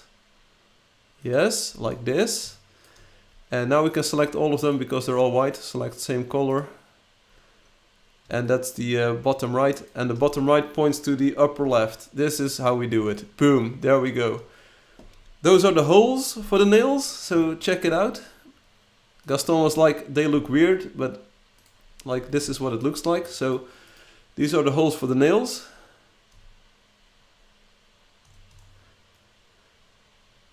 Hey, welcome Obi. Lots of things you missed, but we're trying out like a PBR textures. We're doing the wooden planks right now. We're trying to shoot for a cartoony style, but still PBR shaded. So take a look at what the cinder blocks look like right now. They have directionality built into them, but we use the cartoon base, so they are cartoon shaded, hand shaded in facets, in different facets. But you can see the light just shining onto them differently depending on where the light sources are. So that looks really cool, but it's a lot of work. It's a ton of work. Right now I'm working on the wooden planks. So I'm manually shading these. I'm manually shading this texture. Check it out. So I just added the holes for the nails. So Gaston, does it look good now? It looks pretty good right now. See? So we can enable the time lapse again and zoom in on it. So we now have shaded holes for the nails. Check that out. So there you go. It's a ton of work. I've been spending 1.5 hours on the wooden plank texture alone. But hey, we at least have something. There's also like the chips are still in the cinder blocks. There are some chips in here. Check it out. But it still needs a bit of refinement. But yeah, this is as far as I got. So I have a program that does this. It's called PixPlant, and I used it like for generating normal maps. But hand drawing them like this, it just makes them so much more sharp and so much more amazing. So we now want normals for the nail heads. So normal nail heads. And we have to pull out the shape from the albedo map here. So let's get all of the nails like this. So it's been an insane live stream so far. I'm doing way too much work on everything, but we want to define a style, right? And if you want to find your style, you have to do it like this. So it kind of like makes the holes appear smaller, but we're going to use the albedo to have a different color for the nails. So I think this is the kind of look that we want for this. It's not perfect, but it's like the best I can do for now, and I don't want to like spend hours and hours and hours on a single texture, but eventually I'll have to, so don't worry about it. Texture packer. So this is all hand drawn. So this is a hand drawn normal map for the cinder blocks. This is a hand drawn normal map for the wooden planks. And they could be better, but this is the way that it looks at the moment. But this is why we wanted to have all of the directionality and the lighting information, because that's now used by all of the blocks, as you can see. And we did an albedo channel, so the color channel, we have an ambient occlusion channel, and we have a normal map channel now. So check out the holes for the nails. The nails are going to get a different color in the future, and they will actually have like a reflection because they will be metallic. But so far I think the planks look pretty good. I feel this is a pretty good style to have. And Obi, in the beginning of the live stream I said we're shooting for a cartoony PBR style, so it's not going to be the hand-painted source textures that we use, not photorealistic, but cartoony realistic, sort of. So that's what we've got going right now, and as you can see, the lighting just looks so good. Parts of the world are hidden because we don't have textures for them, and then they just get hidden. That's just the way it goes. This purple color, like it changes color every now and then. It was green before, now it's purple. It's not actually the color that it wants to be or needs to be. But check it out. If we enable the time-lapse for this, if we enable time-lapse mode here, you can actually see the highlight on the stones like turn around. Instead of being hard-coded, instead of being like hard-shaded into the block, it's actually like the light is now moving on the blocks. So it's now on the left side because the sun is to the left. It's now to the front right. I'm not sure if the hand-painted style will get this. At first I want to do a cartoon style texture set. We can't really reuse them because the textures are actually different, so we can't really reuse this work for hand-painted. But maybe for hand-painted we can kind of use the existing textures and use PixPlant for that. That might work correctly, but I want to do the cartoon style first, because I have all of the source files for that. We're actually using like some of the files that Robotic and Spaces Green created to make this new style.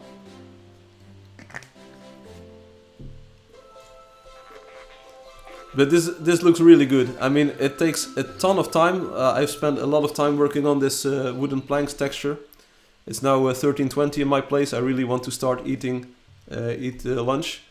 I started at 11:44, so that's more than 1.5 hours of work. But we tried the PixPlant version first. So there's like this version, it's called PixPlant here. We tried this first, auto-generated. It just doesn't work out as good as well. So having the like making it hand drawn, and I'm pretty sure we can see a difference between the albedo and the normal here. So we should probably update that. But like having hand drawn normal maps, that's just the best. Yeah, we're using the source files. Not sure if I have one open here. Oh yeah, so this is a source file, a source texture. for the blue wooden thing. So this is the modification that the engine eventually does. So these are the source textures, and we're just adapting them to be vectorized sort of versions of normal maps. I have this shading globe that we use to kind of like set up the directionality for the lighting. It's a ton of work, but the results are worth it. It's so much work, but it just looks so good. And it like the cartoon style itself lends itself really well for these harsh lines between surfaces and facets. So all planks now have this. Eventually, yes, but for now we only did the large wooden plank texture. So if I put it in my hand like this, and if I move to the light, because this is a light, you can't really see it. But see the light move across it? This is the reason why I wanted to have the unlimited directional lights feature. See the way that the wood grain reflects? Like the wood grain itself, it just has like this finesse to it. See that? See this, Mr. Anderson?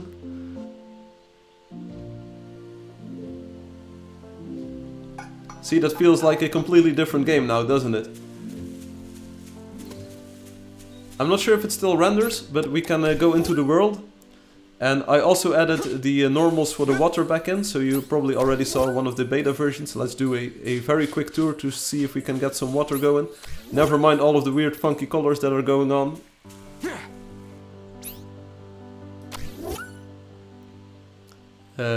No, okay, right. Should I switch styles here? 3D cartoon. Nope, okay. You want to watch the beginning of the live stream? There you have the nice water, because this ain't working. I wasn't saying this will be on the 3.x versions because that has a fixed function pipeline, but this like the kind of remaster we're doing. As you can see, it works on the same game world and on the same universe, sort of. Alright, so you can see the tables already have it, so the tabletops have this this very cool lighting being applied already. Not sure if the textures actually stretch along the table side. They probably do, but these are not like, they don't have weird edges on this side. So maybe we should place another table and see what the side looks like.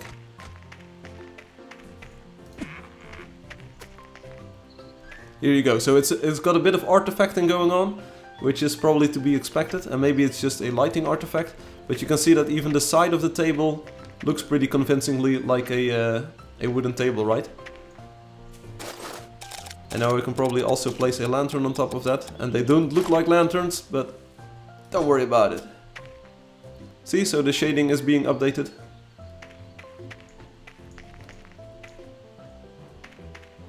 It's directional, so it had to get some chunk information there.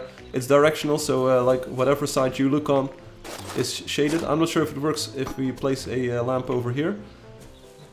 Yeah, it even works on the sides. So yeah, my sides, they're actually in orbit right now. Yo, yo. I think it looks really well, really nice. I think it's a really, like, this is exactly what we wanted.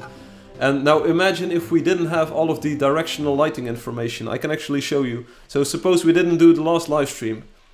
Suppose we say, okay, we only have one light. We only have the sunlight. Then check this out. Oh, no time to waste, let's go. Then it looks like this. See? Then it looks like this. Without the directional lighting.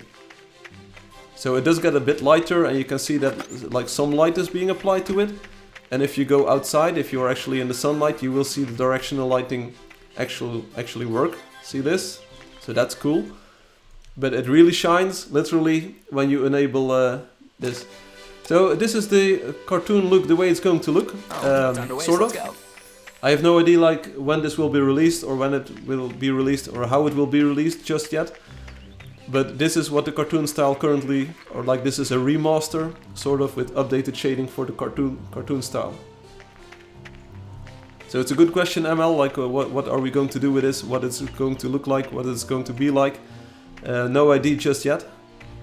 But this is what I'm working on right now. This is kind of like the development that I wanted to show on the live stream. It's very visual, it's very satisfying to see all of the parts of the game world just being updated like this and just look good. So I'm not sure if we have good examples of in-game stuff where this already shines. Oh, no time to You waste, can let's just go. sign in and see, like of course we have the regular walls here, but maybe there's a wonder. San Carlos. Here we go. So welcome to San Carlos with purple and different colors. But here you can see like this lantern on top. It's actually illuminating the top part of the cinder blocks. That's good.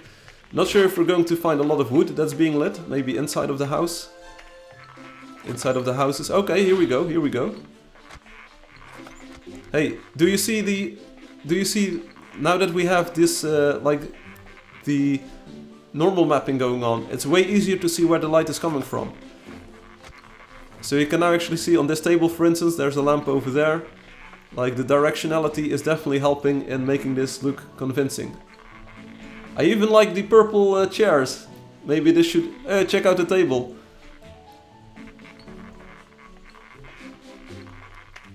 This is just 2 textures that have been updated, and granted, these are the most often used textures, I feel. The dark wood is also updated, as you can see, so the dark wood is a bit darker. I'm not sure if it has different material properties, but you can definitely see like there's a different feel to it. It does look a bit weird without hard-coded shading. What? It looks a bit weird without hard-coded shading? What are you talking about?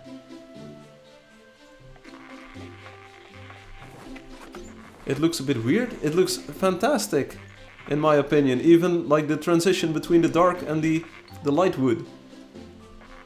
What? It looks weird without hard-coded lighting? What? Check it out. Check out the edges on this this plank over here. Wow! It's actually, if it's actually there. What? Does this look weird? Nah, it doesn't look weird.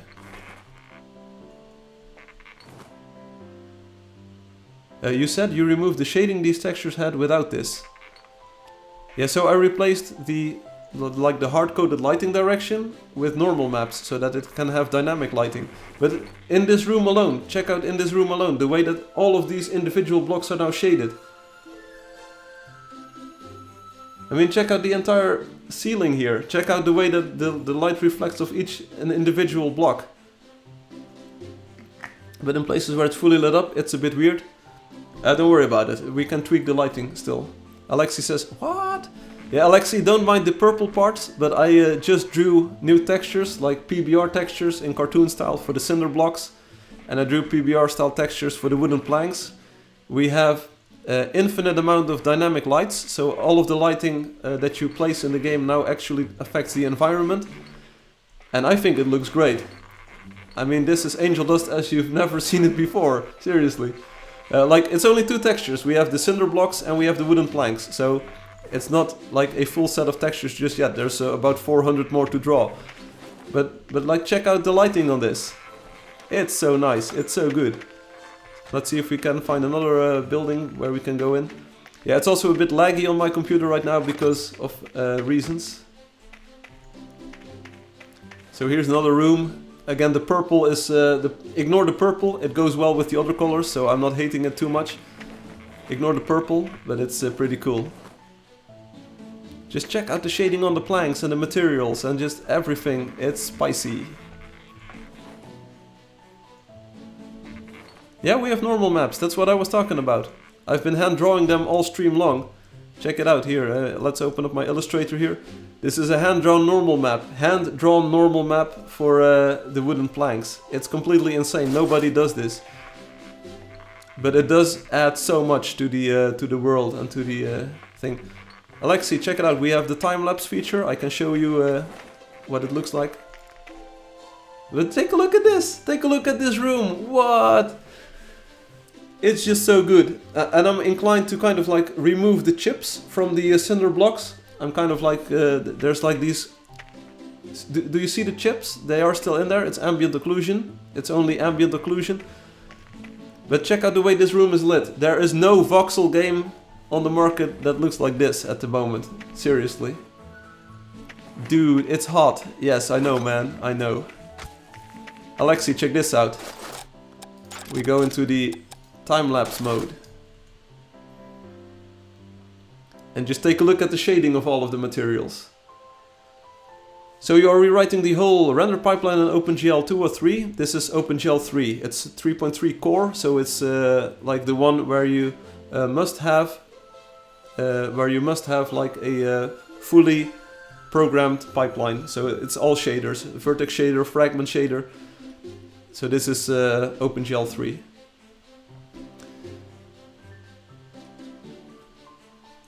So check that out, and just like not only the way that the light now reflects off of all of the blocks, but also the way that the materials are shaded. Does this ever get sunlight? Just a wee bit of light falling onto this. It's also, I believe these are the dark planks, so that's why they're a bit darker. Yeah, it would be flat without the chips, that's entirely true, but I'm not sure if the chips actually distract people. Lag. But check out the directionality on this lighting. Check it out, Alexi. This is what I've been adding on Friday. So just take a look at each individual block is just reflecting towards the correct side of the lighting of the lantern that's below the table. The chips are 100% needed. Sure, don't worry about it. So I'm digging it. I'm really loving what I see. It's texture, it's true. Let's take a look inside of this house. Yeah, okay, so since we only have the wooden planks texture, check out the side of these thin blocks. That looks pretty good. Since we only have like these two blocks, everything kind of looks alike. Maybe the next block that we do is the cinder blocks. Like here's no light. Here is no light at all. See, then you get the full ambient occlusion, so you do see the chips a little bit, but there's no lighting to the side of these blocks anywhere. And see the difference? Like no light at all, and a bit of light, just a bit of light coming in. And then lots of light coming in.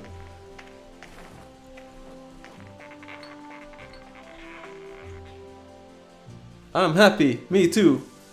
This looks weird. You can't remove them. Yeah, this looks weird. What looks weird? No, it's not weird. There's no light coming in at all. This is exactly what it should look like. There's no light, so there's no directionality. There's no... Like, here's outside light coming in, so... This is exactly what it would look like in real life too, if you have these flat blocks. No light or full light looks weird. No. It's not. It's probably just... Or we can tweak it, but...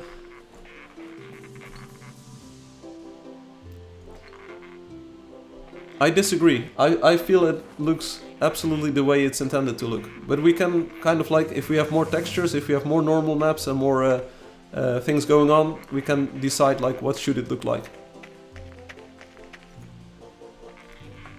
Now let me quickly, like I want to eat dinner, lunch. I want to have lunch now, sort of. Obi, Alexi, are you going to be able to watch the stream in about 20 minutes from now? So I will then like make it fast with my lunch, and and I can like try to do one more texture. We can try to see what maybe a roofing tile or something. Maybe we take one of those blocks and textures and see what that looks like. You'll have to go to study. Okay. So I'm not sure if I should continue streaming. It's fun to do, but it takes a lot of time, and it's probably not the most interesting content to watch. But I will be streaming more and more of this because, I have to do these textures anyway. Otherwise, I'll just say like, hey, I'll have lunch, and we'll just stop the stream here, and I will just like experiment along myself a little bit more, and I can go outside for a walk as well. That would be nice. Or maybe I will just commit to 1 more hour or so of doing this, trying to define the style. Let's do that. So. I'll try to be back in about 20 minutes or half an hour, and I'll do one more texture. So let's say that these wooden planks are as far as we're going to get them to look good at the moment, and like after the break we'll do another one. So let's set up this slide. I'm still here, but you can't see me. So let's add up a text.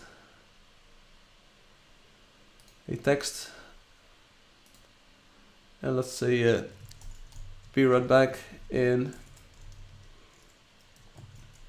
25 minutes. Be right back at around it's UTC, right? At around 1300 hours UTC.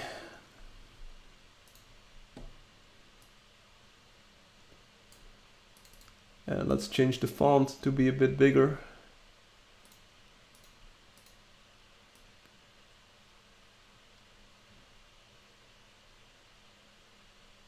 So there you go. So I will go eat and go ahead and eat lunch now, and then I'll put in 1 more hour after the break. All right? All right. See you then. Thanks so much for watching so far, and catch you after the break. I'll be right back. See you later.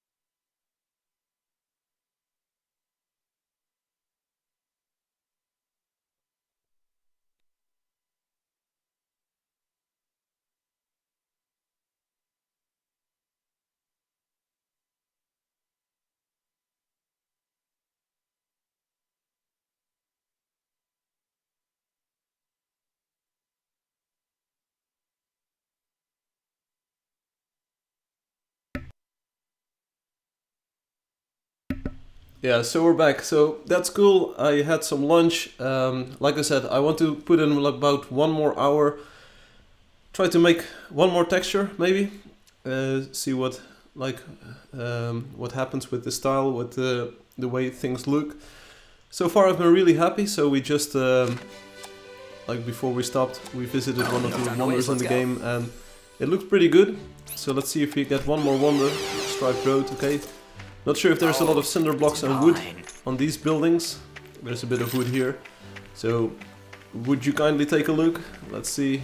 Let's head inside. Ignore the water for now. I will probably fix that for next time. Earlier in the stream I gave a demo of what the water now looks like. Yeah, so these wooden planks, I think the shading on this is really good. Really good. You could argue that maybe the albedo for the background should be a bit darker. So maybe it's a bit like too light between the planks. On the other hand, I kind of like the lower contrast that you get due to that. But you can definitely see that it's a nicely hand-drawn, hand-painted style. Here with the directionality of the light coming in from the top, I believe that's a lamp. You see like the wood grain is dark on the top portion, and it's kind of light on the like lid on the underside. There's some sunlight. Did you catch the sunlight? There was just a bit of shadow in that window over there. There's also a bit of shadow in the window over here, so check it out. So yeah, definitely looking pretty good. The dark wood as well, definitely a different character to that like style. Maybe we should like make it a wee bit brighter. Like retuning all of the materials is something we can do once we have base textures for everything.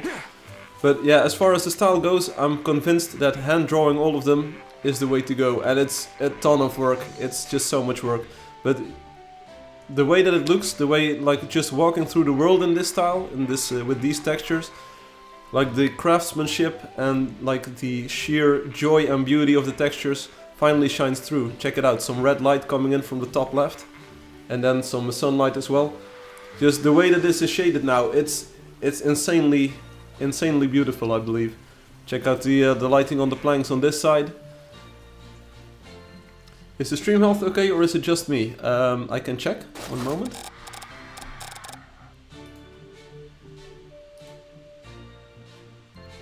Supposedly it's been healthy for the entire stream, so it might be on your side, Obi. But check out the look, like the way that the light is now reflecting off of this. It's just so good, and like I said, it's beautifully crafted. You don't get this look in a lot of games. I will pay attention. So maybe there's a bit of lag because of like it might be a bit choppy. That's on my end. I might have to lower my frame rate down to 30 frames per second from 60. But anyway, we'll probably have to hand draw all of this. So that's going to be a ton of work, but the results are worth it, and it just looks so good. And it's just something. It's eye-catching, it's eye-popping. I'm not sure what the exact term is. I think eye-catching and eye-popping are both like relevant to what I mean. It's definitely something that grabs your interest once you see it. You're like, hey, I haven't seen anything like this before.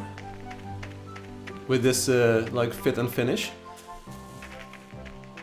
So yeah, that's probably the way forward. Oh, there's a few houses with wood and cinder blocks over here. So yeah, just check out the lighting on these. It's good. Now we need one more texture. So which texture shall we do? Shall we do like a cinder blocks, but then a small cinder block version? That would be very simple to do. Okay, so you can kind of see the water reflection here, but the water texture was better at the start of the stream. So I did a demo, and that was much better. One moment. I'll have to click some buttons here. One moment.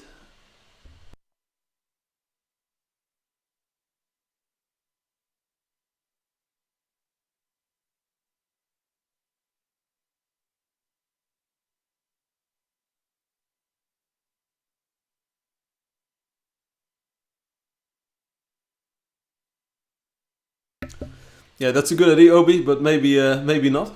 Are the textures still washed out a bit, or are they true colors? What? like the ones that we just did, so the planks and the cinder blocks, they are now the true colors. This is what they look like in the engine. This is what they're like going to look like in the final product if we don't change anything.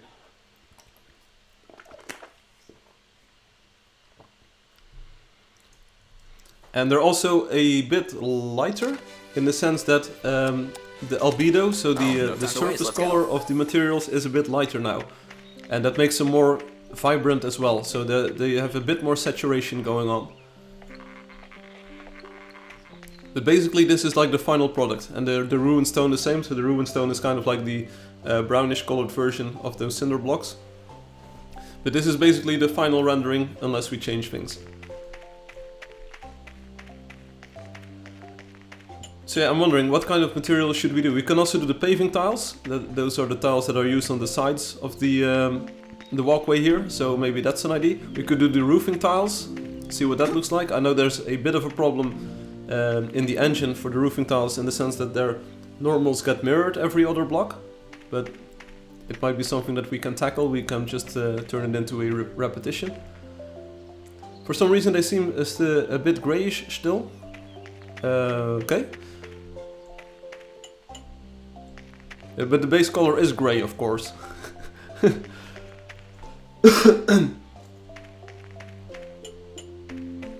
We have another Russian dude in here. Yeah, nice spam there. The roofing tiles, is that like what we want to do? So it's the same texture mostly for all of them, so we don't have to do separate ones. But we can take a look at the roofing tiles, sure. It's going to be an interesting one, for certain. That's for sure. Because like I said, I have to change some of the rendering paths for that. But maybe we can do that. It would be pretty cool. Okay, so let's check it out. They are called roofing tiles, so we're going to make another folder, roofing tiles. And let's forget about Pixplant for now. We will use it for the ambient occlusion, but we're not going to use Pixplant to automate things. Roofing tiles, here we go. So yeah, in the old version we do have like differently colored roofing tiles depending on the color of the tile themselves. We're going to have a generalized solution for that in the future, so we only have to use one texture for those. And for now we can just use one with like an albedo background that color matches the other one. Let's not worry about that too much. So OB, I'm not sure if my file is still open. Yeah, so these textures that we make, you might have already seen this texture sheet. This texture packer program packs the textures together so that we can just load one texture into the engine and it has multiple material definitions, makes the rendering a bit more efficient. But these have 3 different textures, so that's an albedo channel. Albedo means the base color of the surface, so the engine already supplies a base material and the texture gets multiplied with that, so these cinder blocks and the wooden planks, as you can see, their base is fully white, which means like, okay, let's just copy the material that's coming from the engine.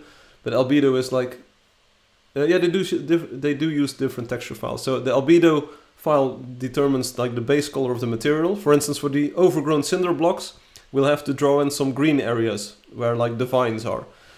We have ambient occlusion maps, or these are part of a material map that contains more information. But that means like if there's no light directly falling onto the surface, like which areas are occluded, so where does the light have trouble finding a spot. So for instance, corners of a room are a bit darker than the rest of the room. The inside of a house is darker than the outside of a house, like the outside world, because like light from outside has more trouble getting in. We also make height maps. That's kind of like the trick. The height maps are used like as height of the surface, and you can deduce the ambient occlusion from that. And we also generate surface normal maps, which indicate the direction of light reflection. And those are now hand-drawn, as you can see, with the cinder blocks and with the wooden planks. And it's a crazy amount of work, but it does look good. Once I use the same file will mean you will get more texture slots, sort of. Ambient occlusion is basically what should prevent flatness in dark areas and super light areas. Yeah, but super light, like if it's directly lit, if there's sunlight directly falling onto it or a lamp shining directly, it's probably almost entirely lit, so you won't see the ambient occlusion even. Ambient occlusion is more like if there's no direct light falling onto it, how much like non-direct light will it pick up?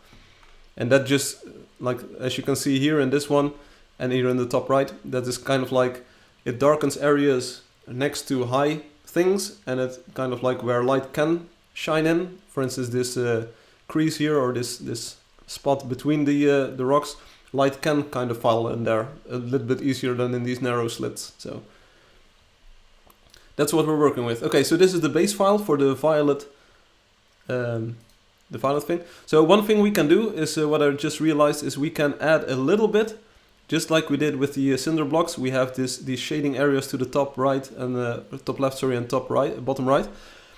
We could do the same for the wooden planks. We could kind of like try to simulate the wooden plank being uneven. So light on one side, like on one half of the plank, reflecting in a different angle than the underside. It might add some interesting detail, but that's something that we can experiment with later on. So right now the planks are fully flat on the surface, but we could try to nudge them a little bit in different directions.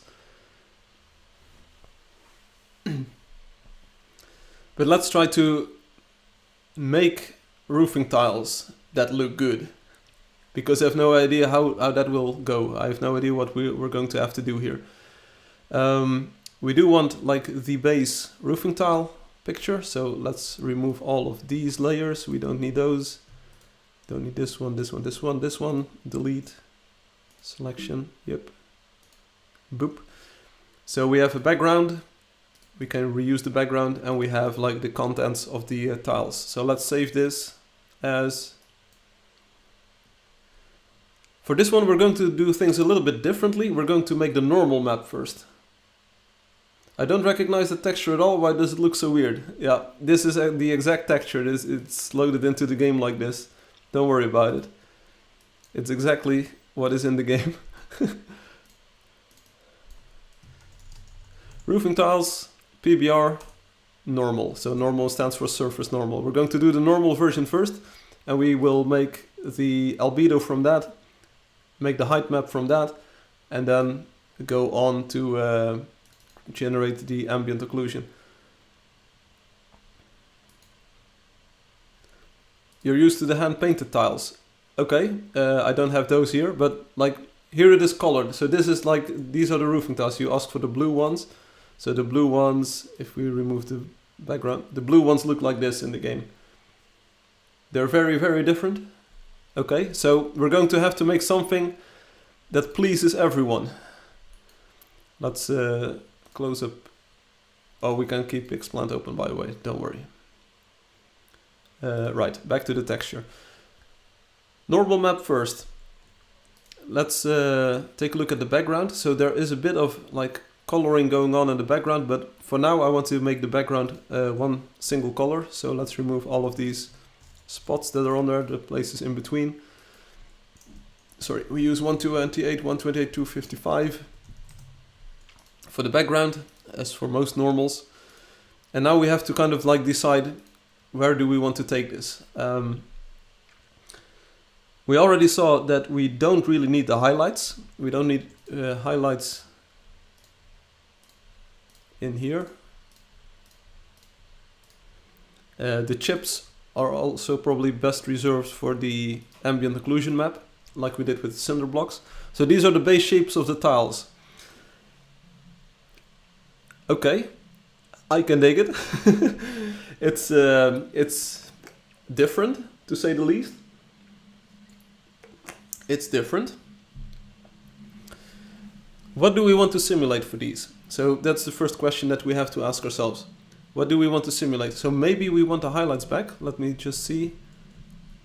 Okay, so a roofing tile, in my experience, it's a bit shaped like this, right? It's not a flat tile. It can be flat, but like medieval style tiles, they are a bit curved, in my experience. So they're a bit curved, and if they're lying on a roof, they're not lying flat either. They are like on top of each other. So let's try to model that first. So this is going to be interesting, as you say, to say the least. We kind of need to stick to this general shape, so we're not going to mess around with this too much, or we're not going to mess with this at all. So we're going to expand the shapes here, the fill and the stuff, and we're just going to join them all together like this. Let's make them white, so it's actually a bit easier to see what we're doing. Okay, so these are our tiles. This is a kind of like the general shape we're working with. This is what we need to do. So let's bring in our normal map sampler. Open a recent file, the normal sphere faceted Illustrator file. We're placing this on the layer, so I will have to trace, let me write it down. A normal sphere trace on a different program. We're going to have to redo this sphere in a different program, because right now a few of the colors are actually bundled together. It's not what we want. Alright, so suppose light is coming in from the top. No, it's not about that. It's suppose we want the top part of the texture to be the top part of our roof, sort of. That makes sense, but hear me out. So basically the base color we want for these tiles is on we're looking at the roof. Like imagine a sideways roof, or a roof at a 45 degree angle like this. Then the tiles are a little bit more angled like that. So we would be seeing this side, I believe. If you take a look at the sphere, it's they are not angled flatly, they are angled a little bit towards me. Yeah, this makes sense. I would have thought you just take the highlights, copy the lines over till it fills the tile.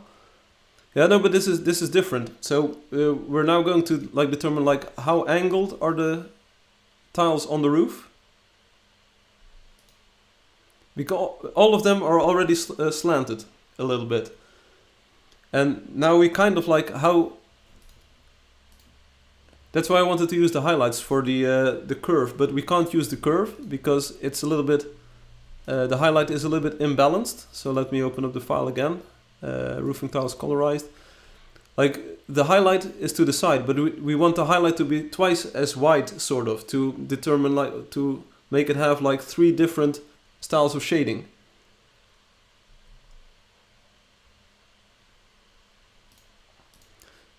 So for each tile we kind of have to draw a center portion. So let's do just that, right? This is the normal base tiles, normal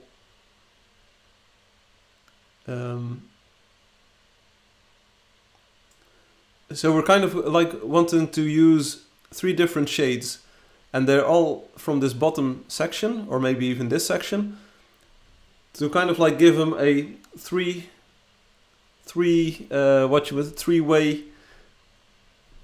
angle to it. Makes sense? Yeah, it makes sense, but it's hard to explain. And it should kind of like follow this style. And they could also have sides to them. I would say just copy the right line of the highlight over to the divide the remaining into 2 parts. Yeah, so doing them in 2 parts. I was thinking about making shading to the left, to the center, and to the right. I thought like doing a 3-way approach would be nicer. So maybe what we can do is use the paint bucket again. But then we also have to take in mind the edges of the tiles. So in my experience, roofing tiles, near their edges, like the left and right edge of the tile, they have a slightly raised area, because that's where they overlap. I'm not sure if that's going to look good because we don't have overlapping tiles, so maybe this entire texture doesn't make sense, but it's kind of like the shape we're stuck with. So maybe we don't have overlapping tiles, but we just try to make them in 3 parts. The first is 1, the remaining part makes 2 when you divide it in half. Here, let me just, these are the tile shapes, tile outlines.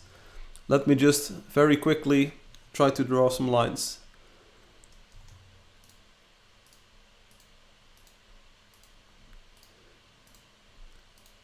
This should be about at like a third of the way through. And let's do it at the other end as well. Not sure if they should like pillow outwards in the center or if anything goes. So there we go. This is one. This would be like the center line for this, for these. Then we can do another one, of course. Like I'm not sure if centering or like pillowing out is like the best. So we can do a few different styles here. See what works.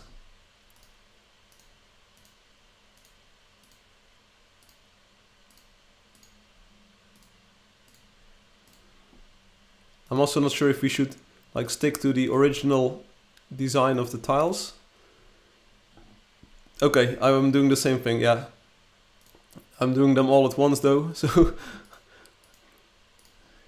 large steps towards success. Okay, so let's do an uneven one there, so to add a bit more visual interest.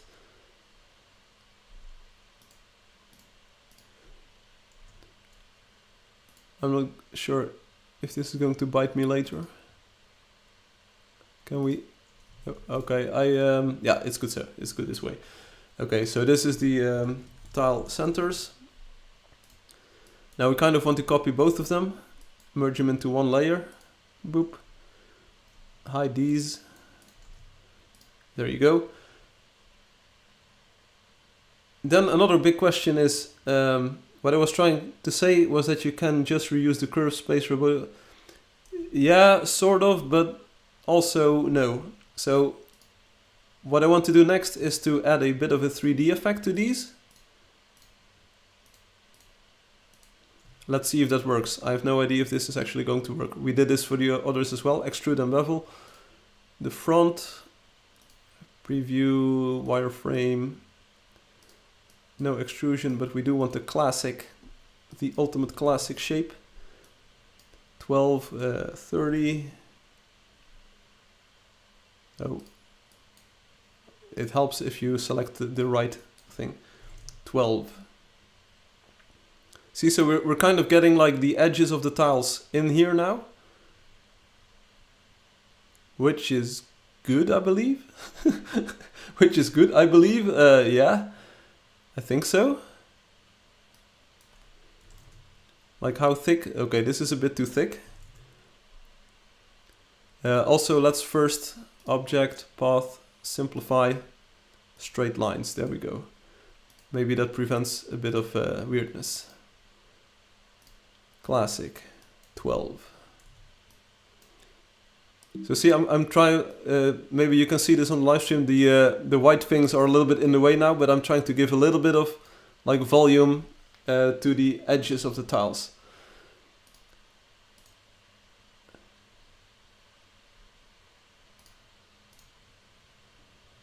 Like this. I'm not sure if this is a good idea, but it certainly can't hurt. Like, roofing tiles do not look like this in real life. We're basically in a bit of a problem here.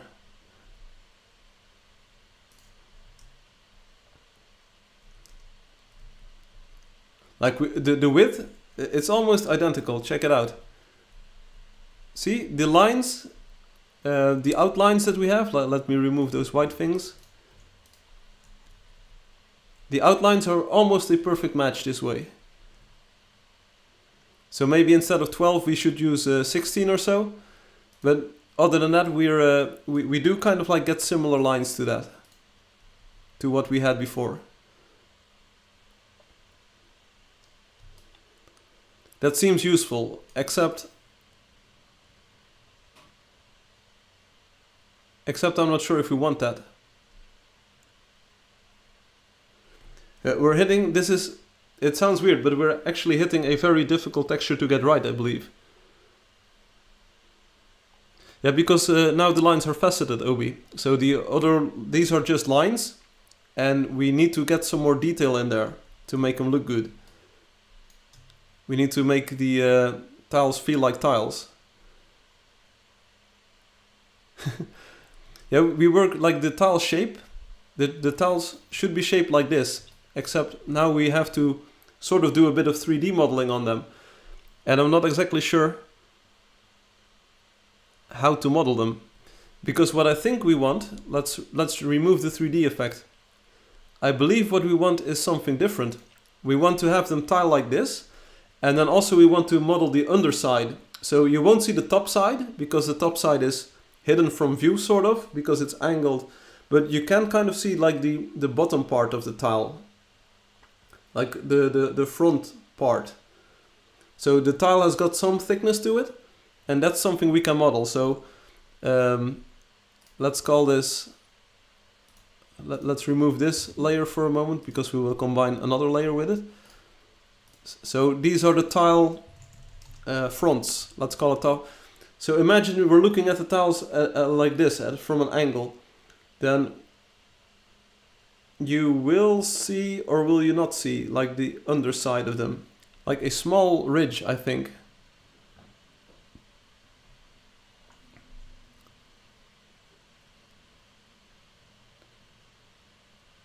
Like imagine it like this or so.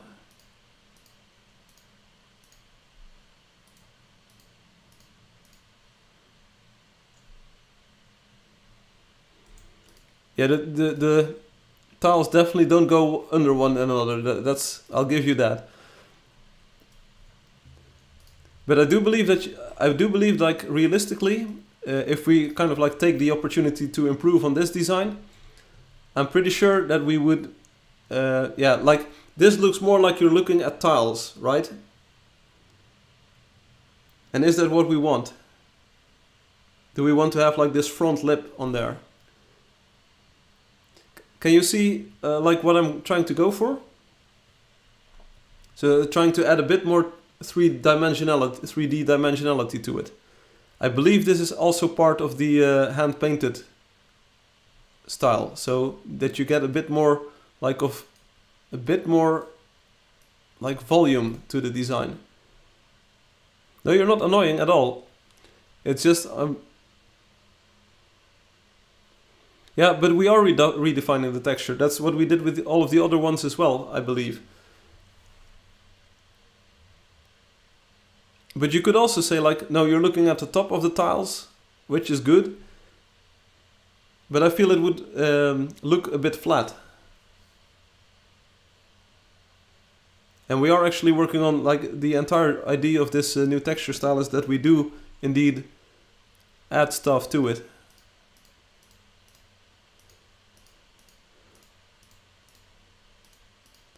And unfortunately, I don't have the hand-painted style texture with me here. Otherwise, we could take a look at what that looks like, because we can take some liberties, I believe.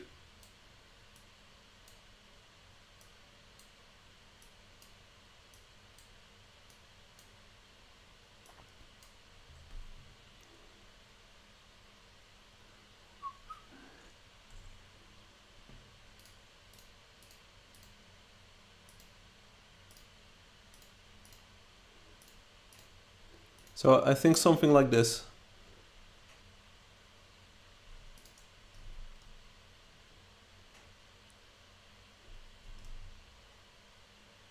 Yeah, we will be using the same lines. All will become clear very soon, hopefully.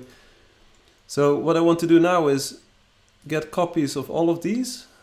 All of this stuff. Lock these up. New layer. Get them in there. So, and now we kind of like want to use our paint bucket on this. And we just remove all of the stuff. How do we do that? Like this. Boom. Or we could use this for a... Okay, so this is kind of like the framework that we're working with. It does feel like just looking at it at a smaller size, it does feel like we have something that resembles the original. Still, very much. And they are angled. Let's select the entire paint group then. Come on. Okay. So it feels like these center parts should always look like this. And then like the sides, they are angled just slightly, so we could probably do these parts like this, Just use one color for now. Then to the left side. Yeah, it's a real shame that these are thrown in together. So maybe we should use a bit more shading so that they're actually balanced.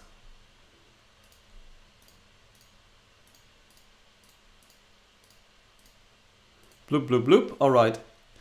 And now we have to determine, like, okay, so it's angled a bit towards us, and then this part is actually moving away from us like that. And I'm not sure if we actually have like a direction for that. Like the best we can do is like make it bottom out like this maybe.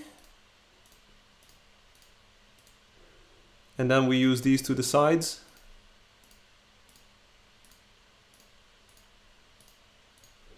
And then this one to the other side.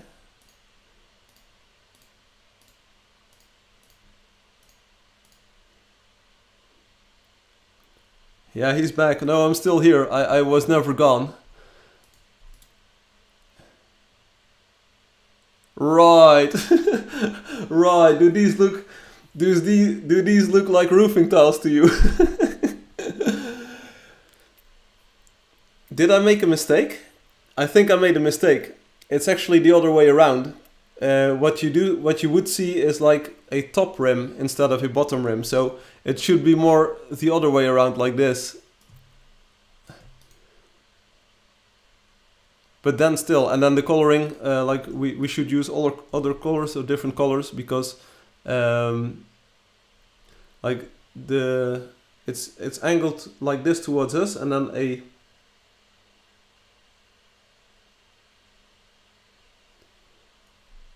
maybe this works. It's still very different. Yeah, okay. So what you want, Obi, is more of a two-pronged approach. So what you want is, let's just delete all of this stuff, paste it again.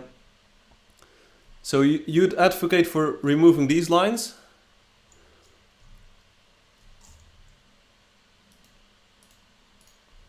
Oh. And then just shading them like this. Maybe that's the best approach. Maybe that's like the cleanest approach. In the original tiles, you actually see all 4 rims at once. True.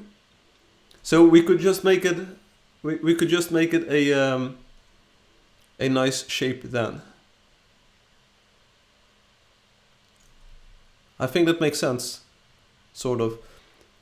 We could add more shading. Yeah. Okay. Yeah. I'm feeling it. I'm feeling it. I'm feeling it. I'm starting to feel it. I'm starting to feel it. I'm starting to feel it. So what we can do is add one more vertical division. So that you have like a nice side, and then we kind of like do it like this. Yeah, but we don't have the original lines. This is where you're mistaken. We don't have the original lines.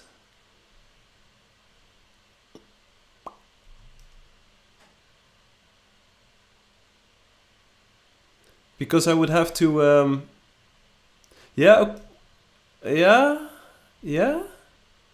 don't we have them? Don't you want some?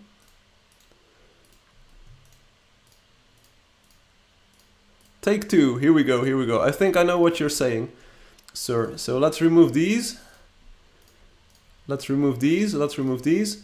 So we now kind of like made tiles with the highlight in the middle. Yeah, no, seriously, I think I understand you. We expand the appearance of these, like all of them.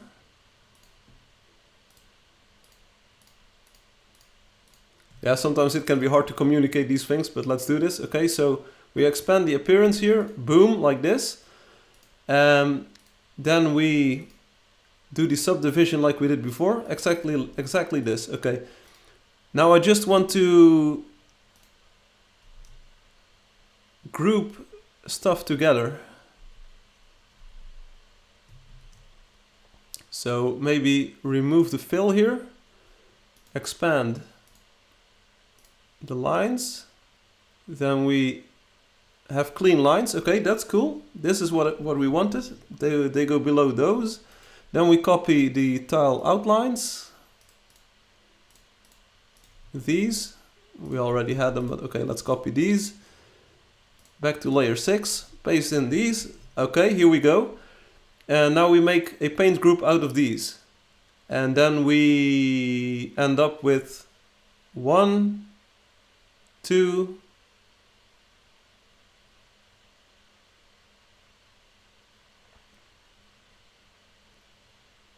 1, 2, 3, 4, 5, 6, 7, 8, 9. 9 portions for each tile. So let's outline these, make it transparent, go into the paint bucket. Here we go. We kind of deduced that the center part should be angled towards us slightly.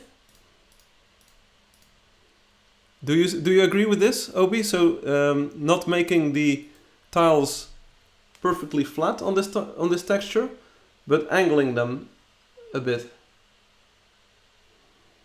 Does that make sense? So maybe we should go with the like the semi-slanted idea, like this. And then we can make them pillow outwards like this.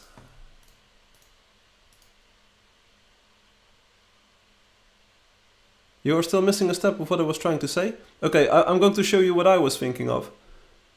Because I think this is a way to go. I'm almost done already. So like this. And then we can say, okay, these portions are actually even more to the side. Like this. Boop. Boop.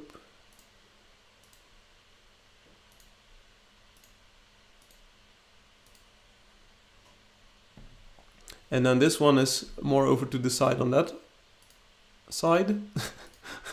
Allow myself to introduce myself.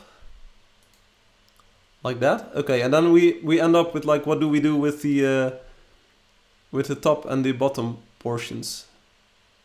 We could keep them like the same, so we could fill them like this. Let's remove the outline for a moment.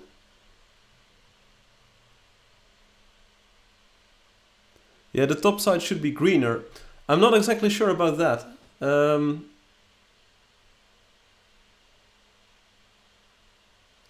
We can take a look at what this looks like in the game. So maybe that's an idea. The bottom more purple, okay.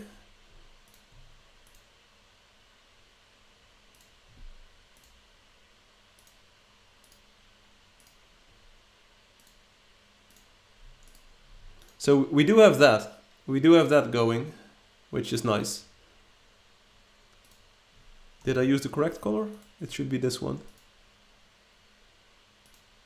Yeah, I think that's the correct one.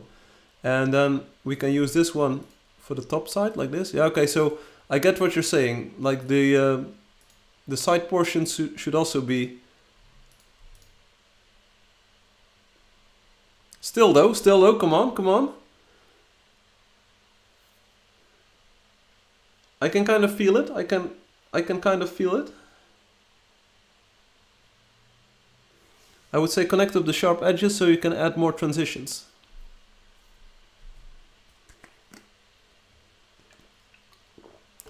In a way, I'm pretty comfortable with what this looks like already. It's already better, but it could be improved. Let's first take a look at what this looks like. That's something I learned a long time ago. Let's just load this in and see what happens. We're going to add it to our texture sheet. So we're going to add the roofing tile variations like this. Completely different shading, so hopefully this will look good. Maybe we have to revert to actually having a more flat style. I'm not exactly sure, but like we tried something. That's something, because it feels like these tiles are in perspective. But maybe we're completely wrong. That's also a possibility. So alright, that's the normal. Now onto the albedo. The albedo should be simple. It's just the outlines of the tiles in white. So let's see where we get those from. Yeah, exactly this. And then we just remove everything. Remove all the things.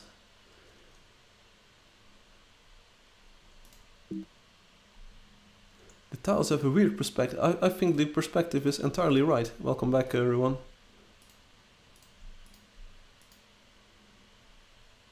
Delete selection.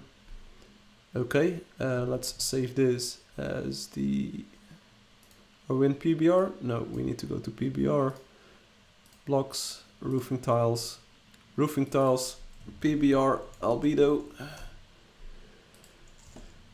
Right, so I would be a fan for removing, because this is basically ambient occlusion that's being faked.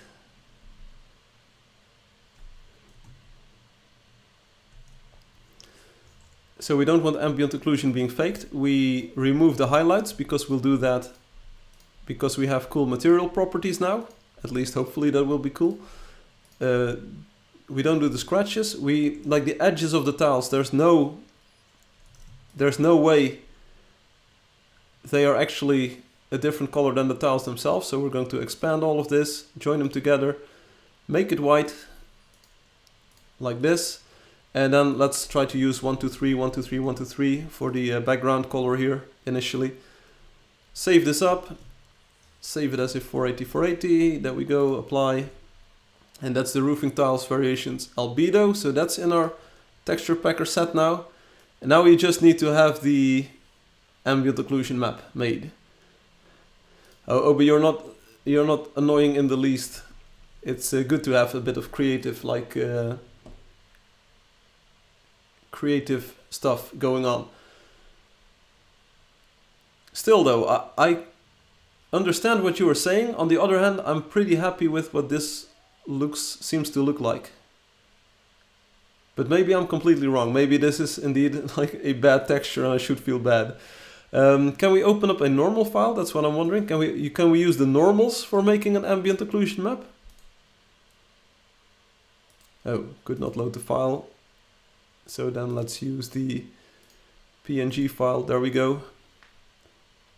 Okay, so it kind of made a displacement map out of that. But can we extract ambient occlusion from that? Yeah, this is not what we want. That's not what we want. I know enough. We're going to save the normal file as the displacement. And we're going to have to draw that as well. No, Obi, don't worry about it. Don't worry about it. It's exactly what I wanted. Like, if I don't want people to comment on what I'm doing, I wouldn't be live streaming here now, would I? So let's use 222 or 2189. Wait, like this is the background. The background is way below these tiles because the tiles are actually angled, so that's not a problem. Then we select all of the portions that are in the center, or do we have to go back to our thing? Yeah, okay, so this is actually the top part of the tile. This is the highest piece of the tile. That's what I think all can agree on. Now you could say like, what's up with the rim? What's up with these rims? Like, how far is everything away? So let's go to 247, 247, 247. Let's make it a bit subtle. So the sides of the tiles, like this. Yeah, it's maybe too subtle, given the background. 239.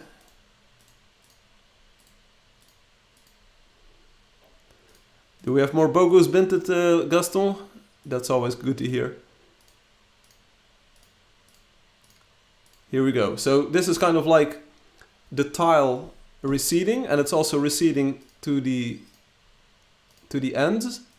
I'm just freestyling here, right? And this is what Obi meant, like, you need more detail in the side parts. And maybe Obi was exactly right, but hey, I'm young and I'm trying something. And then we recess the sides even further. Check it out. So now that you can see the value instead of the normal map, does it still feel like roofing tiles, Obi? Or anyone else for that matter, Gaston or Ruan? Do these feel like the roofing tiles? I think they feel like the roofing tiles.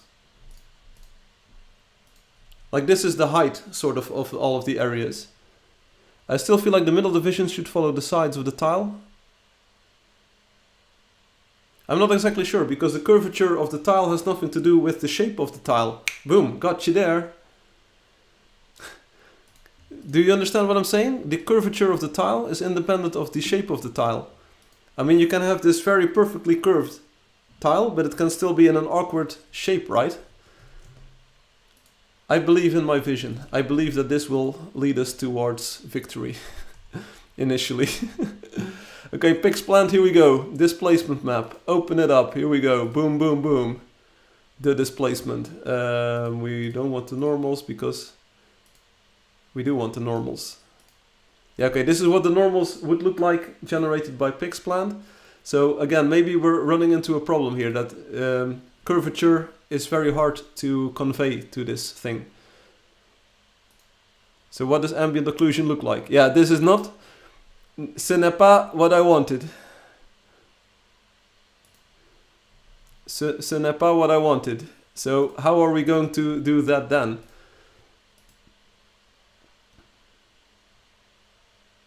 Like, I know a way to do it. I kind of know a way. But it's not pretty. But like what I would use is, okay, so let's imagine we do it differently. We set the base height of all of the tiles. Let's set it to what was good? What did we use? 222, 222, 222. Okay, so this is the base of the tile. We use the mesh tool. This is going to be, because we're making a displacement map. We're not making a tile for in the game. So let's add a mesh like this.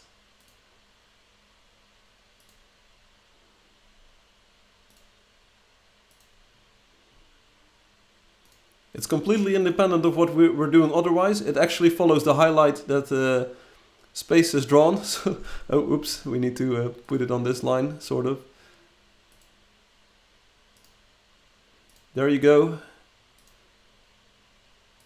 And now we're just going to pretend that this is like the height of the tiles. It actually looks pretty good, right?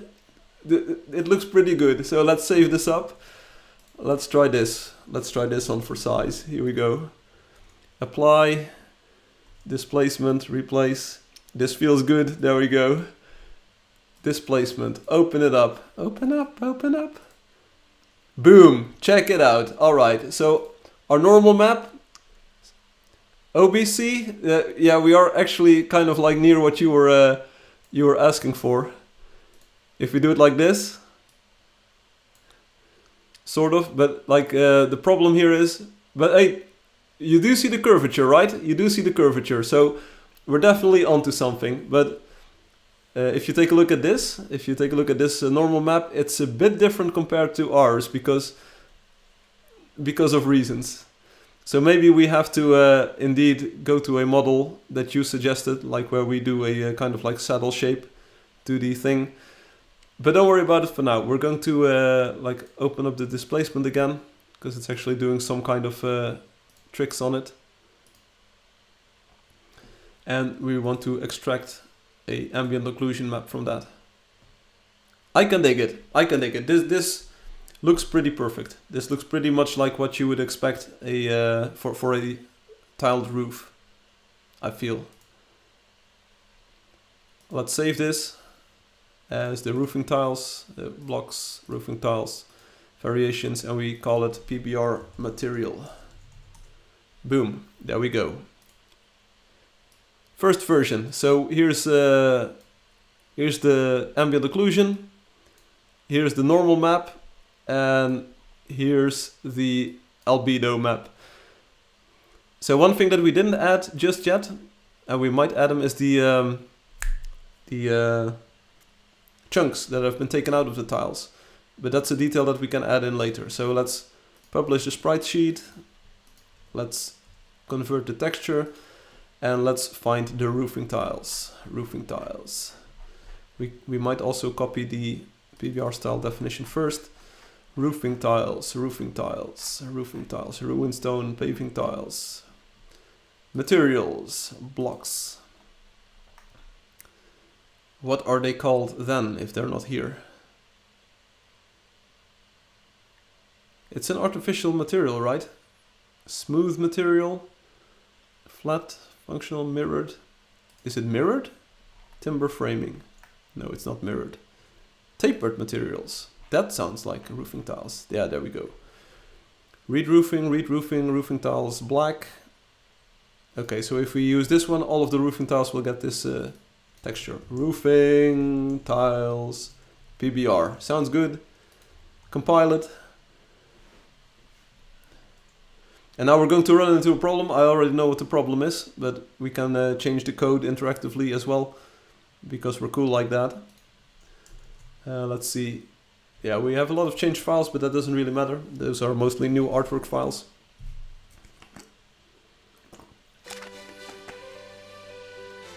Oh, no time to waste. Let's go. Okay, first impression. It definitely looks like the shape.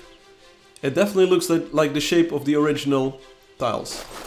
Like, I'm not complaining. It definitely looks like the shape of the original tiles. They are very shiny, so you can see a lot of light being reflected by them. I can live with that. I'm not really bothered by that. Okay, so here's the problem. Like, these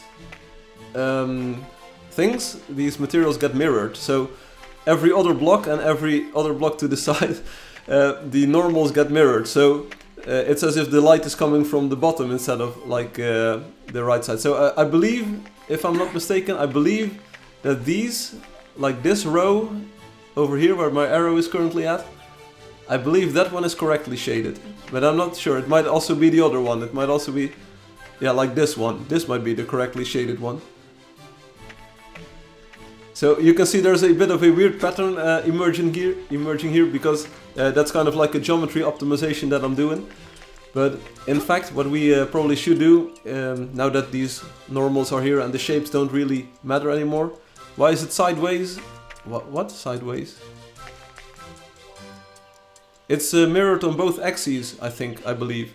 So if you take a look at this point, where my cursor is right now, like all of the tiles around this point are mirrored, like vertically and horizontally.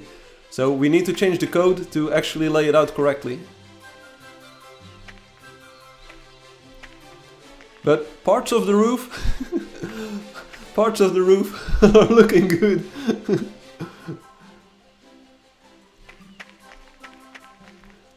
Parts of the roof are looking good. So what we need to do for this is to like update the meshing for the roofing tiles to only use one orientation. It's a bit of a change. Like every roof has this. See this? Every roof is has got the same problem. It's half good. It's actually a quarter good. It looks like solar panels. We now have solar panels in Angel Dust. Ruan, you wanted new textures, so we now have solar panels. We did it. Pack it up, boys. We have solar panels in the game now. This is without color, yes, indeed. These are the gray ones. So in the inventory, we can open up the blue ones. Here we go. So check it out. These are the blue ones, and we can actually move towards a light source like this. Hey, what's up? What's up? So you can kind of like get a feel for the shading. We can also place them, of course. Like here you can also see that the normals get mirrored, so that's something that we kind of like have to take into account in the future. We also have this, the pyramid. Yo, a new block. They are very shiny, you might have already deduced this. The part under the tiles is very reflective. Yeah, the tiles themselves are very reflective too, but it's pretty hard to gauge at the moment.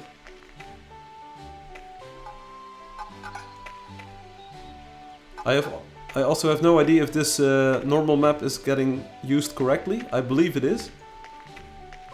So you do see the light kind of like shine from the sides. The pyramid is actually pretty good, yeah, I believe so too. The stairs, yeah, the stairs are stairs? La la la la la. This one actually reflects the light pretty well, I believe. Except maybe we have some mirroring going on that one. Not exactly sure. Let's see, so they are mirrored, but that might also mean that the normal map is being applied correctly. So because this one is angled that way and that one is angled that way, something to be seen. So the question becomes, like, is this... yeah, so you can definitely see that the reflective part underneath is very reflective indeed. I kind of agree. So the blue can't get much bluer, but the dark blue can get much bluer, and that's what we're seeing here. And like here, the normal map is reversed, I believe, because this should be pointing the other way around. Maybe if we place another one. Yeah, you can see that the skybox is inverted in these. So a bit of work to be done there. On the other hand, I like the texture. I like what this looks like. So maybe we should just go in game, see what we see there. So see if we can find some places where we use these blocks. I had kind of hoped that this roof would be that block, but it isn't. Also, the sides of the roof were gone. Don't worry about it. Wonder. Sans revoir. Did you use roofing tiles anywhere, Ruan? Like anywhere at all? We do see the wood. The wood is looking good. Like, hello? How are you? Pelly? How are you doing? Welcome to the town hall. No problem.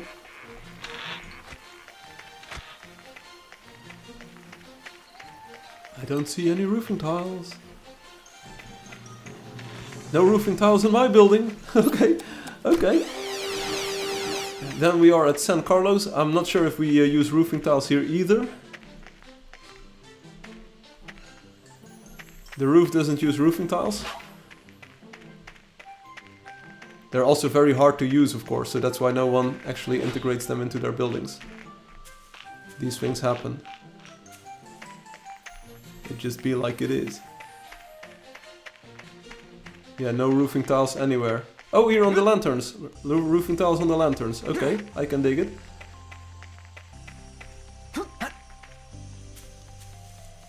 So we're sort of doing things correctly, but also I believe we're doing some things like not correctly, like incorrectly. That's the word. So, what's our biggest problem? I think the displacement map is perfectly fine. I think it is a bit of like pillow shading, but I can live with that. Don't worry about this. The albedo is probably also fine, or is fine too. Maybe we can make it a bit darker, the background. So let's say 99 or so. Like this. So let's save this one. But the biggest problem is the normal map. So we could already see in the PixPlant example, or like a reference, or like the generated one, that our colors are a bit off because we are actually angling them. So let's not angle them. Let's say players will have them angled when they are angled. So it's actually weird to pre-angle them in the map. So let's make these parts upright, and then we can, I hope these are the correct ones for proper left and right. So let's make these point to the left and make this part point to the right. I really need to get that correctly sampled thing going. And now we kind of run into the problem that Obi meant. What Obi was hinting at. So let's just do it like this for now. But you could say like, okay, you actually want 9 directions in the entire map. I can understand, I can dig it. On the other hand, maybe this just adds a bit of flair to the design. Now you need to subdivide the rims. I don't need anything. But you can see some of the greens coming in now. We're just shifting things around a bit. And like overall, if you take a look at the coloring, it definitely feels more balanced. I think I missed 2 parts. Like this. So yeah, definitely something to be said, like, okay, the colors need to be even different and you need to subdivide them into more pieces. Sure, we're going to see what this looks like. Is it updated? Is it updated? Yes. Publish. Convert. This is what I was talking about. Yeah. Yup. Oh, no time to waste. Let's go. Yupperino. Okay, things are looking even more funky now. Not exactly sure why, but we're going to take a look. So remember, these are very glossy, right? So they're very glossy. Which one is shaded correctly? Tell me. Not this one, I believe. This one, I believe. Is this? No. This one? This one might be shaded correctly. But it's very glossy. It is very glossy. And there's like definitely a huge rim on there if we're talking about rims. Let's take one in our hands here.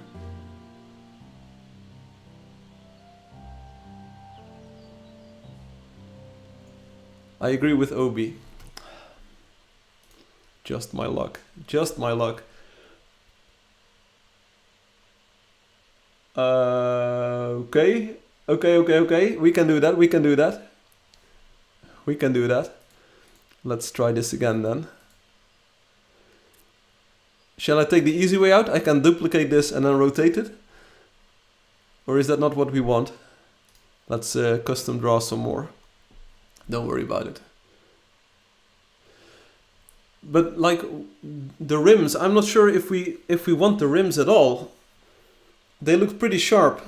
I feel it's like a very weird detail to have in these textures. Don't we just want like roofing tiles to be? Yeah, a rim is, yeah. Let's see. So we're going to pretend that all of these are like angled to all of the sides, right? We're going to pretend that they're angled towards all of the sides. So it's more of a hub sort of, instead of like a half pipe.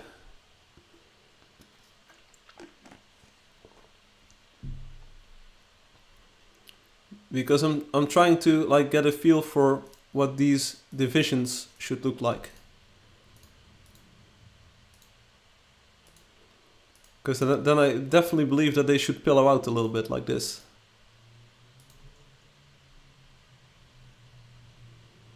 Yeah, I respect everyone. Don't worry. Mucho respect for everyone. Like we can do one a bit differently, like this. And then we pillow out a bit more on this one.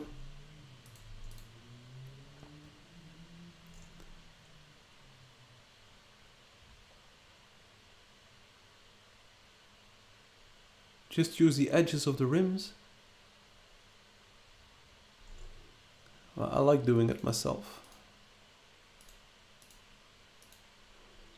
It just adds a bit of spice to the entire thing.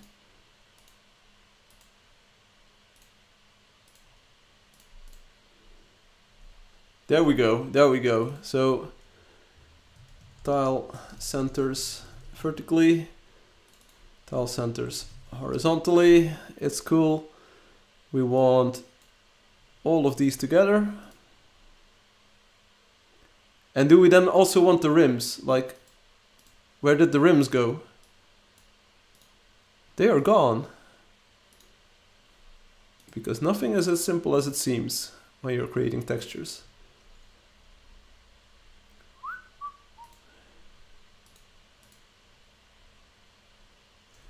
Do do do do do do do do do do do do do.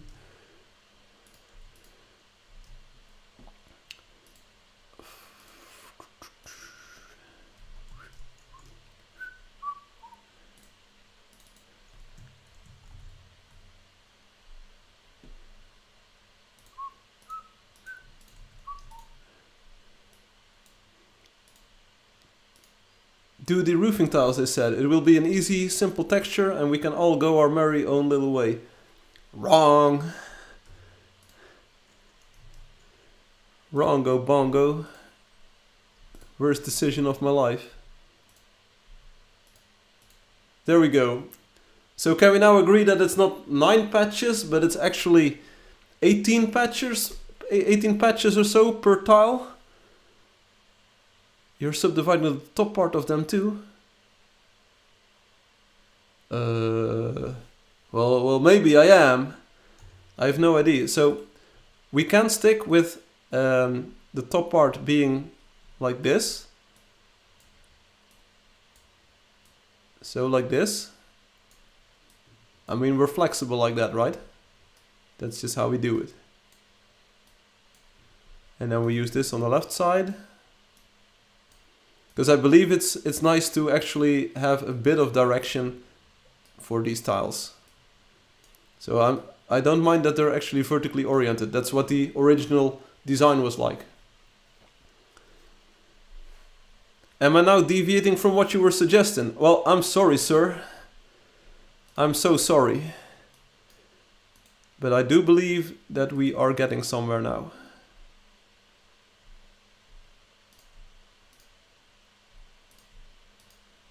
Like this is what you wanted, right? It's all you ever wanted.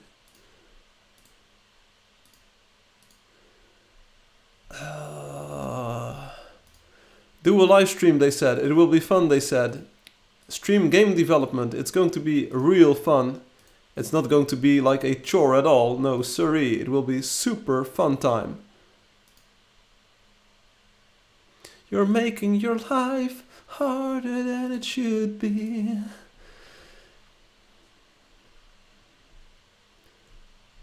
Just tell me, Obi, am I doing what you wanted me to do, or is this like super duper wrong?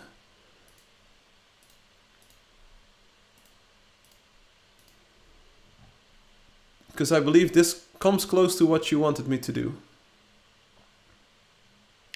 Did I use this color? I didn't. Did I use this color? No, I didn't.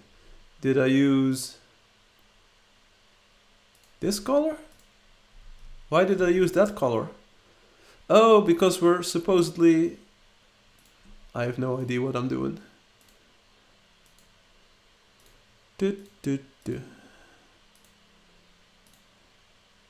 Okay, looking good, looking good. Then for this we use this. Yeah, right, so that's 1, 2 over, 1, 2 over. And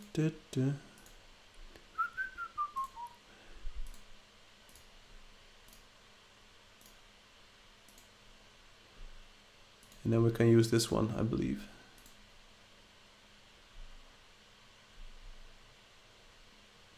You could say like we want to use this one. But nah, let's go with this one for now. Oh, oops. Okay, and now we just need the bottom side. But there's no way that can be correct. This is not correct. This is incorrect, in fact. It's got to be this one.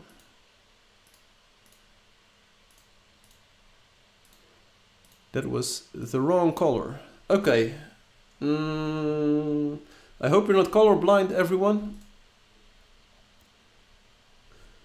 Do these look similar to you? I mean, I will respect Robotic and will respect Spaces Green with these textures.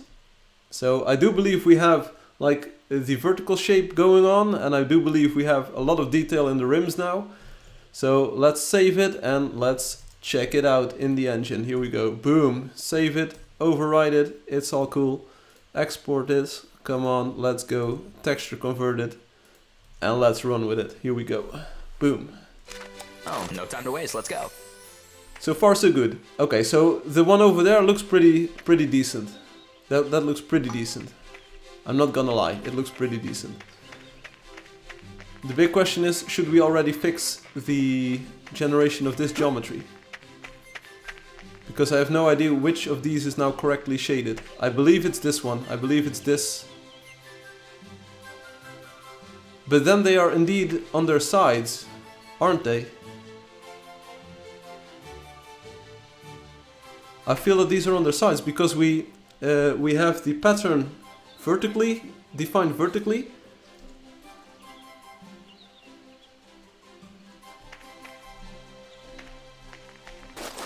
I feel they're shaded incorrectly, or they're textured incorrectly.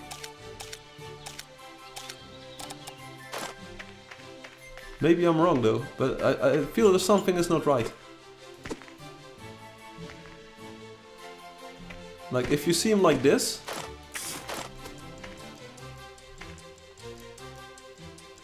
ignore for a fact that they are mirrored. But I believe if we take a look at the shape of our tiles,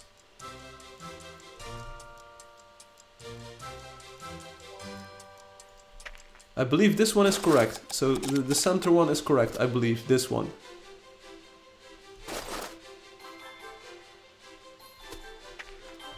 Are you being banned? Are you getting banned, Obi? So I mean, they are shiny. That's what we want them to be. They are shiny. But I do believe this block is textured correctly. But if I take a look, like this one is mirrored vertically then. Or is this one correctly textured? So the problem with these blocks is that you can never be sure, but they mirror, and mirroring doesn't work in this, like with the normals. Because you can't just flip a normal map and expect it to behave the same way. So I kind of like the shading on them, the shading looks good. I believe we have a properly defined normal now. But it doesn't look good just yet in the game. Okay. It got it. How do I, what do I do with that?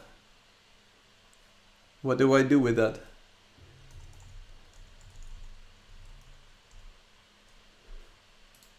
I hope I'm not getting hacked here. 404. 404. It didn't. It didn't work. Didn't work.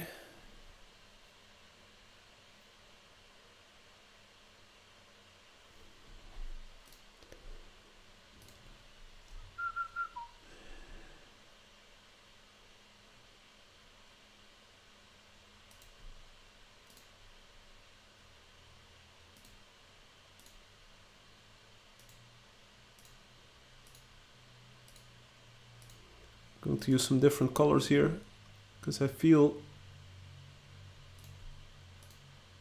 some of these parts should be differently colored. Oh,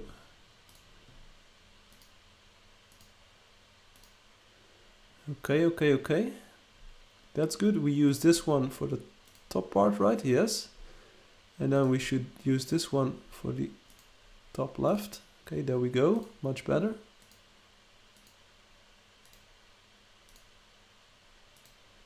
And then we use this one for top right.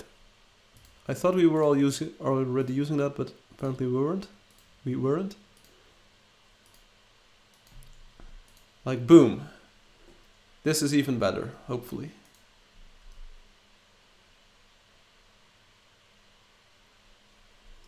Yeah, I copied it. I copied it verbatim. It doesn't work. I used imgur.com and then /a/ whatever you gave me. Are you sure you actually added all of the letters in there? It says 404.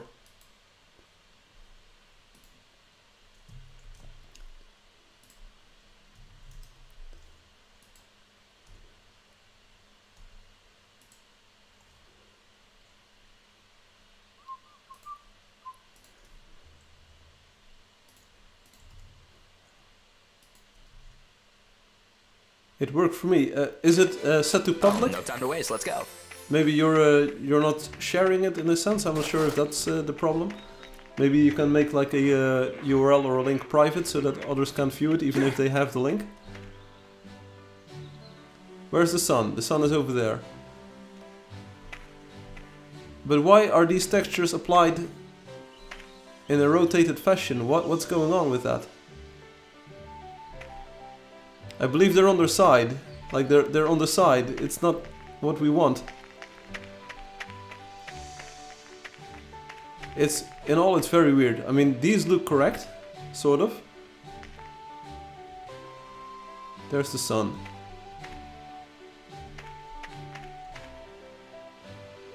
No clue. It should work. Well, it isn't, and you can check like the link. It's over here. Check it out. I can remove this slash.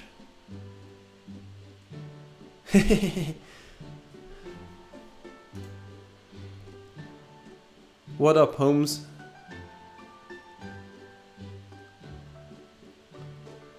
What? Huh? What am I looking at?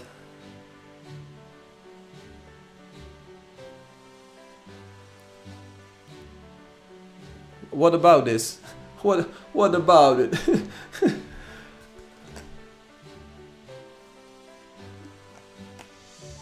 The red lines are what I'm suggesting.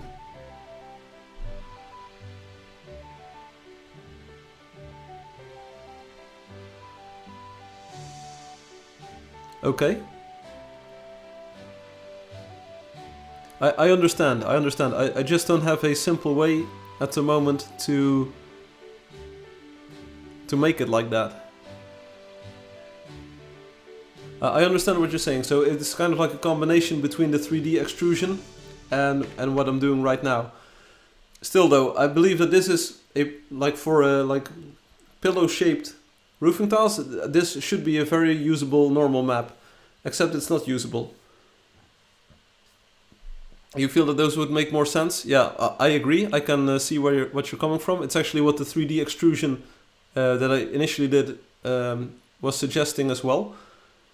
On the other hand, I'm a bit baffled as to why things are looking the way they are, because it's weird. So let's open up, let's do a bit of coding here. So let's open up the tapered block mesher, sure.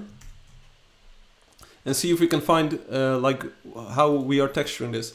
So I kind of want to close out all of my texture tools for today. Let's say okay, we tried a few things. Hand painting them is definitely the way to go. So that's cool.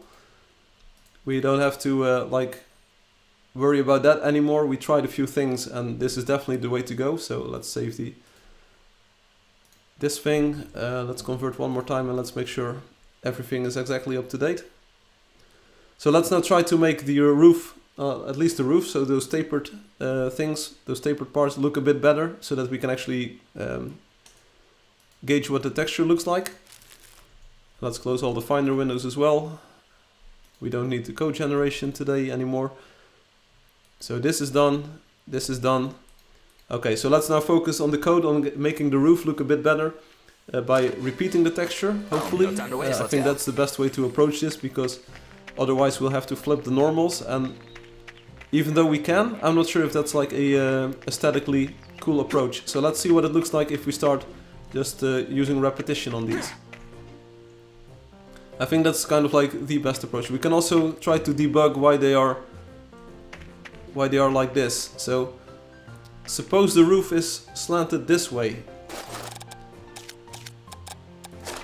Maybe there's a very valid reason, but we should probably then rewrite the block mesher to support the style we're using now. Okay.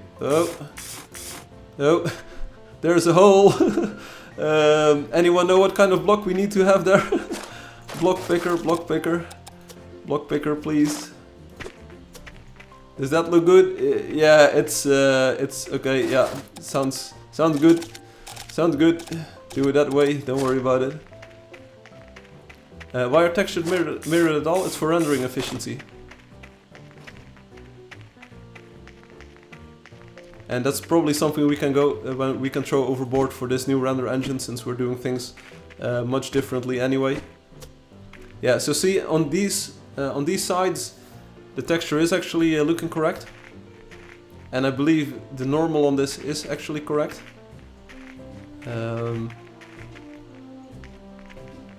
I believe this is the lamp reflecting, and I believe the top like the top edge is the sun. And here it is like oriented the wrong way. You can see. The thing is, the textures were designed, like the original textures are designed to kind of like mitigate this. That's why this is a 3x3 thing instead of a maybe 2x3 or 3x2, because then you would instantly notice. So most of these tapered blocks, they are kind of like similar in style, or they just abuse the texture like this. So cinder blocks probably have the same problem, but we haven't seen any slanted cinder blocks just yet. Like here, see? The cinder blocks can take on this configuration as well. So that's definitely something that can be improved. I'm not sure if we can like fix it interactively, because this might be a bit of like dank code that's like we are making faces here and we are adding quads, and I'm not sure if we're doing texture rotation in this part. Like, do I want to start debugging this here? Nicely slope the quad if we cross levels from a single corner. Like, am I going to debug this or like right now? We're kind of looking for the place where we set up texture coordinates, and I believe we do that. We might do that in the beginning here. So let's see. A mesh decal. It's a lot of ifs, yeah, but. So here we have our material. We get our material textures from somewhere. Render a bottom face. Okay, add quad. Get or create vertex. And yeah, probably get or create vertex sets up the texture coordinates. Yeah, there we go. Set up texture coordinates. And we have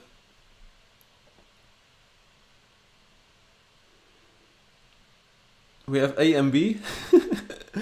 Okay, I can dig it. It's something that we have to look into. So the quickest hack I can imagine, the quickest hack I can come up with here is we're adding these quads here, and like here we are doing add quad, and we are getting or creating vertices.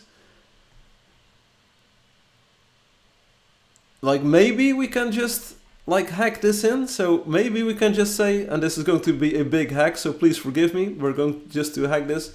Let's just override everything. Vertex LT, LT, set, okay, dot vertex, model vertex. Sir, what do you have? A model vertex, okay, set, nope.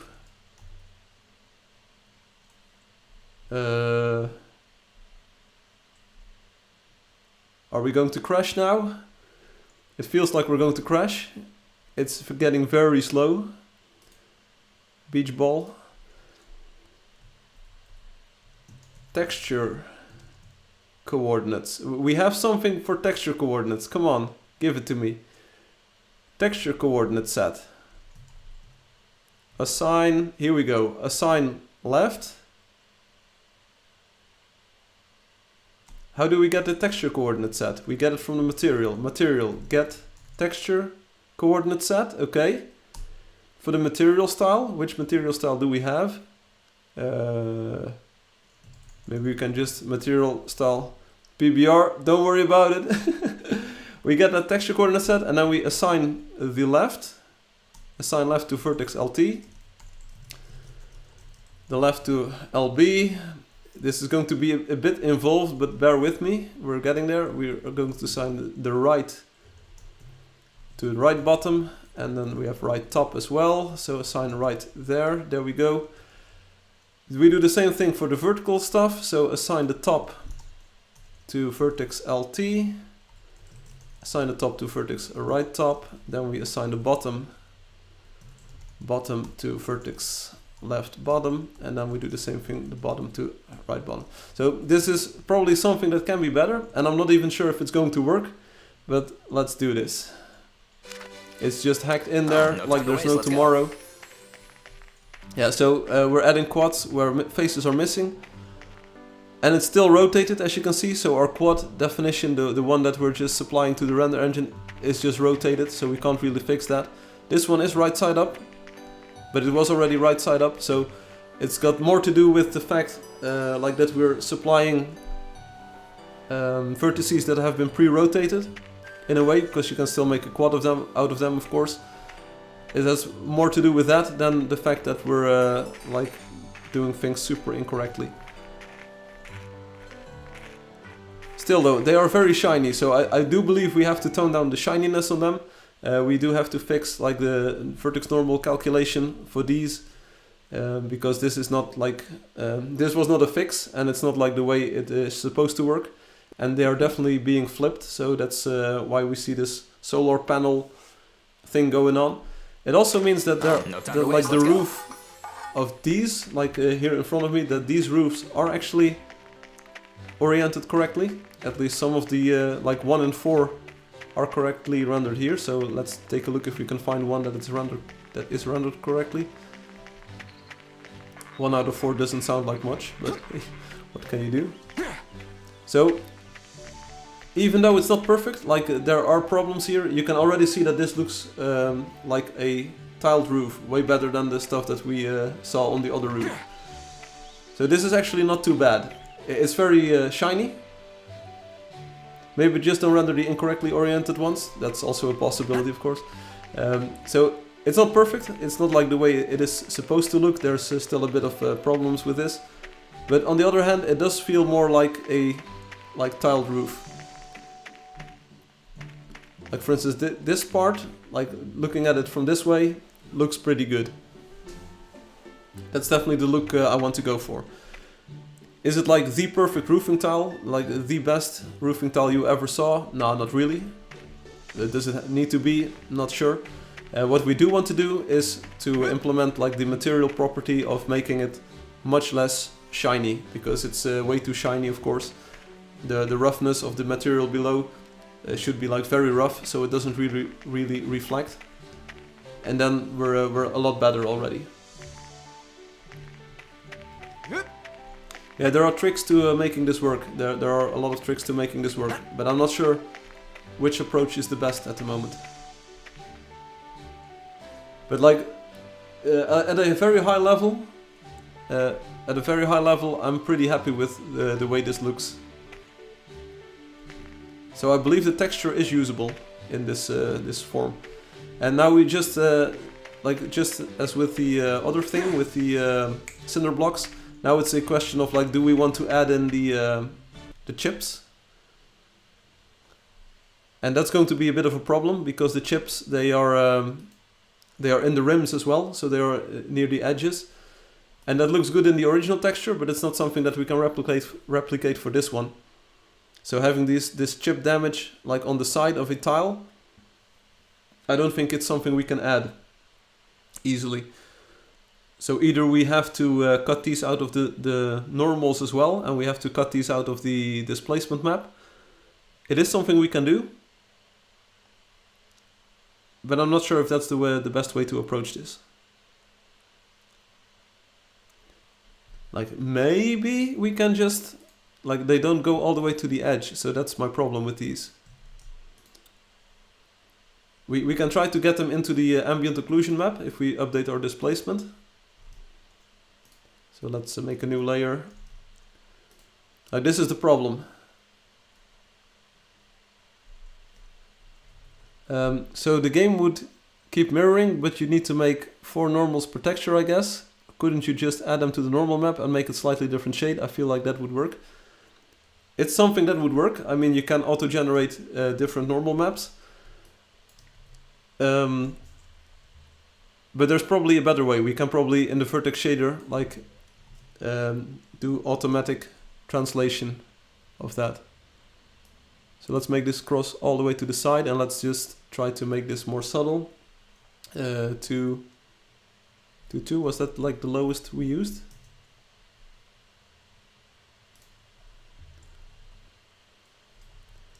Like we can try to do it like this, and then maybe multiply, and then we make it brighter. 247, 247, 247. 250, 250, 250. Just very subtle, a few bumps in here, and we just add it to the ambient occlusion, that's all. We don't do it for the other channels.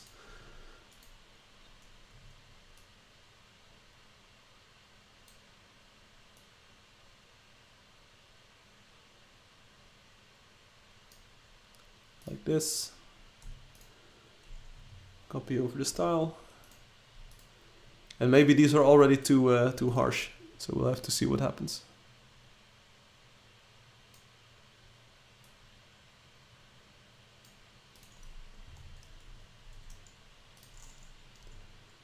Copy that one over. So you almost don't see him. I'm inclined to make him way darker, but I also have the experience of it becoming too dark very quickly. Why is extending to the edge needed? Because that's the actual shape. Otherwise they are like halfway in the rim and halfway on the... I mean, you could do it. It's not like a necessity, but I think this will look a bit cleaner so that it's actually all the way throughout the tile. It's not just something that's halfway in the edge or something. That's not really realistic or anything. Displacement. Open up the roofing displacement. There we go. Boom. Extract. Ambient occlusion. Like already very dark. Very dark. Very dark.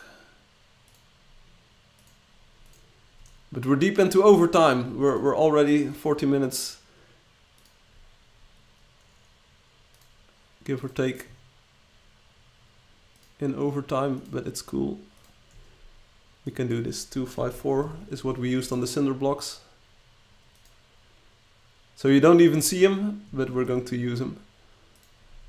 480, apply, scale this, displace this, open this, extract this. Okay, yeah, I see him. I see him. It's a bit more subtle now, but that's because of the rest being so dark. So maybe try one more time. Why are we even doing this? Select the same fill color. So what was it? 250 was too dark. So let's go 253 then. Don't worry about it. It's just a teeny tiny detail that no one is actually ever going to notice, or at least we will notice. And maybe it's too dark already. Too dank. But it's all good. Okay, okay, this is acceptable. This is acceptable. I can live with this. Save as roofing tile material. There we go. Yeah, I want to overwrite. Boom. Texture packet. Regular. Publish. Oh, and then we have to convert it one more time. Okay. I closed up all of the programs. Never do that again. We learned our lesson. Open a terminal. Angel Dust, artwork, textures, PBR, game world, texture converter, regular 8255. It's entirely what we want. Oh, no time to waste. Let's go. The parts that no one notices are the best. Okay, so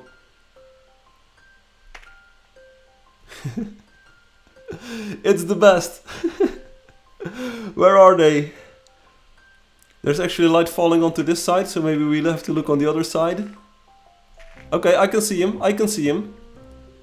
Let me get my pointy stick. There's a big box. There's a chip. There's a chip over here. And let's see. There's a chip on this. Yeah, okay. So it's cartoony, it's realistic.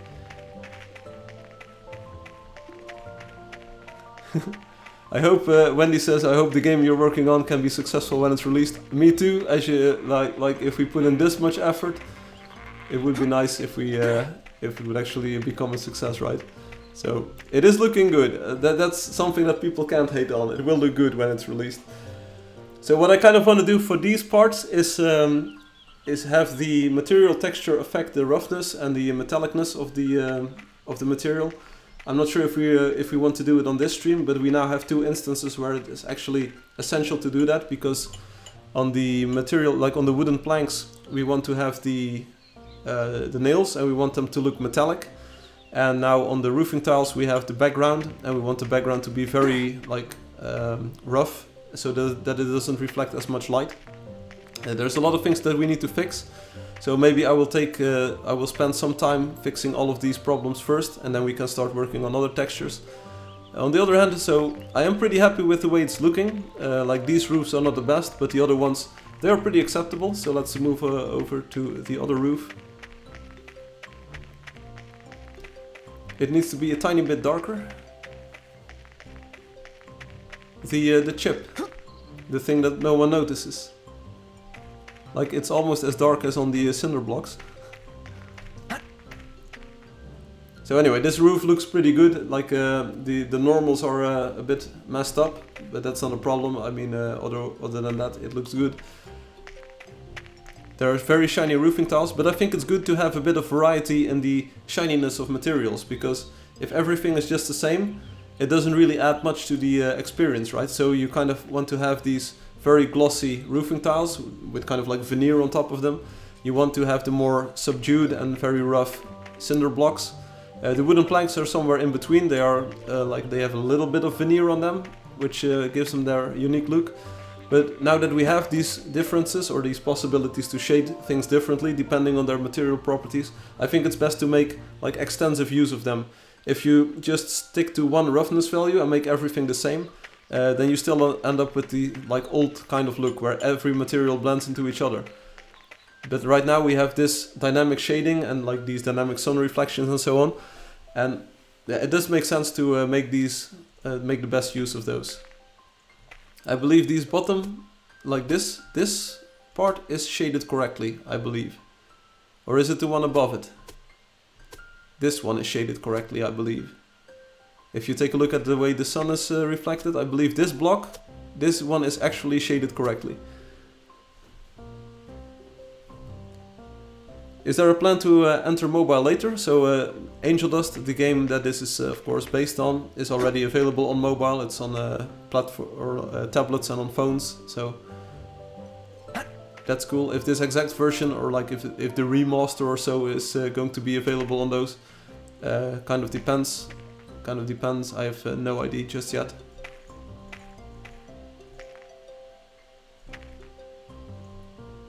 What would happen if you had chips in the normals and in the ambient occlusion map? We tried that for the cinder blocks and it looked like confetti. It's just a bit too harsh, so then the light suddenly reflects off of the chips, and it is a fun idea. The idea is fun, but it was a bit too harsh because I can't sample very subtle normals. You get this sort of confetti effect.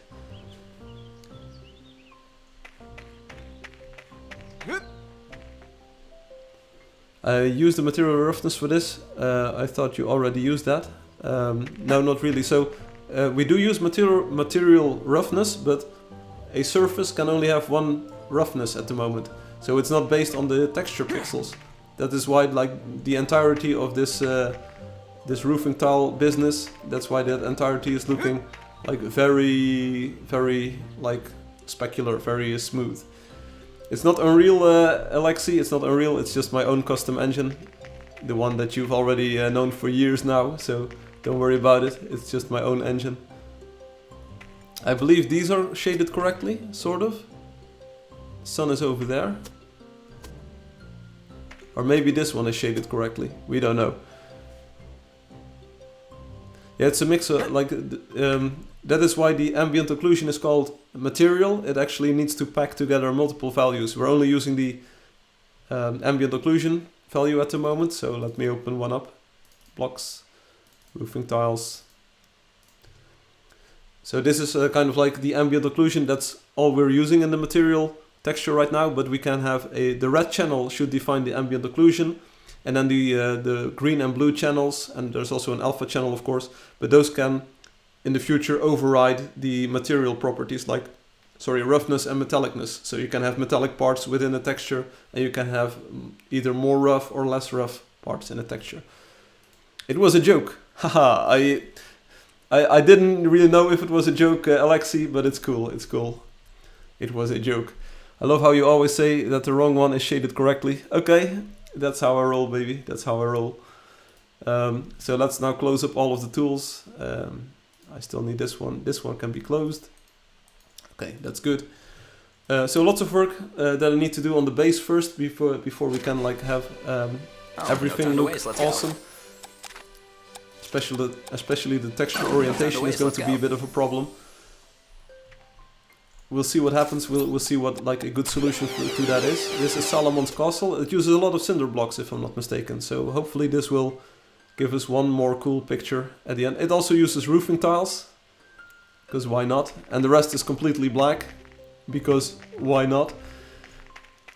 So things that I want to change for the next live stream are making sure that it does look good though. I mean, take a look at this wall of cinder blocks. It does look good. I believe in the shading. I believe that this is a look that you haven't seen much in other games before. It adds a lot of depth and like directionality to the lighting. It's good. So things that I want to fix are like these colors. I want materials without a texture to look untextured. So it would be much better if everything would be flatly colored, flatly shaded at least, so that it doesn't look green or purple or black like this. So that's not useful while testing. The tapered blocks definitely would be a huge improvement if we could make them look good, like from all sides and from all angles. It's something that I have to invest a lot of time in. And the other thing that I want to do is, so try and get a good sample image for normals. The one we're using right now, like the one that is was traced by Illustrator, that's not the way to go. It drops colors, and I'm not exactly sure if the other ones are actually correct. But still, we managed to get this far. I'm missing the chips on the cinder blocks. Yeah, so maybe we can get those back if we have a better sample image and it actually works in Illustrator. Other than that, okay, so definitely you can see that things are happening, right? And just take a look at the way that the cinder blocks react to the light now. They're very differently colored here than they are there, but there's light shining on them in those spots, and here it's actually just the sunlight. So this will allow us to tweak the lights a bit more, get the balance right. And you can sort of see that the roofing tiles are working on the roof in front of me, but there are some hacks in there, like during the geometry generation, there are hacks in there for the old engine, for the old texturing style, and they're still in here. But yeah, we can make it work, and maybe I can already put in some work in the like the roughness and metallic changes to make things look even better, and then we can start maybe even finalizing or thinking about finalizing textures. So if they look good, we'll keep them, and then we'll move on to the next texture. That would be the best part. So are these correct, Obi? Then which ones are correct here? Which ones are correct? The sun is over there. Is this one correct? It feels like it's correct. So this one is not correct, but this one then is correct. Yeah, the solution will be to remove mirroring, I feel. Or either we have to add to the engine, we have to explain to the engine how things should be mirrored. And I'm not exactly sure if you can just take a normal map and say like, okay, invert the values. I'm not sure if that makes sense. Because you want to flip it horizontally and you want to flip it along the y-axis. I don't think you want to flip it along the z-axis, but I can be wrong. So maybe it's just like an x and a y mirroring. I'm not exactly sure. But maybe like texture mirroring is the way to go, because that at least keeps the shading style. But then the roofing tiles will be aligned incorrectly, as you've seen. So we'd also need a mechanism for rotating normal maps, and we can do that, of course, and maybe that's already happening. But do we really want to rotate the tiles so that the shape, the orientation is different?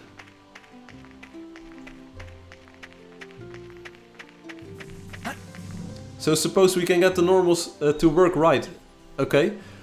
Is it then acceptable that some of the roofing tiles are oriented differently? So instead of being like pillowing vertically, they would pillow horizontally. Is that acceptable? Because then I can work on that.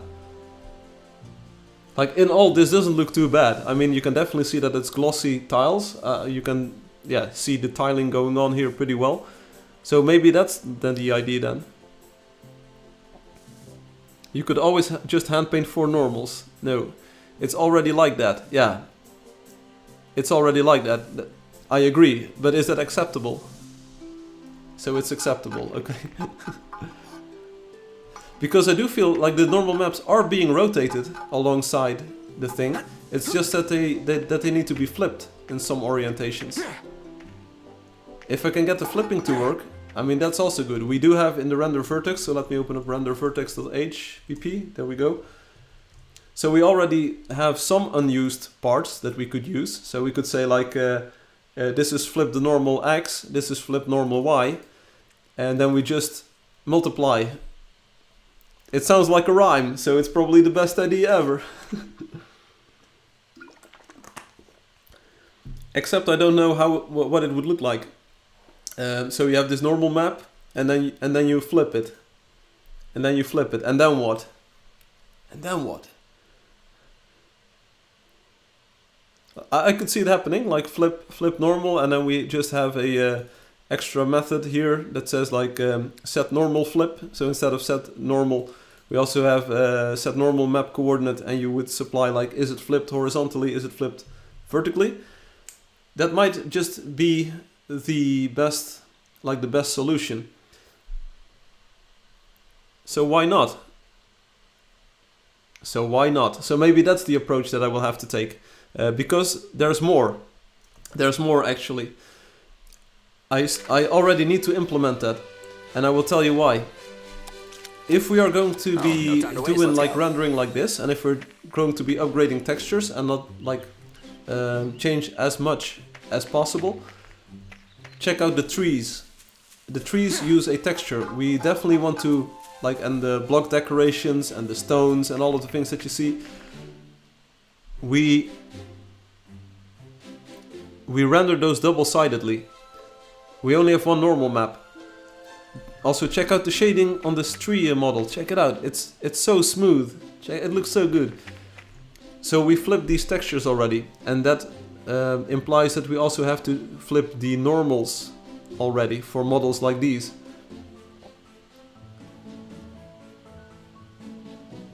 Then you cry because you need to flip the values. What? When you were changing the roofing tiles at the start?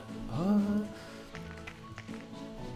So we do already need normal flipping, because it's going to be used in every tree model and in the flat panels and the block decorations. So we might look into 3D-fying those. On the other hand, there's a lot of builds that already use the current aesthetics for trees and for vegetation and for other things. So we can't really go off script too much there. So we can improve the looks of that. We can add normal mapping. We can add like all kinds of tricks to that based on the new material system. But we also still need the double-sided rendering, and that means that we need to be able to flip normals.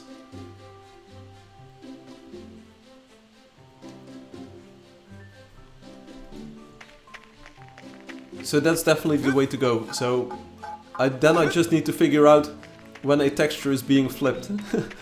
And it sounds easier than done, but like once we support flipping the textures, the normals, it's actually pretty good, because then we can do it.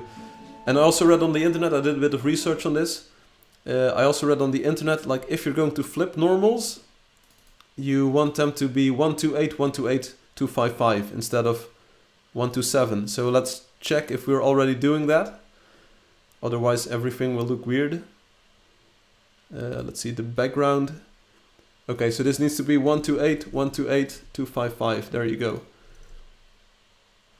And now we're good, apparently. Because otherwise, if you flip them, you run into problems with the value not being -1 exactly. So let's already upgrade this one. Cinder blocks, done. Roofing tiles. 128. Okay, the roofing tiles we already did correctly. And now the wooden planks. Dun dun dun. Excitement. The wooden planks were also already good. So, okay, we definitely learned something and did something correctly here. So yeah, I can definitely see this, like these becoming used for flipping the normal. And maybe we move one of these, like ambient occlusion factor, maybe we move that into here, because it's more to do with lighting. So this makes sense, like this, moving this to that slot. ambient occlusion factor, so we have all of the lighting properties together.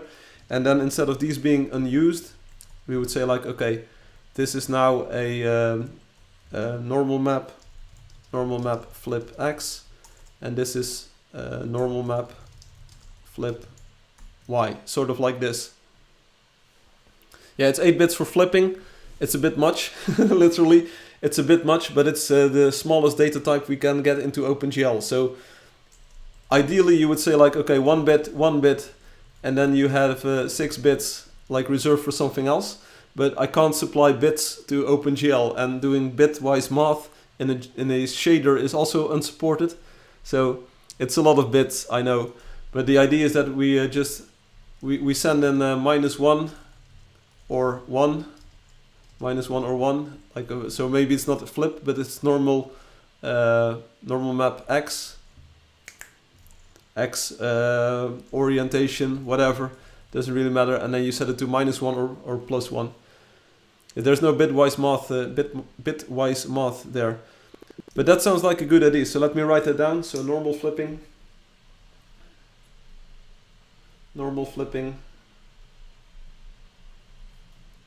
move ambient occlusion in vertex, HPP, the render vertex, and we want material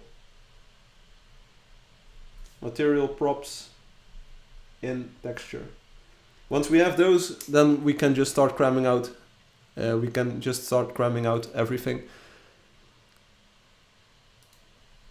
But that's the way I would do it. So move the ambient occlusion, move the normal map flipping there, and then we're still 4-byte aligned everywhere, and it makes sense. And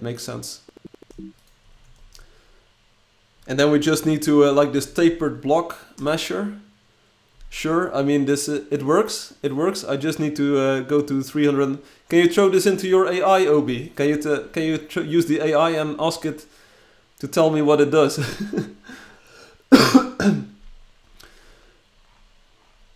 Because it's it evades me a little bit.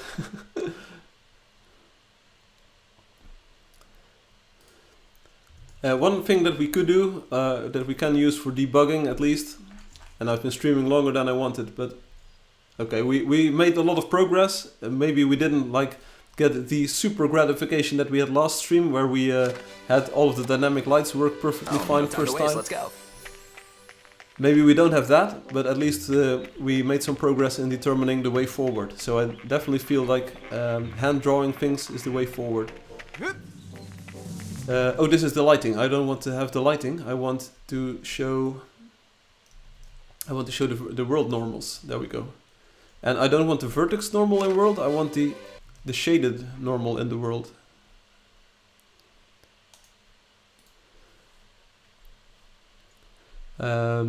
I think I would die if I got that much code. Okay, is there a way to do normals in this view? Yeah, check this out. Calculate normal, there we go. It's a function. Stop. I hope this works. Maybe it doesn't. Oh, no time to waste, let's go. It somewhat works. So you can see for untextured materials, you just get the vertex normal, sort of. I'm not exactly sure, this is probably not correct, because I feel this is Z down instead of Z up, but don't worry about it. But like you can see the normals being applied to all of this geometry at least. So that's pretty cool. If we had shaped cinder blocks, you would see these actually interpolate between values, so that's cool. Hey, in fact, it feels like the stairs are already being mirrored, so check this out. So the center portion, this already needs normal mirroring. See this? Because one set of stairs has got blue in the center, and the other set of stairs has got the light green in the center. So these normals are already incorrect. So either, like, on every layer of stairs, only one of these is correct. So, see, that's why this is useful for debugging. And here you can see, like, the mirroring going on, like, from the left to the right. So I do believe that the X mirroring here is correct, sort of, but the vertical flipping, like, everything is off. check out one of the corners where they get together. It's like the worst of both worlds, sort of. It's like incorrect on all axes. So this is something that we just need to dive in and find like the time to debug and make exactly right and make perfect. But once we've solved that, everything is looking fine and online. If you take a look at these, if you take a look at the cinder blocks and these roofing tiles, you can already see that the roofing tiles are mirrored. So the purple edge is to the right side here, while the cinder blocks have the purple edge to the top left side of them. So already this is mirrored. And that one is mirrored, so you can ask the question like, is any one of these correct? So this one is correct, check it out. So the dark green is on the bottom right of both big and small blocks. And then the blue is kind of near the top. So if we take a look at this wall is sort of the correct rendering. The planks are correct, the roofing tiles are correct, so this is the correctly oriented wall. It's something like out of a Top Gear episode. It's the correctly oriented wall for the modestly affordable car. So let's take a look at that wall in real life and see if that's the best. So now we know that this is mirrored, so this is actually incorrect. And you can see it, you can see the light. The trick here is that the lanterns are on opposite sides of the stairs. The mirroring is mirrored, or like the normals are mirrored exactly. Okay, so this side of the wall, this is rendered correctly. Now we just need to get some light on this. Let's enable time lapse and see what happens. Okay. Alright, it's looking good. It's a nice wall. It's a nice wall. Did you realize re-enable the random faces? No. And it looks like absolute trash. I will tell you that. It looks like trash.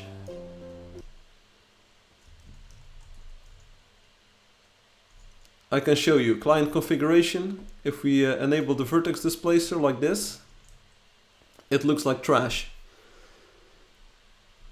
It's not what you want at all.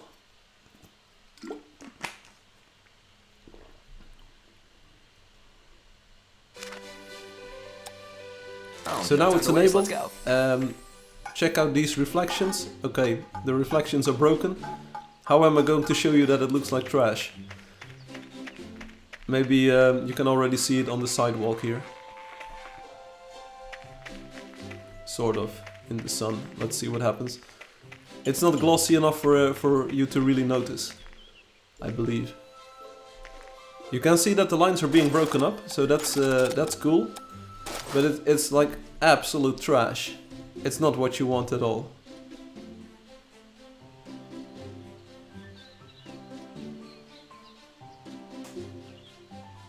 I don't see it.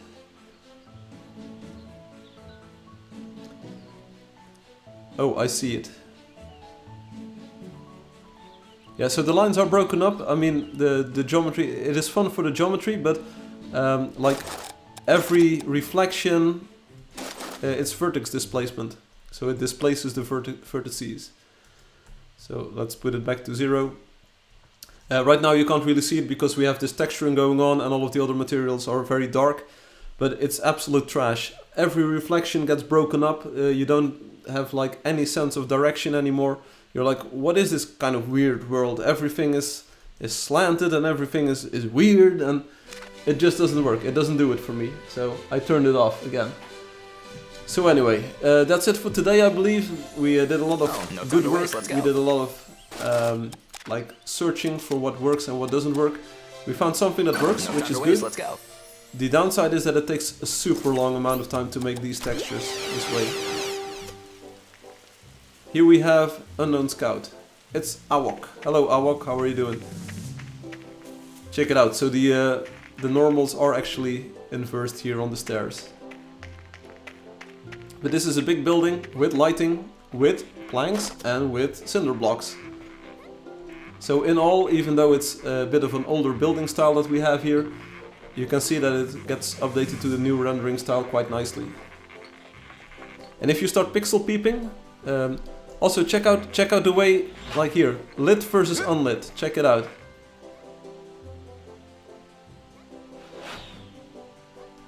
Lit versus unlit. See the difference? So I like it. For the cartoon style, I think this is like absolutely perfect. Unlit looks weird and flat. You look weird and flat. Dude. Oh wait! Oh wait! Wait.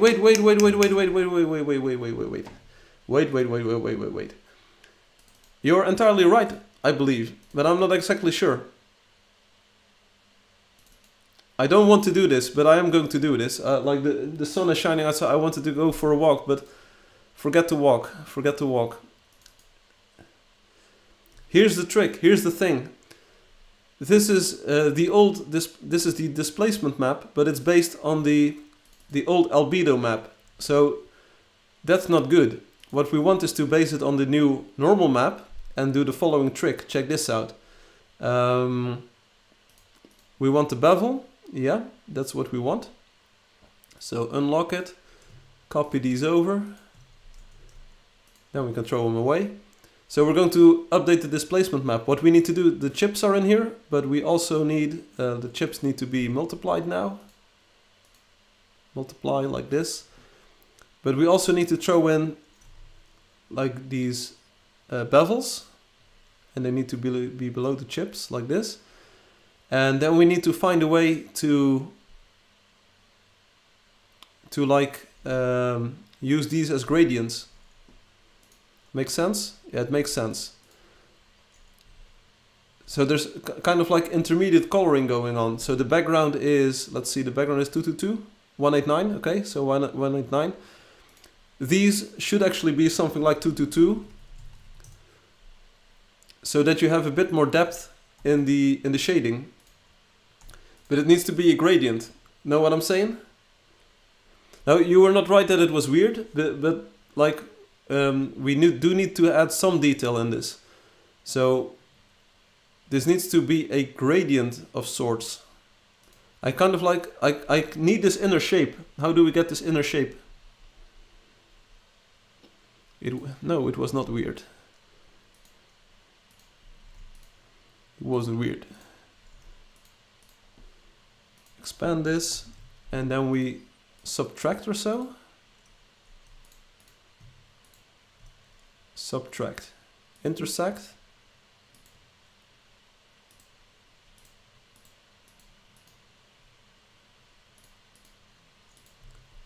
Sort of what I want, sort of not. Okay, so this to that, and now we need to morph it. I am Morphous. Do you think that's air you're breathing?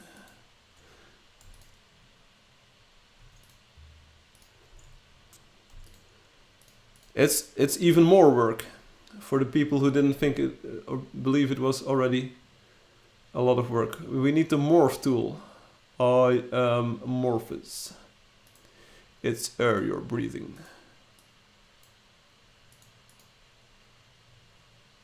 Hello? Blend tool, can we please work or something? Do I need another copy? I can make another copy, here you go. I have the big boy and I have the small boy, here we go. So the big boy is darker.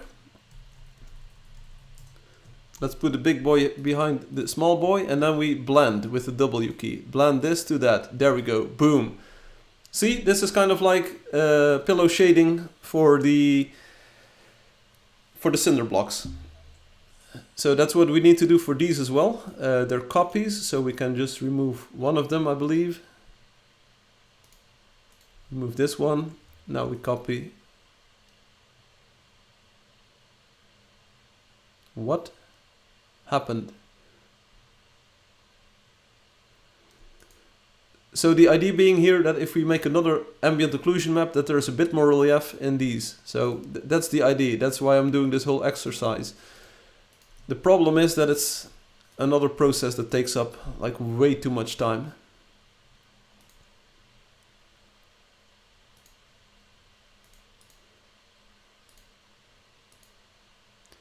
We don't have anything resembling the original shape of this anymore. RIP. So in the future, I would definitely make the normals first and then like do other things afterwards. So if this is a compound path, we can just release it. There we go. And then, oh, then we get the center. We're getting better at this. Move it up a bit. Remove this thing. There we go. Move it back down. Sorry, both of them. Move it back down. This is going to be 2, 2, 2. 2, 2, 2, 2, 2, 2, 2, 2. This is going to be white. This is going to be white. Then we morph it into that. There we go. Then we copy it, paste another one. Command Shift M -64D0. Okay, there we go. Boom, copied. Save this. Hope for the best. I have a sneaking suspicion that they are aligned incorrectly.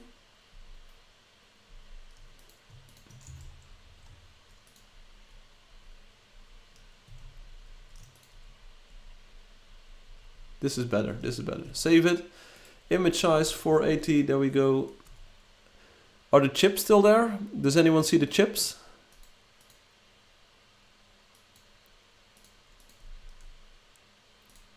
They're there, they're just invisible, but don't worry about it, it's all good.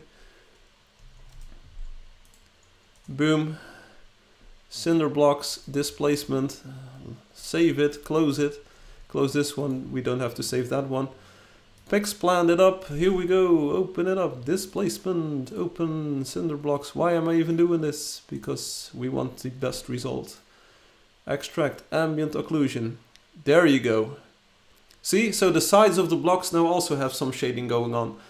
I'm not sure if I'm like a super fan of this. Like, is this realistic? Is there that much of a difference between the blocks moving into the mortar? And I believe that's unrealistic. So I believe that we have to lighten the background a little bit. So we had 222 for the other ones. So let's just go with like 214 so that they stick out a little bit above the mortar, but not too much. Try it. Try it. First, let's get them perfect. Displacement, open it up. Displacement, extract, ambient occlusion. Still very sharp, still very sharp. What happens if we just make it 2 to 2? What if we do blend them into the background?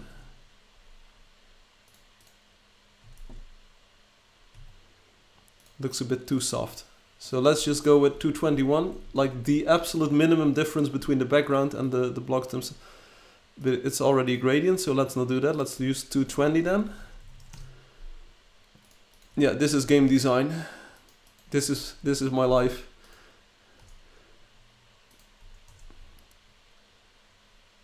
And it's also kind of because we're somewhat stuck with this. There's one more workflow that I imagined, was using a blender for making shapes. Like, I feel that the blocks are hovering above the background a bit too much. That's my problem with what this looks like. It feels like they are coming loose of the background, sort of. Yeah, that's a problem. Do this about like 400 times for every material. Yes, it's so much work.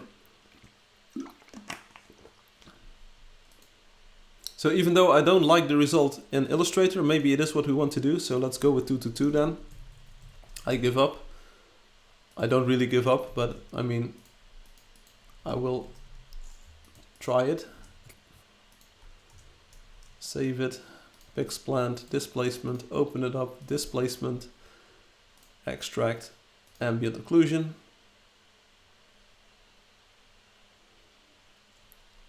Sort of, kind of.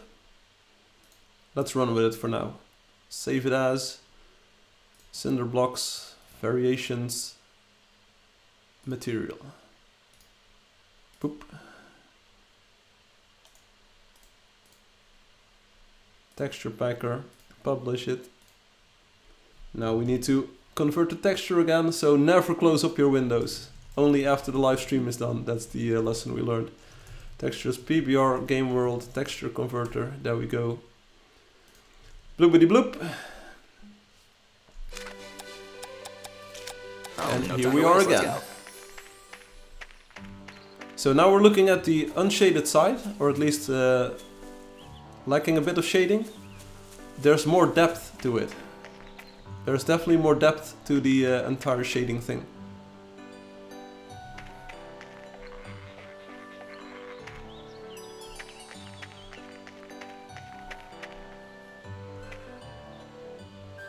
See, the sides of the block are now a bit darker. The sides of the block, it is so much better.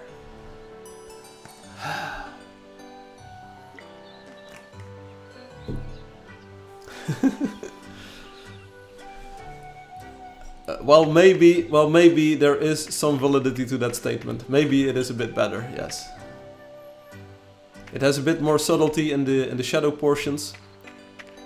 So I can imagine that it looks better because of that. So this means we might have to do the same for the wooden planks.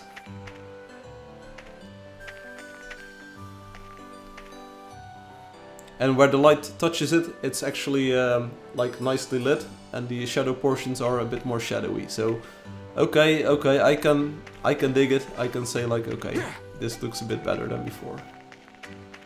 Sure, don't worry about it. Hidden doors, because you know we're all about the hidden doors. Now for a wonder, let's see if we can find a wonder with cinder blocks. Oh, no time to waste, let's go. Without lighting. We're back in Salomon's Castle. It's exactly the place where we want it to be. Don't sound so defeated, this is nice. Here we are, in the dark. Just a bit more, yeah, okay. You can now see that the edges of the block, they actually recede into the background. That's what was missing before. And it's non-directional, so it's not like any of these sides are lighter than the other sides. Also because we actually use like a gradient between the front shape and the back shape, so make of that what you will. Doing this to all the blocks will take some time, yes, it will. But check out the results. So okay, yeah, this is a half flat shaded or like half lit, half unlit thing. It also helps for the lit blocks, because when a lit block is supposedly in the shadow, it will now also have this more gentle transition in there.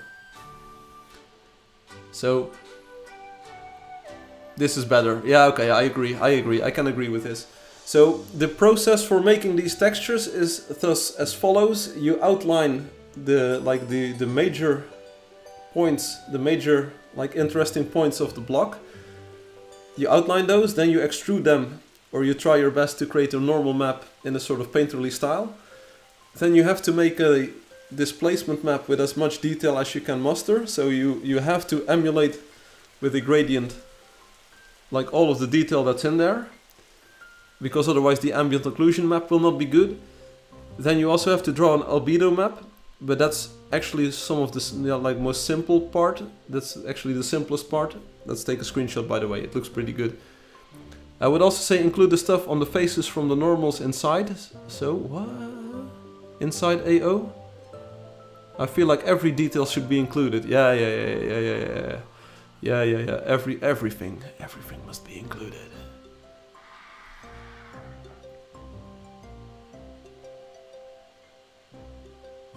It's a lot of hard work. You get stunning results, and of course everything is stored as a vector in a vector format, so it's as you've seen, it's all Illustrator source files. So you get spectacular results. You could maybe even like eventually render a proper Disney movie or Pixar movie using this style. Yeah, check out the way the light now actually affects the block. I agree, Obi, it is much better. It's like the half transition between the face and rim the bricks have. Yeah, so you try to model them in 3D as closely as you can, sort of. That's why I was trying. I was also experimenting with Blender, like getting the shape in Blender. The problem with Blender is that you kind of tend to end up with more computer-generated styles again. So that's kind of like what Pixplant. Why Pixplant wasn't really working for me. It doesn't really stay true to the original shading of the textures. I mean, this looks so good. It looks so good, but it takes so much time. I streamed for 7 hours again, or even longer. I started at 9:30, so I'm at 6 hours and 50 minutes or so. And we did 3 textures, so that's 2 hours per texture. If you have to do 400 textures, that's 800 hours of work. And we haven't finalized any of these just yet, but on the other hand, we're getting more efficient at them, so that's also cool. But that's 800 hours of work, that's 20 full-time weeks of work. So you can actually do it in half a year. And then we also need to do the objects, and we need to do the block decorations and the stones and stuff. So that's another year of work. But it does look spectacular though, so you can't tell me, like you can't look at this, you can't look at like the way the light is crawling across this walkway and see like the shading on the bricks. You can't tell me that this doesn't look good. And here we have the opposite, so just a few moments ago we had lit on unlit, and here you have unlit on lit. And it's definitely better, like I agree Obi, this ambient occlusion is now much better. The solution is to not sleep. Okay, that's cool. That's a cool solution. On the other hand, my experience is that once you start processes like these, once you start with this, you get more efficient at them over time. So you eventually optimize. Like I already learned a few new controls in the Illustrator. So that's cool. And I also find that while I'm live streaming this kind of stuff, it really forces me to do the work. So I can't really procrastinate. I can't open up any other like browsers or start looking at other stuff online. It really forces me to do the work and work through it. And even though maybe no one is watching, I still stream like everyone, like the world is watching. So it forces me to focus, and it forces me to do the work. Because if I hadn't streamed today, if I hadn't been streaming this entire process, I'm pretty sure I wouldn't have actually done anything, or I wouldn't have been like this far along the way. But I mean, check out the shading quality of this, and we know that the stairs are not rendered correctly here, they are just mirrored.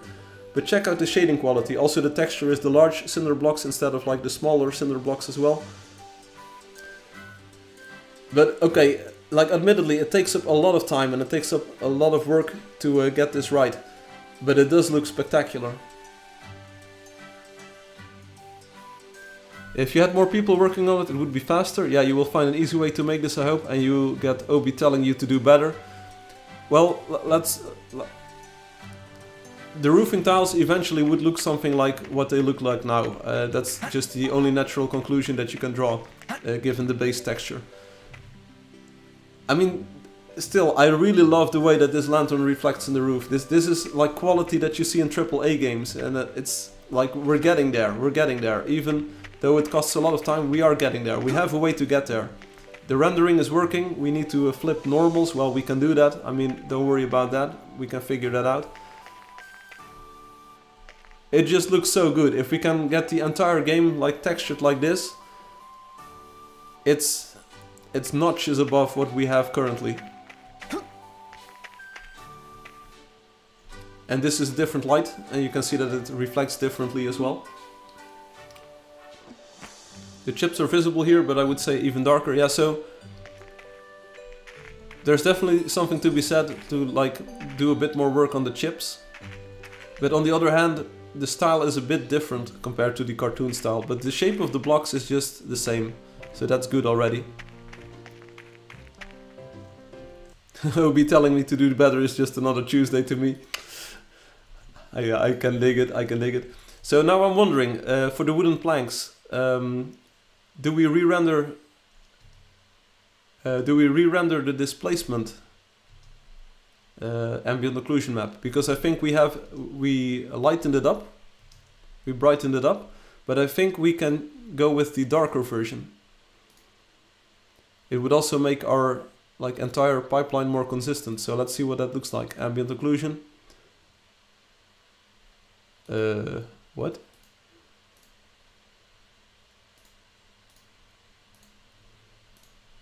Let's see what that looks like. So is that darker than what we have currently? I believe it is. Yeah, definitely one darker, but let's use it. Let's switch to this one so that we don't have to do any manual, because if it's not good, we need to tweak our displacement. We don't want to start tweaking pixplant output. We just set ray thing to 5, super quality, and then we just run with it. Yeah, you definitely saw it get a bit darker there, but it would make things so much more consistent if we can get these things right every time. Yeah, you can probably do cool stuff like get AO out of AO. Right, so the background on these planks is definitely a bit darker now. Let's see if it's too dark. Like this works. I'm not too concerned about the look of those planks. And as far as I can tell, this also still works for me, so it's a bit of a change. Maybe we can... We also need to do the thing that we did with the cinder blocks. We can't just do it like this. We have to get the layered thing in here. That's why I wanted to redo them. So we decided that the nails, let's see, are 255. Yes, okay. And the planks, they are 253 with a, okay. Also the shape is different. So we need to remove the planks. We also need to even more work, yeah. But now that we're doing this anyway,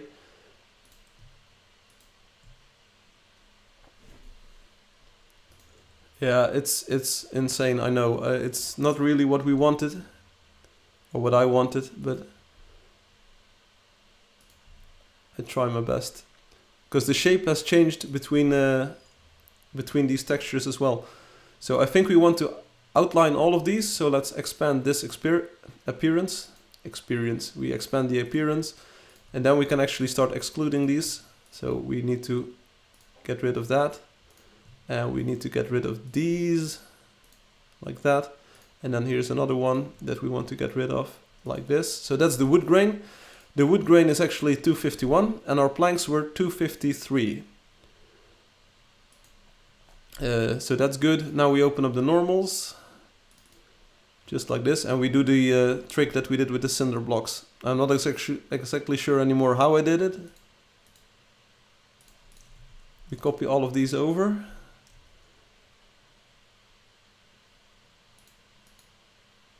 Okay, I believe this is wood grain. Okay, so then our planks need to be below everything else. Okay. Right, then we take the planks and how did we do this? I made it a single color, I believe. So let's make them all a single color like this. And then I said expand. Right? No? Connect them like this, and then release object, release compound path. There we go. Okay, so we have the inner rim and the outer rim now. So the inner rims should be 253, 253. There you go. We can remove them for now because it makes things a little bit easier. Also, this yellow color isn't really working wonders for usability, so options. Let's select blue, that's a bit better.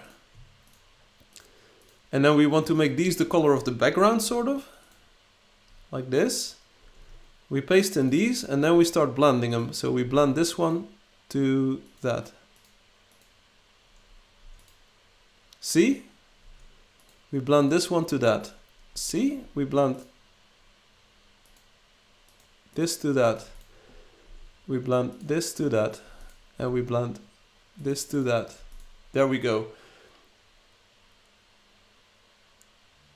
Why do I have a sneaking suspicion that something is wrong here? The wood grain is now completely messed up. The wood grain is messed up. How do we fix that? Because the wood grain is actually now... What we can do is we make the wood grain disappear. We just multiply this. 254.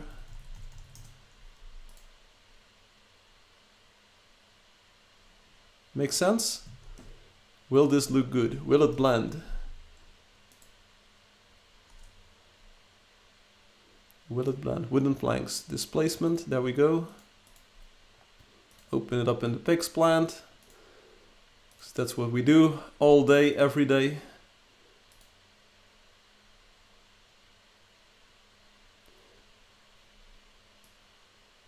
All right, we do get some ambient occlusion of the wood grain. I like that. What did our texture look like right now? So like this. And you can definitely see that we get way smoother. Like this is what we have. This is what we're... Okay. Bear with me, bear with me. On the left is what we're going to get. On the right is what we have currently. So never mind that this is a bit blurrier because it's scaled up. But we definitely get like better transitions. Like here the wooden planks are very harshly shaped, and that was kind of the problem that OB had with the old version. The wood grain is a bit more subdued, so I'm not sure if that's going to be a problem. Do we want the wood grain to be more intense like before? It is something we can potentially do. So maybe make the wood grain one more intense. I believe that would be a good idea. Just one more, 253. There we go. I am going to save it because I do feel that we're that like the edges are an improvement here. Pix plant, displacement, open up displacement. 3D maps, extract ambient occlusion. Okay. The wood grain is much darker now. It's also fading out here near the edge, which is a thing that I kind of like. So I feel like we can run with this. There's one thing that I see though, is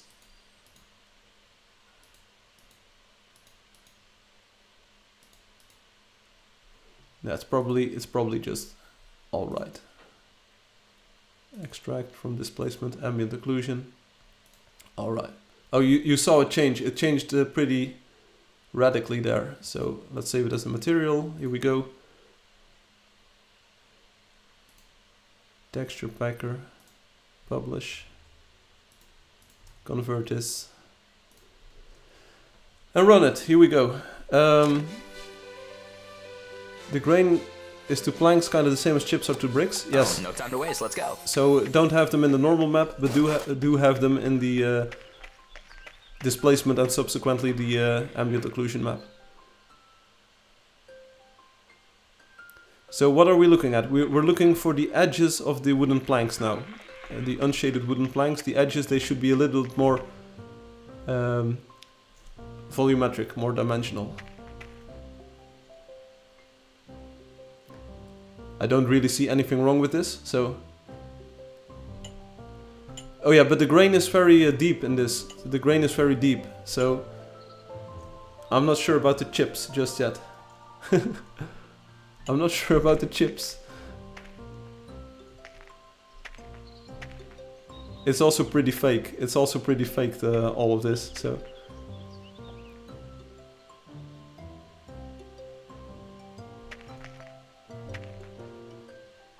It looks pretty good. It looks pretty good. I don't really feel that this version is worse than the one we had before or so. I mean, if you look at this, at the planks from this angle, I believe it's perfectly acceptable. You think it looks fine? Well, I think it looks fine too. Yeah, definitely. This is definitely very usable. So this saves us the steps of refining the ambient occlusion.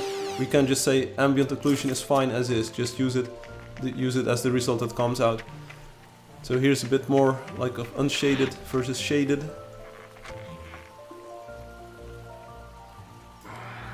Definitely workable. I do feel that the planks are also more refined compared to the cinder blocks. We did the same tweak here to make the shape look better when unshaded.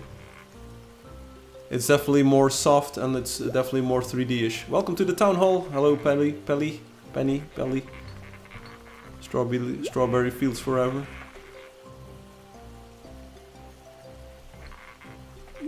Looking good, looking good. It's for sure a bit blurry. Yeah, in the sense that, like, previously we had this very flat shape, and now it's actually a 3D shape, even in the dark. So I think this is like perfectly fine as is. We can go to the super ultra texture quality.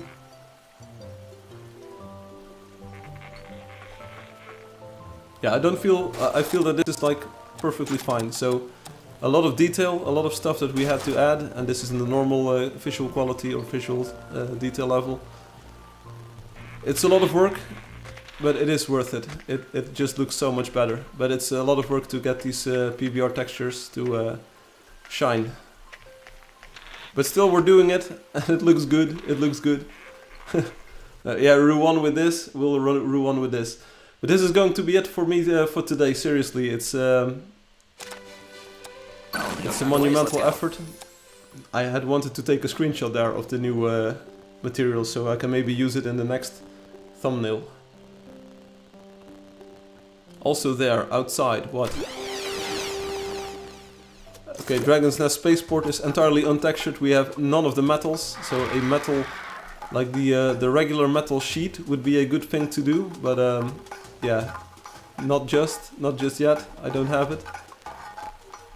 After this one we get the Cinnabon Village, so there we go. I think that one has some cinder blocks, some missing blocks. Oh, here we have Ruinstone, check it out. Ruinstone actually feels different compared to the cinder blocks now. And here we have blue planks, so that's also a novelty. We have a dancing dude.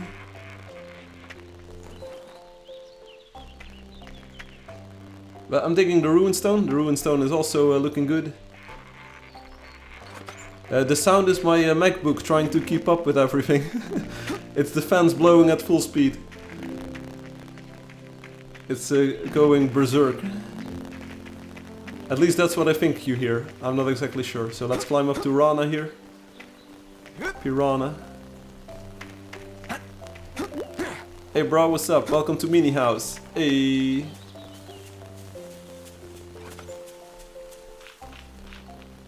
So if I cut the sound like this,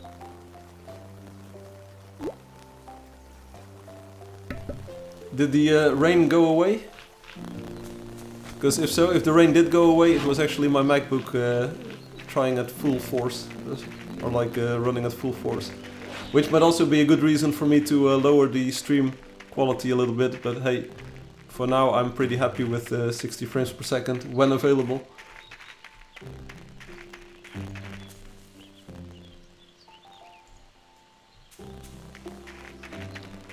I believe it's very good. These textures. I believe we found like a good direction to take it in. Like there's definitely a bit of a coarseness to the Ruinstone here compared to the wooden planks. I mean, there's definitely a big of a texture difference here. But it's also inherently tied to the material, right? So is this a problem?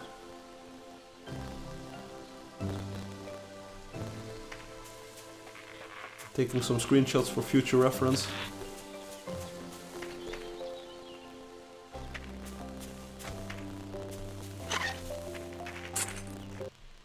It's good, it's good. We're going to close up shop here. We did a lot of work, at least we put in a lot of hours, so, and we did of course a lot of work, so let's not underestimate the work that we put in and the hours that we made. 3 textures, taking up about 7 hours of work. Of course we did a bit of an introduction earlier. Not sure if you can rewind that far on YouTube, not sure if you can rewind on Twitch either, but I would love to show you the water shading. It's not popping anymore, okay, but my Mac is still running at full force, so maybe it's something else then. YouTube, Firefly. I'm not sure if we can rewind this far. Bloop. Rewind this far. Hey, that's me. So this is where I ended up yesterday, just as a demo, saying like, okay, instead of like... Yeah. I can show you. I hope this streams in a bit better quality. So there's now 2 fireflies, check it out. The one that's live and the one that was live. But there will be a section, so 6 hours ago, check it out. This is a demo that I did. So instead of using the textures that we currently have as albedo, which is the default, I use it as ambient occlusion. So this is very textureless unless you get into the shadow, then the ambient occlusion kind of kicks in. So this is kind of like what we did. But I'll also show the demo of the water obi. So here you go. You can already see what it looks like. See? It's like if you watch it on the live stream, it will be a bit better quality than restreaming a restream. But this is what it looks like on water, and that's what I want to do. That's why I wanted to go with PBR shading and normal maps. This is actually an animated normal map, kind of like similar to the AngelDust 4 rendering, sort of, the beta version. And this is why I wanted to go and look, like, can we make all of the materials look this good? So far we can, so that's good. But it's going to take a lot of time, and I have to do some more preparational work to make it like work for every material and every block combination. But it's something to try, it's something to shoot for. And if it turns out that it takes too much time and if it's not like possible, I can always see like, is there a backup plan? Can we maybe fall back to Pixplant? It's not like the best solution. I mean, the normal maps that we hand draw are way better, but like my mental health is also worth something. My mental health is also worth something, I would say. So let's close up this thing. So yeah, this was today's live stream. What was it called? It was called PBR-Texture Design or something. I think we did that. So let's open up the Dropbox and see. PBR-Texture Design. We definitely did that. So imagine this house over here having the proper textures applied and with all of the lighting information. I bet it will look spectacular. I think it already looks spectacular in this rendering. So that's like a good indication of what it's going to look like in the future. But it's only going to get even better. Nice stream. Thank you, Wendy Simple. It's only going to get better because you can already see that the lighting is very cool and the textures are cool. So yeah, it's going to get even better, but it might take some time. And like the better decisions, like everything we do now kind of lays the base for how we treat future textures. And that's a little bit like tricky in the sense that it's like once you are 100 textures in, you're not going to change the way you do ambient occlusion, for instance. So it's good to have a set of rules and guidelines that we build up with these initial textures, and already we can see that some things work better than others. It's good to like try and find these guidelines and ways of making these textures efficiently. I definitely found some ways to make textures more efficiently today, so that's a net win. We found something that looks really good, which is a net win. And we found some areas where we can still improve the engine. So once that is done, the road seems clear to actually start producing these. And we can start with the most fun ones first. I mean, there are textures that are hardly used anywhere. So for instance, the crate, that's a super obvious cool texture to work on. But there's also textures like, let's take a look in the cartoon thing here. Like whoever uses mud. Whoever uses mossy branches, like no one. I still think that stuff like the chips should be in normals and ambient occlusion in both of them. Hey, that's like your opinion, man. And who uses moss? I mean, how are you going to texture this one? Have fun. Have fun, Firefly. Like part of me says, if you see a texture like this, you just say like, okay, the normals all point upwards, and we just run ambient occlusion on this, and we're done. We are done. It's one of the best textures. I use it all the time. Same with the gravel. Gravel is also going to be a fun one. Have fun coloring all of these blocks, Firefly. Enjoy. So what I would do for these is try to remove the shading so that you end up with like, yeah, and it doesn't even work, but then remove the shading this way so that you end up with just flatly colored pieces of gravel. So already you can see it is actually possible to do this. So you just copy over the values so that every piece of gravel like such. Then you try to make an albedo out of it, and then you just bedo the crap out of it. Now, then we join these shapes and we just assign normals randomly, sort of, so that the gravel is kind of like all over the place. And then you patch up the problems near the edges, and then you're Gucci. I mean, that's how I would approach it, and I'm pretty sure that that would work. And maybe there can be a difference in approach to these textures. Maybe the artificial materials with a very clearly defined structure, maybe we can do those manually and then use PixPlant for textures like these, for grass for instance. I would remove these highlights because I think these are highlights, these white portions, and then maybe just say like, oh, this is a height map, please give me a smoothed out ambient occlusion map for this, and please give me a smoothed out normal for this, so that you actually get a difference in material types as well, so that artificial materials look hard and sharp and have edges to them, and that all of the smooth stuff is actually smooth. So, like very quickly, this is going to be a hack upon a hack upon a hack upon a hack upon a hack. If I don't do anything to this, if I just like resize this and throw it into PixPlant, why are you doing this? Yeah, because I am like that. It's just talking a bit on the future. If we throw this into PixPlant, check it out. Let's say it's the displacement map on the desktop, grass. Here we go. So just like this, then we pick it up, we say the normals, what did we do? We just smoothed it out, like completely smoothed it out like this.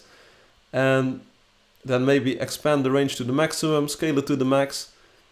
And like this already kind of looks like, I mean, you have to use a bit of imagination. Let's disable displacement. It already looks like grass blades meshing together right here in this thing. And it's a very intense texture, but maybe this is just like the way to approach it. I mean, we can always use a different scale, like we have the scale slider, so you could always say like 40% like this.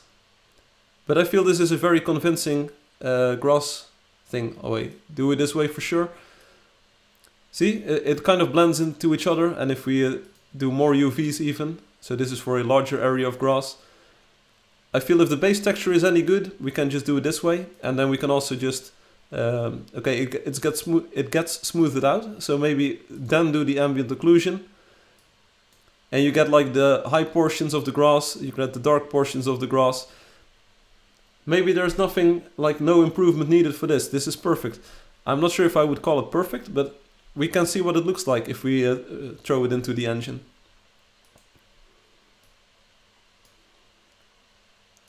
I mean, for such textures, that makes sense. And grass is pretty commonplace everywhere. So it is a way to approach this.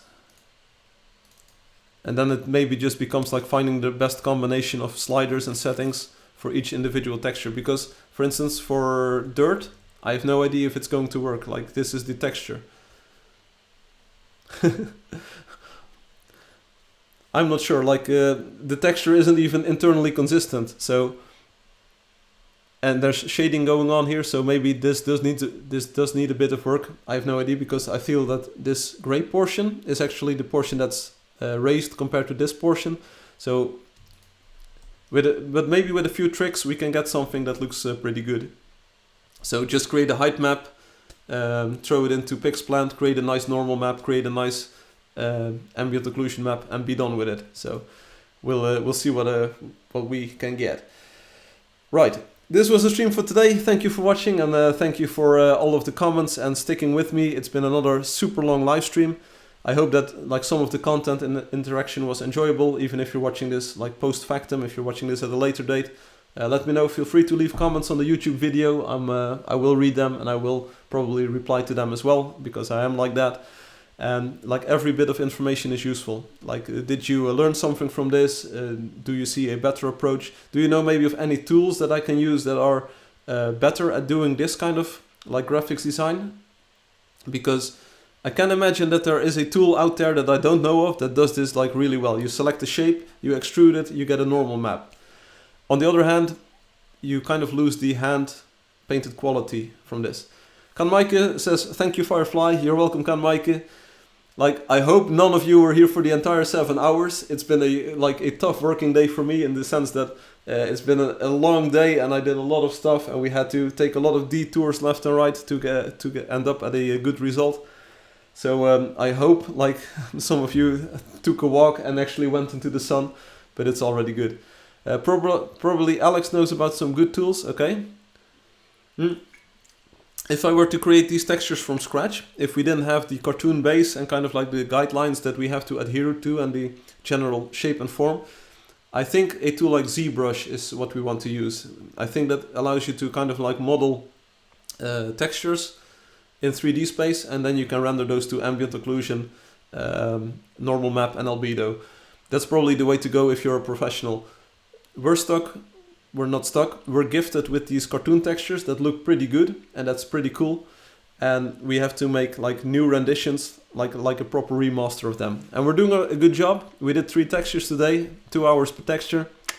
I'll take it. On the other hand, I don't even know how much time Space and Robotics spent on the original cartoon versions of these, right? So maybe if you ask a texture artist and you ask them for a cinder blocks texture, they will actually say to you, take about 2 hours. I don't think that's a very long time for a like very detailed piece of artwork. So maybe we just need to like accept that it's going to take a long time. But the results so far are stunning. They are pretty good. So I'm happy with that. Let's close Texture Packer as well. I can't close OBS just yet.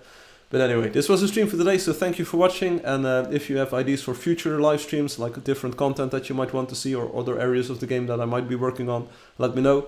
I'm always open for ideas. When the next live stream will be, I have no clue yet. Tomorrow I will definitely take a day off because I have a to-do list now with things that I want to do off stream, so improve the measure and improve some other parts so that we can have a better texture development, enjoyment or experience in the next live stream. But the next live stream will probably focus on pushing this work further. Maybe we redo everything with a consistent approach so that we actually get the chips in the normal map, and we have to find a solution for that.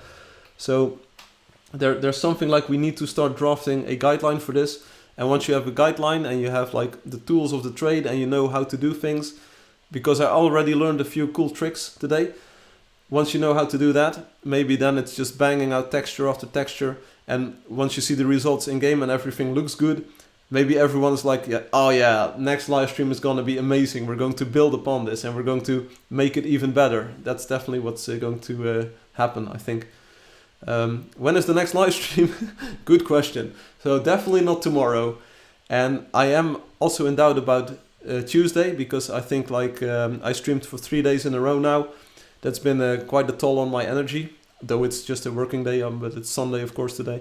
But maybe Wednesday? I have no idea. I have to wait and see. Maybe it will take another week and I will do a lot of work in the meantime. There's a lot of areas in the engine that I can still improve for this. And maybe that just takes a lot of time.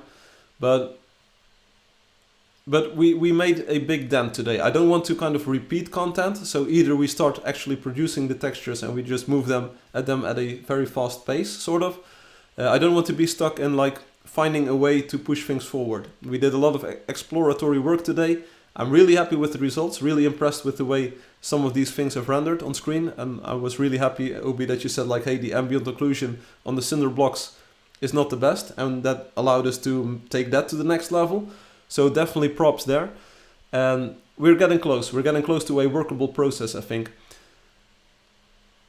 Like the ideal situation is a situation in which we say like, okay, take a random texture and draft a plan and make it in an hour or so. I think an hour for a texture would be very, very good.